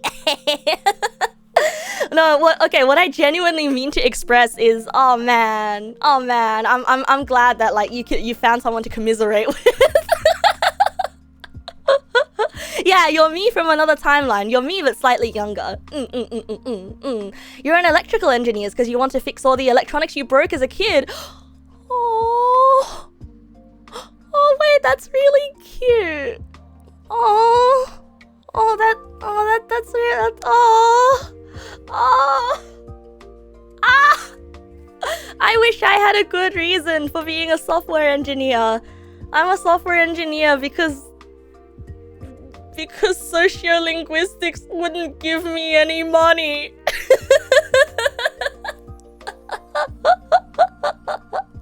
but also like along the way, like I fell in love with it, so it's a win-win, you know. Win-win.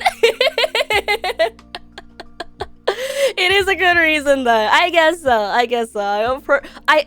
I got into programming to do game dev and also for the money. But then like I got really into it. And I can't think of myself in any other profession ever. You're learning to be a mechanic because you would smack parts onto things until it worked again. Yeah, no, that checks out. I think you could also be an engineer for that. Liking it is a good reason to study programming. And hey, the money doesn't help. I mean, the money doesn't hurt either, you know? The money doesn't hurt. Cause my sister may be doing what she loves, but she's an animator, which is, you know, someone's gotta make money just in case a family emergency happens. I mean, it sucks putting it that way, but, you know, it's practical.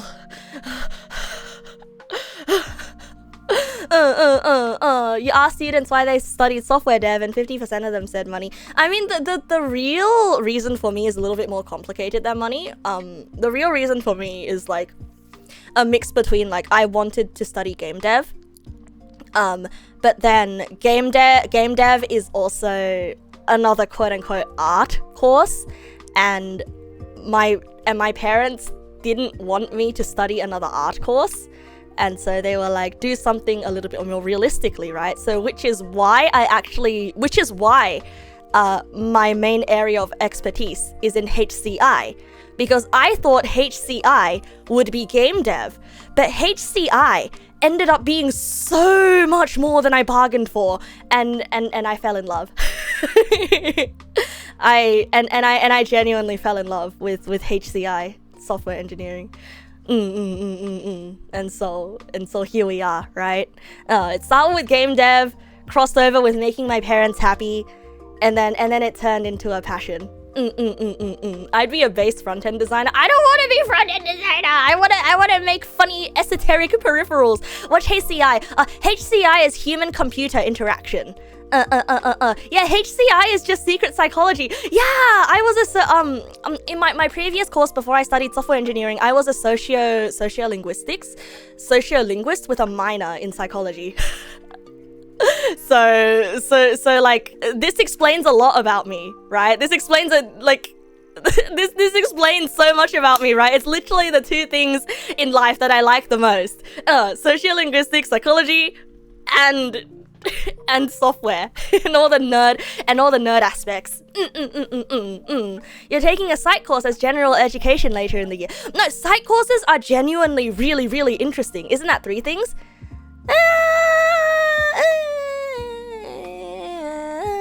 Yeah, technically.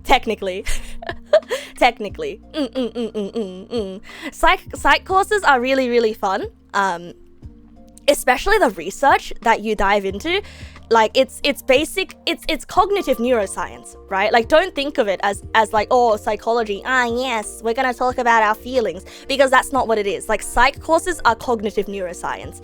Like, you learn things about like how to measure emotional things, like, you know, intrinsic bias, using empirical measures, right? And it's very, very, very interesting. If you go into it with that expectation, you're gonna have so much fun. So please enjoy it. Please do enjoy it. If you want the answer, it seems I come from an Asian household. Yes, I do. Yes, I absolutely do come from an Asian household. Oh wow, what made it so obvious? Do I ever get the stereotypical conversation from parents of, when are you gonna stop doing that silly streaming things because it doesn't make money? You see, I had that conversation with them at the very start during the first year. Thankfully, they were a lot more ready to accept whatever silly hobbies I had, because my sister kind of already paved the way by fighting tooth and nail to be an animator, right? And so they've kind of learned to leave us alone with our hobbies. They know that I work really hard on my studies and on programming, and so they just kind of let it be, but they didn't really take it seriously until... Yeah, they didn't really take it seriously until like the second year, right? Until the second year, where they're like, okay, this is clearly bringing me joy. And also my sister didn't quite take me seriously on the whole streaming thing, the quote-unquote silly streaming thing as well. Yeah, until second year. It's not the money. It's the like, oh, this is just her hobby, you know. Can I give my sister a big old thanks for us? I will. She paved the way for a lot of things, like especially, you know, fighting tooth and nail to be an animator, because like I've talked about this before, but my parents shunted her off into an architecture course before, because they're like, oh, you want to draw for a living, why don't you do architecture has money in it. Drawing illustrations and anime and animating, no money, but you can be an architect. Yeah, she dropped out within a year because it was awful and she hated it. And then there were so many arguments. You know how it is. Yeah, it's always architecture. The compromise for Asian families is always architecture, right? Like, do you guys remember that YouTuber Domix? Like, the OG storytime YouTuber Domix? For him, it was architecture as well. It's always architecture. Stereotype. Not doctor, not lawyer, not rich. Shame. Okay. So my parents aren't those kinds of Asian parents. Thankfully, right? Thankfully. So, my parents, we used to live in an area where there were a lot of Asian parents that had that vibe, you know. It's kind of like friends parents, you know, like when you go pick your kids up from the school and then you talk to other parents. So the vibes of the parents there were all like comparing, you know, like, oh, what school is your kid going to? Oh, what grades are your kid getting? Oh, what tutoring colleges are your kids attending? Yada yada. And the main reason my parents moved houses, right, away from that area is because they didn't want my sister and I to grow up like around all that. Yeah, they didn't want my sister and I to grow up around that. And so like thankfully, right, my parents aren't like that. Although like there's still some of the, you know, you have to make money, yada yada yada, we came all the way to Australia, yada yada yada thing. Like there's still a bunch of that. But like they're not, you know, those parents. Cause yeah, my child is a level 3 goblin online. Yeah. Hypercritical, hyper elite. And you know what, my friends, like when my friends come over to my house, so I've gone to my friends' houses, right, and I've met their parents because we're hanging out in their houses, right? And my friends have said that like out of all of our friends' parents, my mom is the easiest to talk to. And it's because she's not afraid to be silly in front of my friends. She's not afraid to be a little bit silly. Because like whenever my friends' parents they walk over, it's always a little bit tense because they've got that kind of like Asian parent demeanor of like the oh yes, hello, hi auntie, hello. You know, it's got that kind of energy. But with my mom, she like she joins in on the funny conversation sometimes. And so they say that typically my family is pretty chill. Well, my dad is a different story, but we're not talking about him right now. He's got a general no nonsense attitude. He's got the man of the house syndrome. But my sister and my mom, I'm very happy to have them around. Sometimes it can feel a little vain at times, where as a kid, you feel like you're a fancy trophy instead of a person, depending on how your parents raised you. Yeah, absolutely. And I've seen what it does to kids. So like I mentioned that I went to an elite high school, right? I went to quite an elite high school, and so I've seen what like, you know, that style of parenting does to kids, and they turn into assholes. Like they turn into assholes. They do not treat the people around them very well. Like they are the definition of like, it's the definition of raising a sociopath, grooming someone into a sociopath from a very, very young age. And it's like back then I was very spiteful, you know, I was very upset. It's kind of like, oh, you don't want to play with me. Oh, you think you're too good for me. But now like looking back on it, I just feel really sad because it's like, man, your parents did that to you. They really did that to you. They made you believe that hanging out with someone a little bit silly was so awful that it would ruin you. Man. Right, you know, like before, I used to think there was something wrong with me, but now I'm like, oh. So it's all give and take, right? It's all give and take. Like, I suppose that like compared to some of you guys, I must have lived like a very, very strange, different life. How else could they act? They've not had any positive interactions to build from. Right.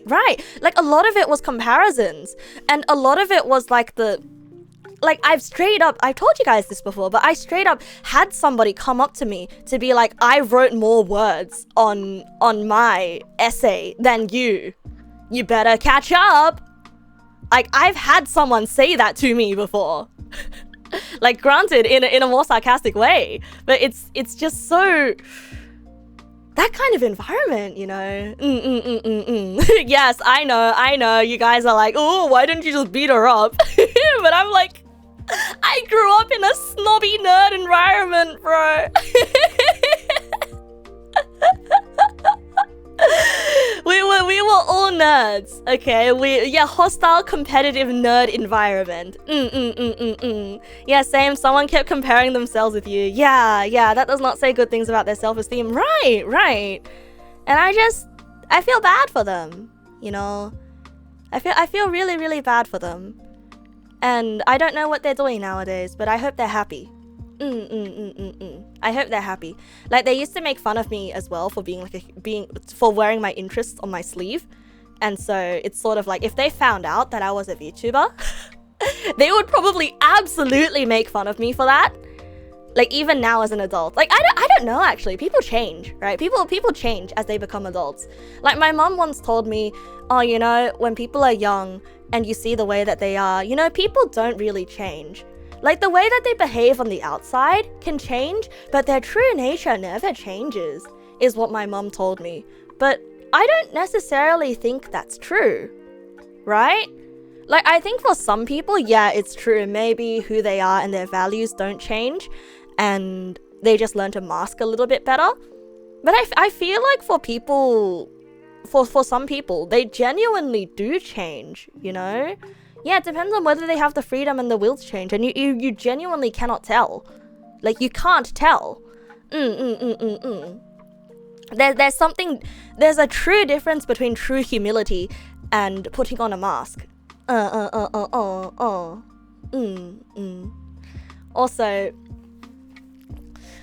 Also, like, thinking back, right, that there's probably a bunch of people in high school I knew who are also like neurodivergent and undiagnosed, and I'm kind of like, now that explains a lot. She just like me. That explains.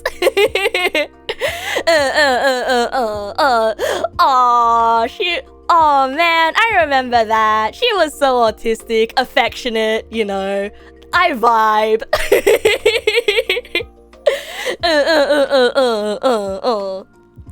Yeah, tsundere bitches. Okay, no, not the tsundere ones. It's just the other kids that like I tangentially interacted around. But don't armchair. Oh yeah, absolutely not.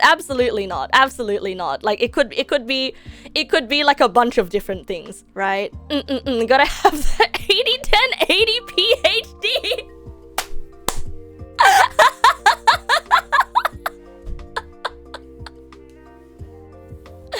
Oh boy, when do I update to 84K HD? When do I get my 4K, bro? When do I get my 4K? And you know, for those kids looking back on me as well, they're probably gonna be thinking back and they're gonna be like, oh, Nasu, oh, she was so neurodivergent, bro. They're probably gonna go look back and think that as well. Oh, bro, her ADHD was off the charts, bro.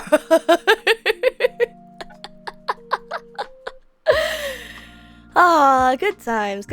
I would absolutely not go to a high school reunion, though. You could not force me to.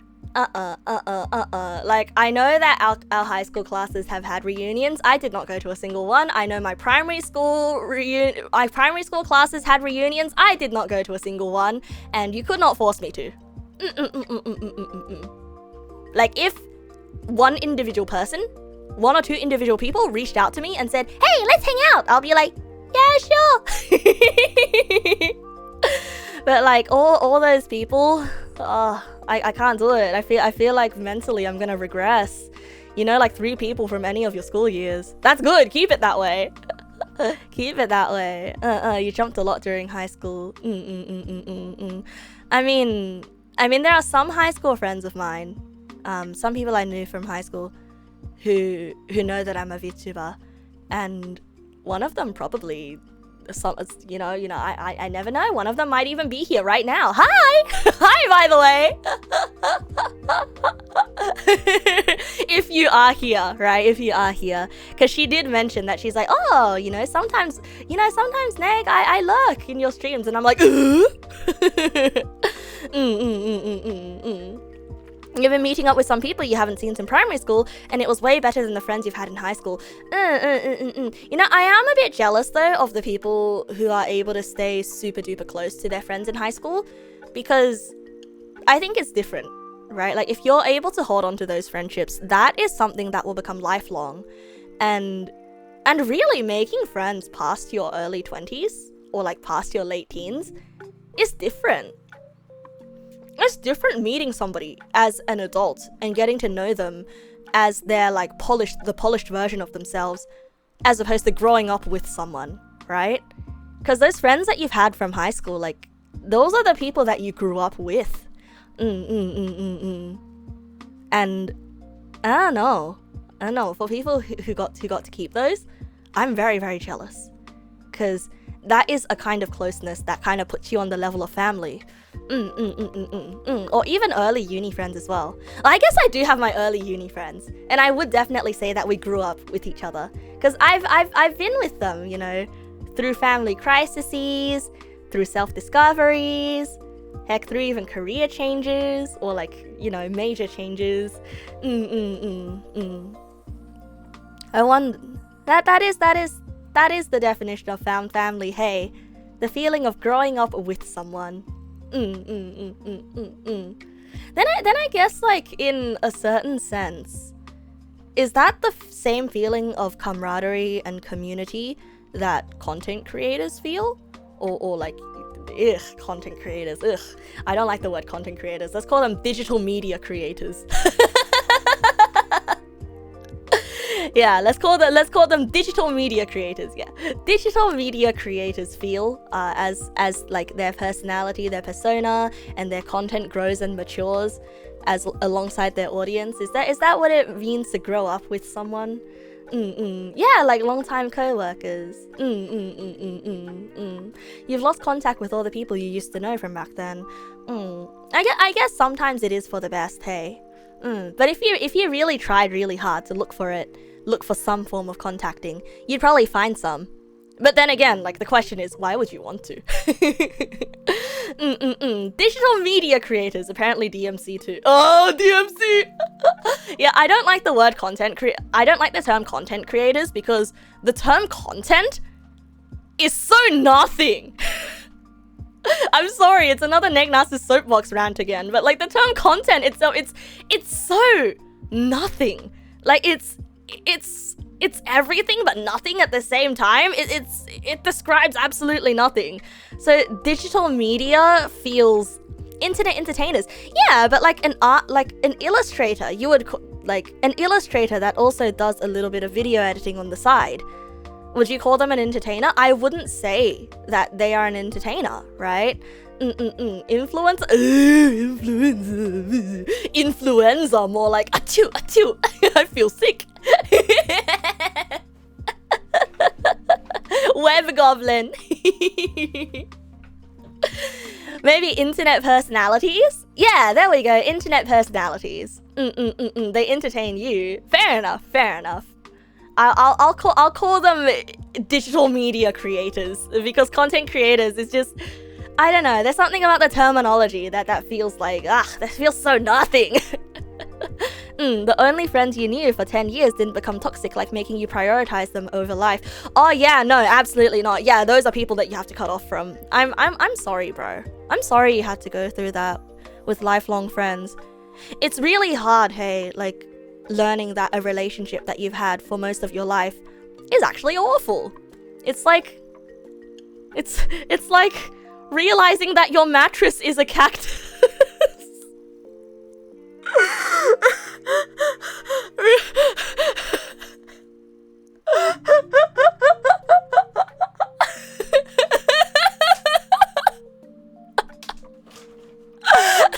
We're coming back to cactus. No, because your mattress, you're comfortable with your mattress, and like, it's comfy, and you've known it for long enough, and it's where you've made your bed, right? It's your closest friends. And then one day you go to the doctor, or someone comes to your house and they look at your bed and they're like, "Hey bro, why do you sleep?" And there's a little kid coming up to you like, Why do you sleep on a cactus? That's not a bed. That's a cactus. Why do you sleep wrong?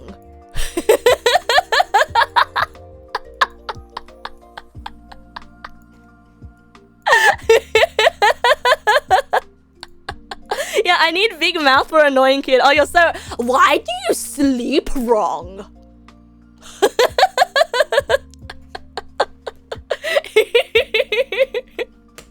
Honestly, just have learned to compromise with some toxic traits that aren't too intrusive. Not gonna know why you want to buy a cactus now.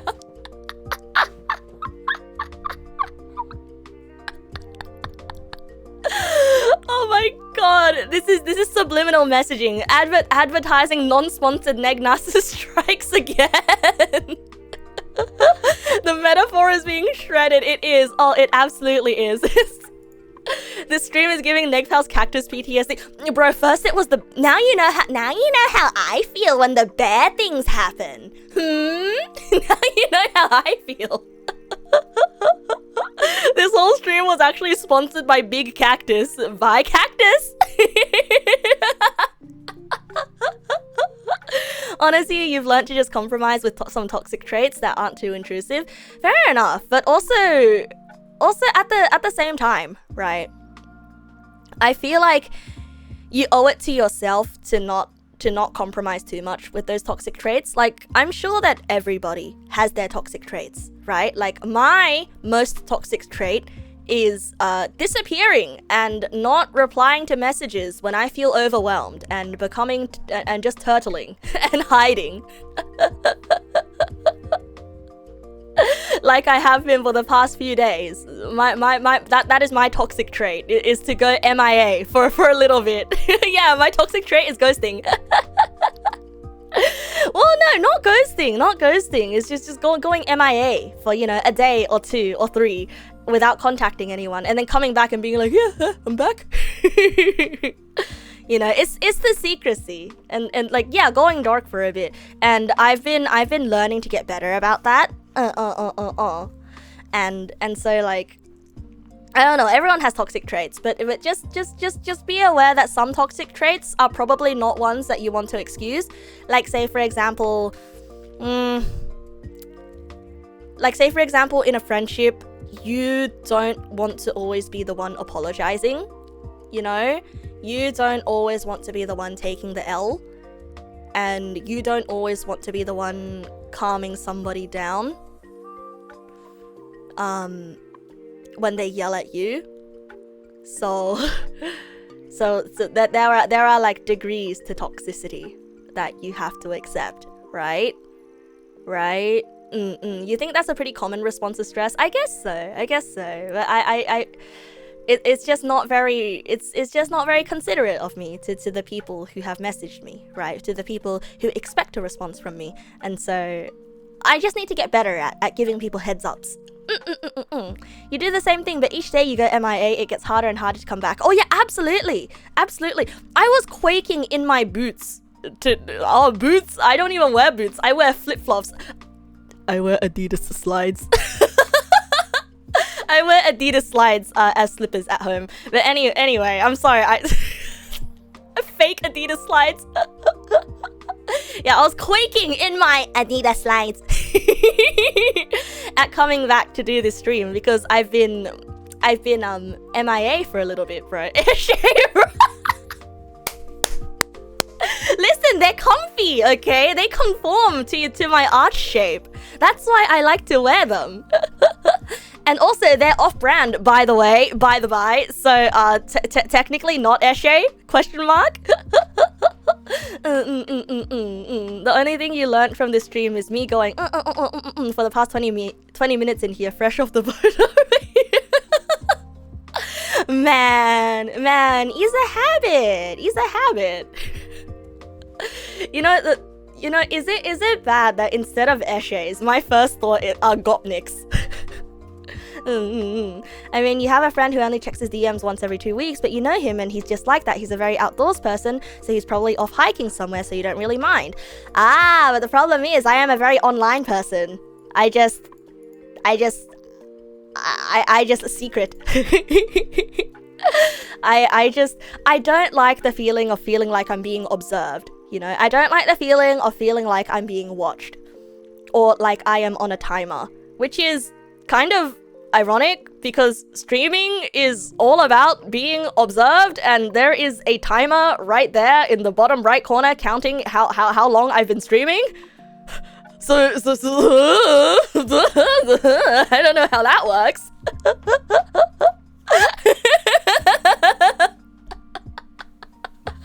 I don't know, if you're a brain doctor, please tell me how that psychologically checks out, right? Maybe it's like the compartmentalization of between this is my perception time. Outside of my perception hours, please do not perceive me. I don't exist. You guess the difference is how much agency I have over it. Right. And it's probably... Yeah, it always comes back to home life. I'm sorry, bro. It probably comes from the fact that, like, you know, parents randomly coming into your room, judging you for every single thing you do, and looking at your computer, right? Looking at your computer to be like, oh, why aren't you studying? Oh, what's this thing on your screen? Oh, and you're watching a video. They're like, oh, who's that? I was watching a Northern Lion video today. Okay, and my dad walks into my room and he points at Northern Lion and he's like, why is he bald? And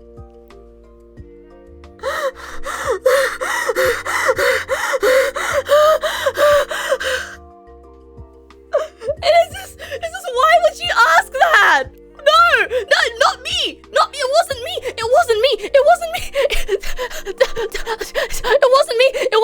wasn't me. Yeah, father, you can't just first of all, father, you can't just ask that. And second of all, he'll be like, oh, who's that? Right? And I don't know why my first feeling is to be defensive. I'll be like, oh, why? Oh, he's not anyone. Oh no, he's not anyone. You know? Oh, did I get him to put a coin in the jar? I should have.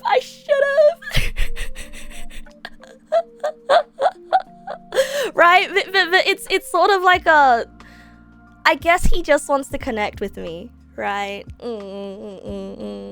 But also, I don't know why. I felt self-conscious. I felt like, I don't want you to know what I'm watching. It's just a streamer. He's just streaming a funny card game. I'm just watching a VOD on YouTube.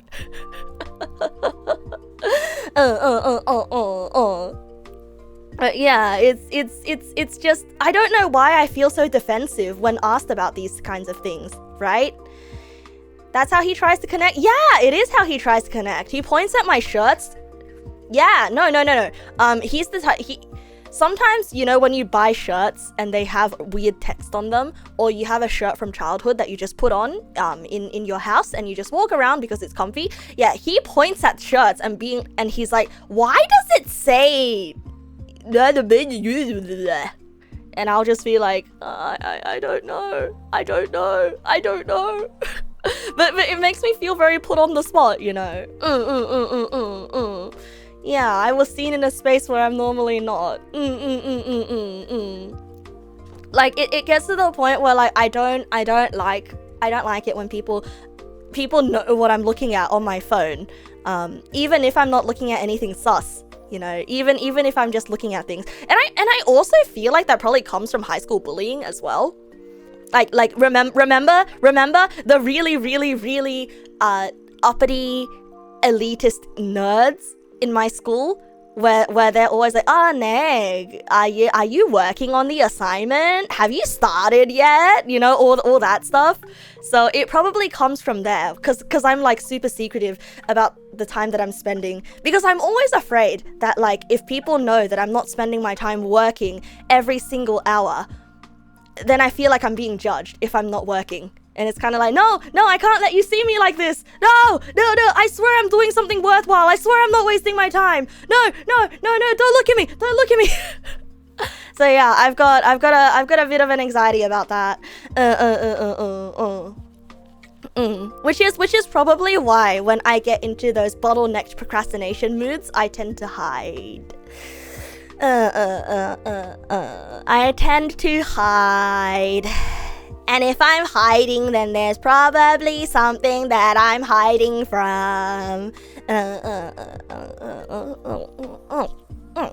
Yeah, you still get a bit defensive about computer screens too. If you're using a laptop in public spaces, you'll usually do it with your back to the wall. Oh yeah, absolutely. Yeah. Yeah, I don't know. I'm just very, very defensive about my screens. Meanwhile, on stream, I share everything, and I'm perfectly fine with you guys observing me. But yeah, I do think it's probably a thing about agency, right? What I choose to share versus what I did not share. You're very defensive about all your possessions. Oh no, I'm not defensive about my possessions at all. You can borrow things from me. I don't really mind. Like, letting people borrow things from me is one of the joys that I find in life. But it's just, if I am on my phone or I'm on my computer and you are like leaning over and looking at things, I get very anxious. It's the sense of controlled privacy. Right. Which is why I have no idea how I would react if I ever got doxxed. If I ever got doxxed, or if I ever found out that somebody accessed something of mine, or is like, I don't know, getting too close, getting too close to observing me, for real. It makes me want to zip up and like into a cocoon. You know that scene in The Good Place where the guy cocoons himself? It kind of like he zips up and he becomes a cocoon. Yeah, it makes me want to zip up. Oh man, it would be a real shame if somebody doxed me. But ow. Not asking for it, okay? Not asking for it. I know that it sounds like I am. I just thought it would sound really funny. When you used to live in a dorm, you were very territorial. Oh, just like a cat. Just like a cat. Did you growl at passerbys? Being in a cocoon would be so comfy. Yeah. Are you sure the moon isn't just an eye looking at you? Oh, when I was a child, I used to be so scared of the moon. I actually thought it was a moon looking at me.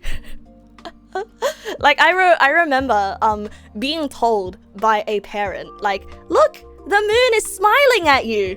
And then I just started crying. Because I'm like, why is the moon watching me? Stop looking at me.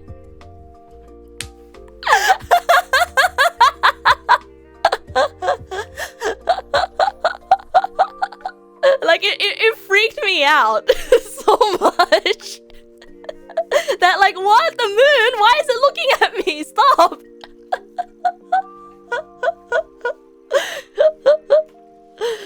Oh yeah, one person in a train once say, nice drawing when they sat down behind you, made you so anxious, but then they got off the train and tapped you on the shoulder and let you know they liked your drawing, and then you felt super good about yourself. Oh, cute. But also super nerve-wracking. Oh, that would make me really, really, really nervous. Oh, but that's really nice. I guess, like, it does come to a certain degree of, like, feeling comfortable with being perceived, right? Okay, maybe I need to go outside more often. Maybe I need to go outside and touch grass more often. Maybe I need to go out there and be a person more often. Yeah! I'm gonna stand in the middle of a shopping mall and T-pose and train myself into not being afraid of being perceived. And my god, like, I'm so afraid of being perceived. Can you imagine that once upon a time I tried to be a rock star? Are you kidding me? Are you kidding me? That would have never worked. That would have never worked. It's actually a neat exercise to go outside and T-pose. No, because then you realize no one's actually looking at you and no one actually cares that you're T-posing in the middle of the middle of a mall. No one actually cares. I'm gonna meditate under a waterfall, except the waterfall is just the background of chatter in a mall. Because when they sat down, you were sketching and you thought they were a teenager making fun of you because you didn't see it and it was school off hours. Oh god. Oh yeah, no, it's the teenagers making fun of you. That's terrifying. Oh, it's a cool punk girl. Did you get her number? Did you get her number? Wait, so speaking of kids, right? Kids are kind of scary sometimes. There was this once, this actually happened last week, actually. I was coming home from class and I bought a bag of grapes from the supermarket and I was at the bus stop and a little child ran by. He was in school uniform and he was running by with his friend and he looked at me. He was like, "Hey, can I have a grape?" And I didn't know how to respond. I don't know why. It was absolutely terrifying to me. Like, it was absolutely terrifying. He was a child! He was a child! And then like, when I didn't respond, I was kind of like, And then his friend walked by and I was kind of like, oh my god, stop asking people for stuff like that. And then they like wandered off, right? And I'm like, and then I felt kind of ashamed of myself and I'm like, what? Why did that spook me? He was literally a child. He could not have been older than 11 years old. And he waddled away. You would have given the kid a grape. I don't know why I just froze up in that moment. I was kind of like, what? It was like brain did not compute that moment, that interaction. Last week you got on the bus and some young people got on the bus, so you're wondering if they were high school or uni students. They opened their mouth and you instantly knew they were high school. Oh, no. That is such a mood though. High school kids are funny to listen to.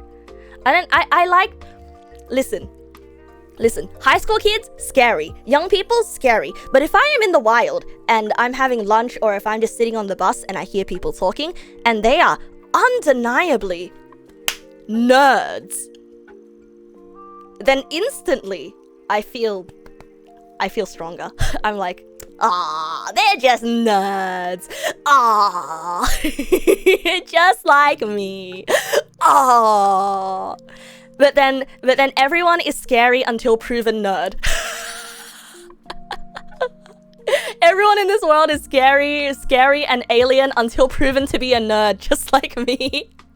Which is how my brain operates. Like, granted, that is not a good heuristic to live life off, but still, it's the unconscious, you know. It's the unconscious way that I judge life. I'm not afraid of nerds, because no, I don't think I could out-nerd nerds. I genuinely do not think that I could out-nerd nerds. But what I could do is, I could join the conversation and learn something. It always sets you on alert when you hear any Twitch terms out in public. Right.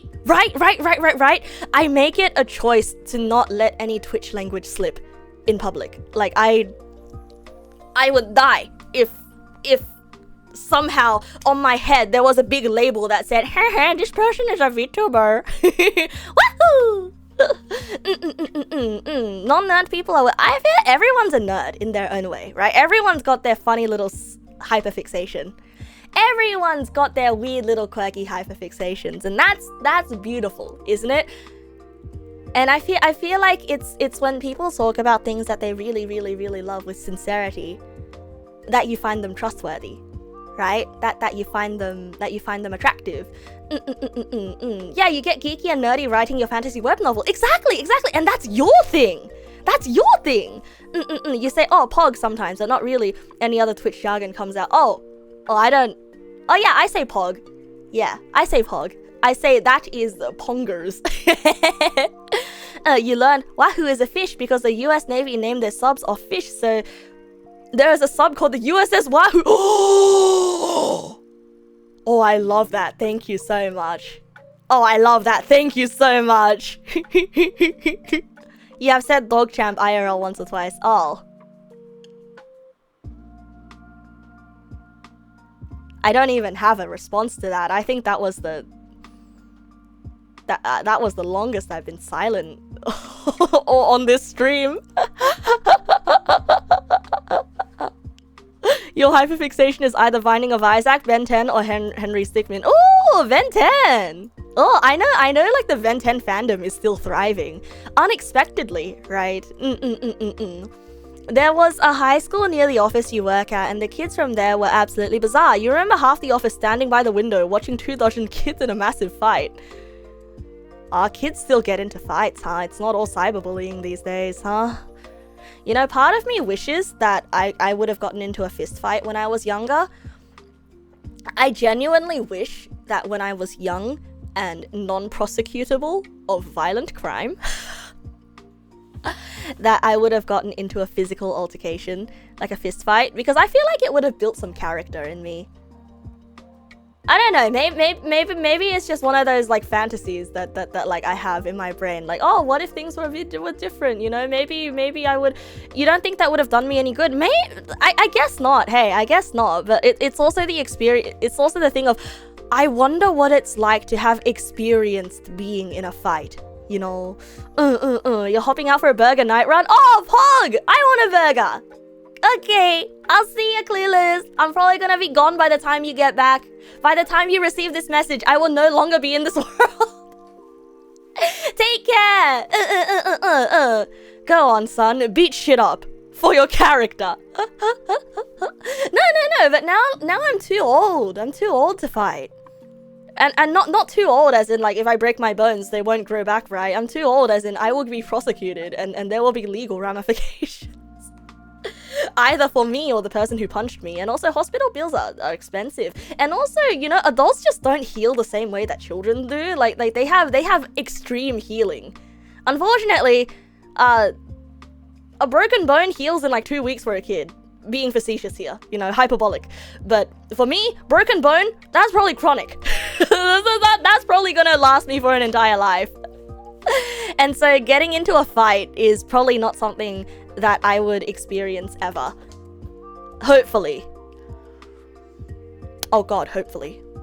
I got a torch though. I got a really nice torch recently. So I've got a self-defense weapon for if anyone ever tries to fight me. I just shine it in their eyes. I'll try not to accidentally shine it in my own eyes though. When I turned it on for the first time, I shined it in my eyes. Yeah, what's a few punched out teeth between peers? You know, when people... You know that good old stereotype? That good old, like, boy fights versus girl fights stereotype? Like, back in the day where it's kind of like, oh, you know, if boys get mad at each other, they punch each other, and then they hug it out. I've always been kind of jealous of that. I'm kind of like, man, I wish I could just punch... I wish someone could just punch me in the face, and I could just punch someone in the face, and then we hug it out, and everything's fine. You know, but that's probably not good. That probably leads to problems. Like, I remember I had a problem with one of my friends back in high school, and instead of challenging her to a fight, I asked, hey, is it okay if I booked a date to punch you in the face? It would make me feel better if I got to punch you in the face. That is so messed up, right? That is so like, it never happened because we both backed out when we realized, bro, what the fuck? Why? that is so weird.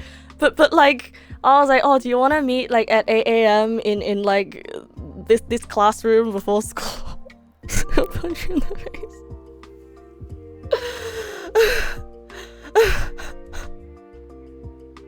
Why did I do that? Like, what? It's like I was an alien trying to, so nobody could see, so nobody would see it, and nobody would question it. I would get in trouble.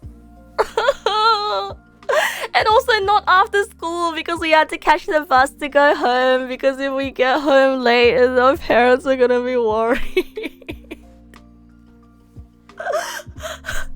I'm sorry. This is another cringe memory that's been unlocked. I'm feeling physical effects of it. I'm getting hives. I'm getting goosebumps. Oh god, let it be known that I would never ask anyone for something like that ever again. Okay.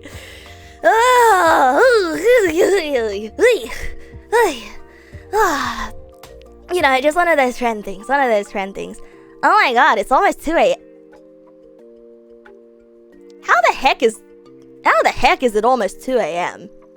Hey bros, I think I have to sleep. Oh no, Psychopathic! Welcome! Good evening! Thank you for the raid, bro! Welcome, bro! Oh, unfortunately, we're just about to end.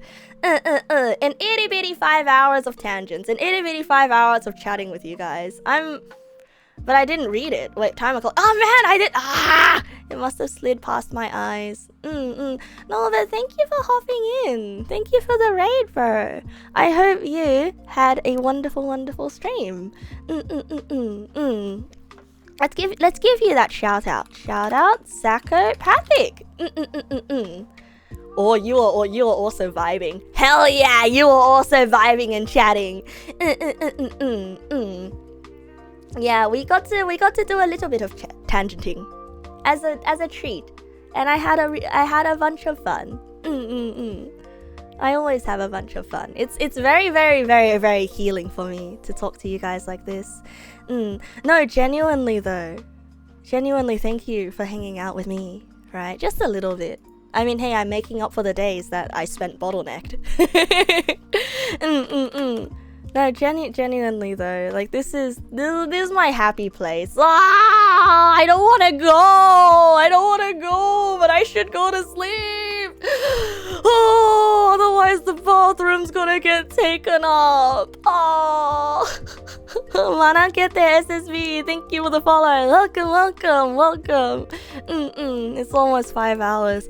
Unfortunately, no stream tomorrow because I have an early class on Wednesday, but next stream is gonna be on Wednesday, and I know that I have it scheduled for karaoke, so if you want to see my schedule, is on Discord. I will post a Twitch version of the schedule soon. It's either gonna be karaoke, or maybe we'll do our sewing stream then, depending on how I feel. There's always next time. I'll see you guys in 2 days, bros. Oh, it's just sad because I'm not gonna stream tomorrow, and then there's gonna be a day gap, and it just won't feel the same, you know. I'll do as I feel. Thank you guys. I guess that's Otsunasu, and good night. May my dreams be filled with delicious spaghettis and meatballs tonight. Thank you, Peak Italian. I do dare say that is a very peak Italian dream that you are offering me. Thank you, Rose. I did exercise today, so I did take care of myself. Good night, Fish Cat. Good night, Teiyu. Good night, Snowy. Good night, Silver Dragon Sunset. Good night, Trollius. Good night, Psychopathic. Good night, Alturian. Good night, Silver Dragon Sunset. Good night, Corkstopper. Good night, Last Triceratops. Good night, Mossy. Good night, Davarus. Good night, Asu. Good night, Fluffy. Good night, Teiyu. Good night, Peak Italian. Good night, Skrikey. Good night, Snow Hilo. Good night, Alturian. Good night, Triceratops. Good night, Jessica. Good night, Snow Hilo. Good night, Saturn. Good night, Billy. Blah, blah, blah. Good night, Millie. Good night, Jackal. Good night, Mossy. Good night, Ghost in Chat. Good night, Jackal. Good night, Kek Tamashi. And I'll see you guys maybe in 2 days.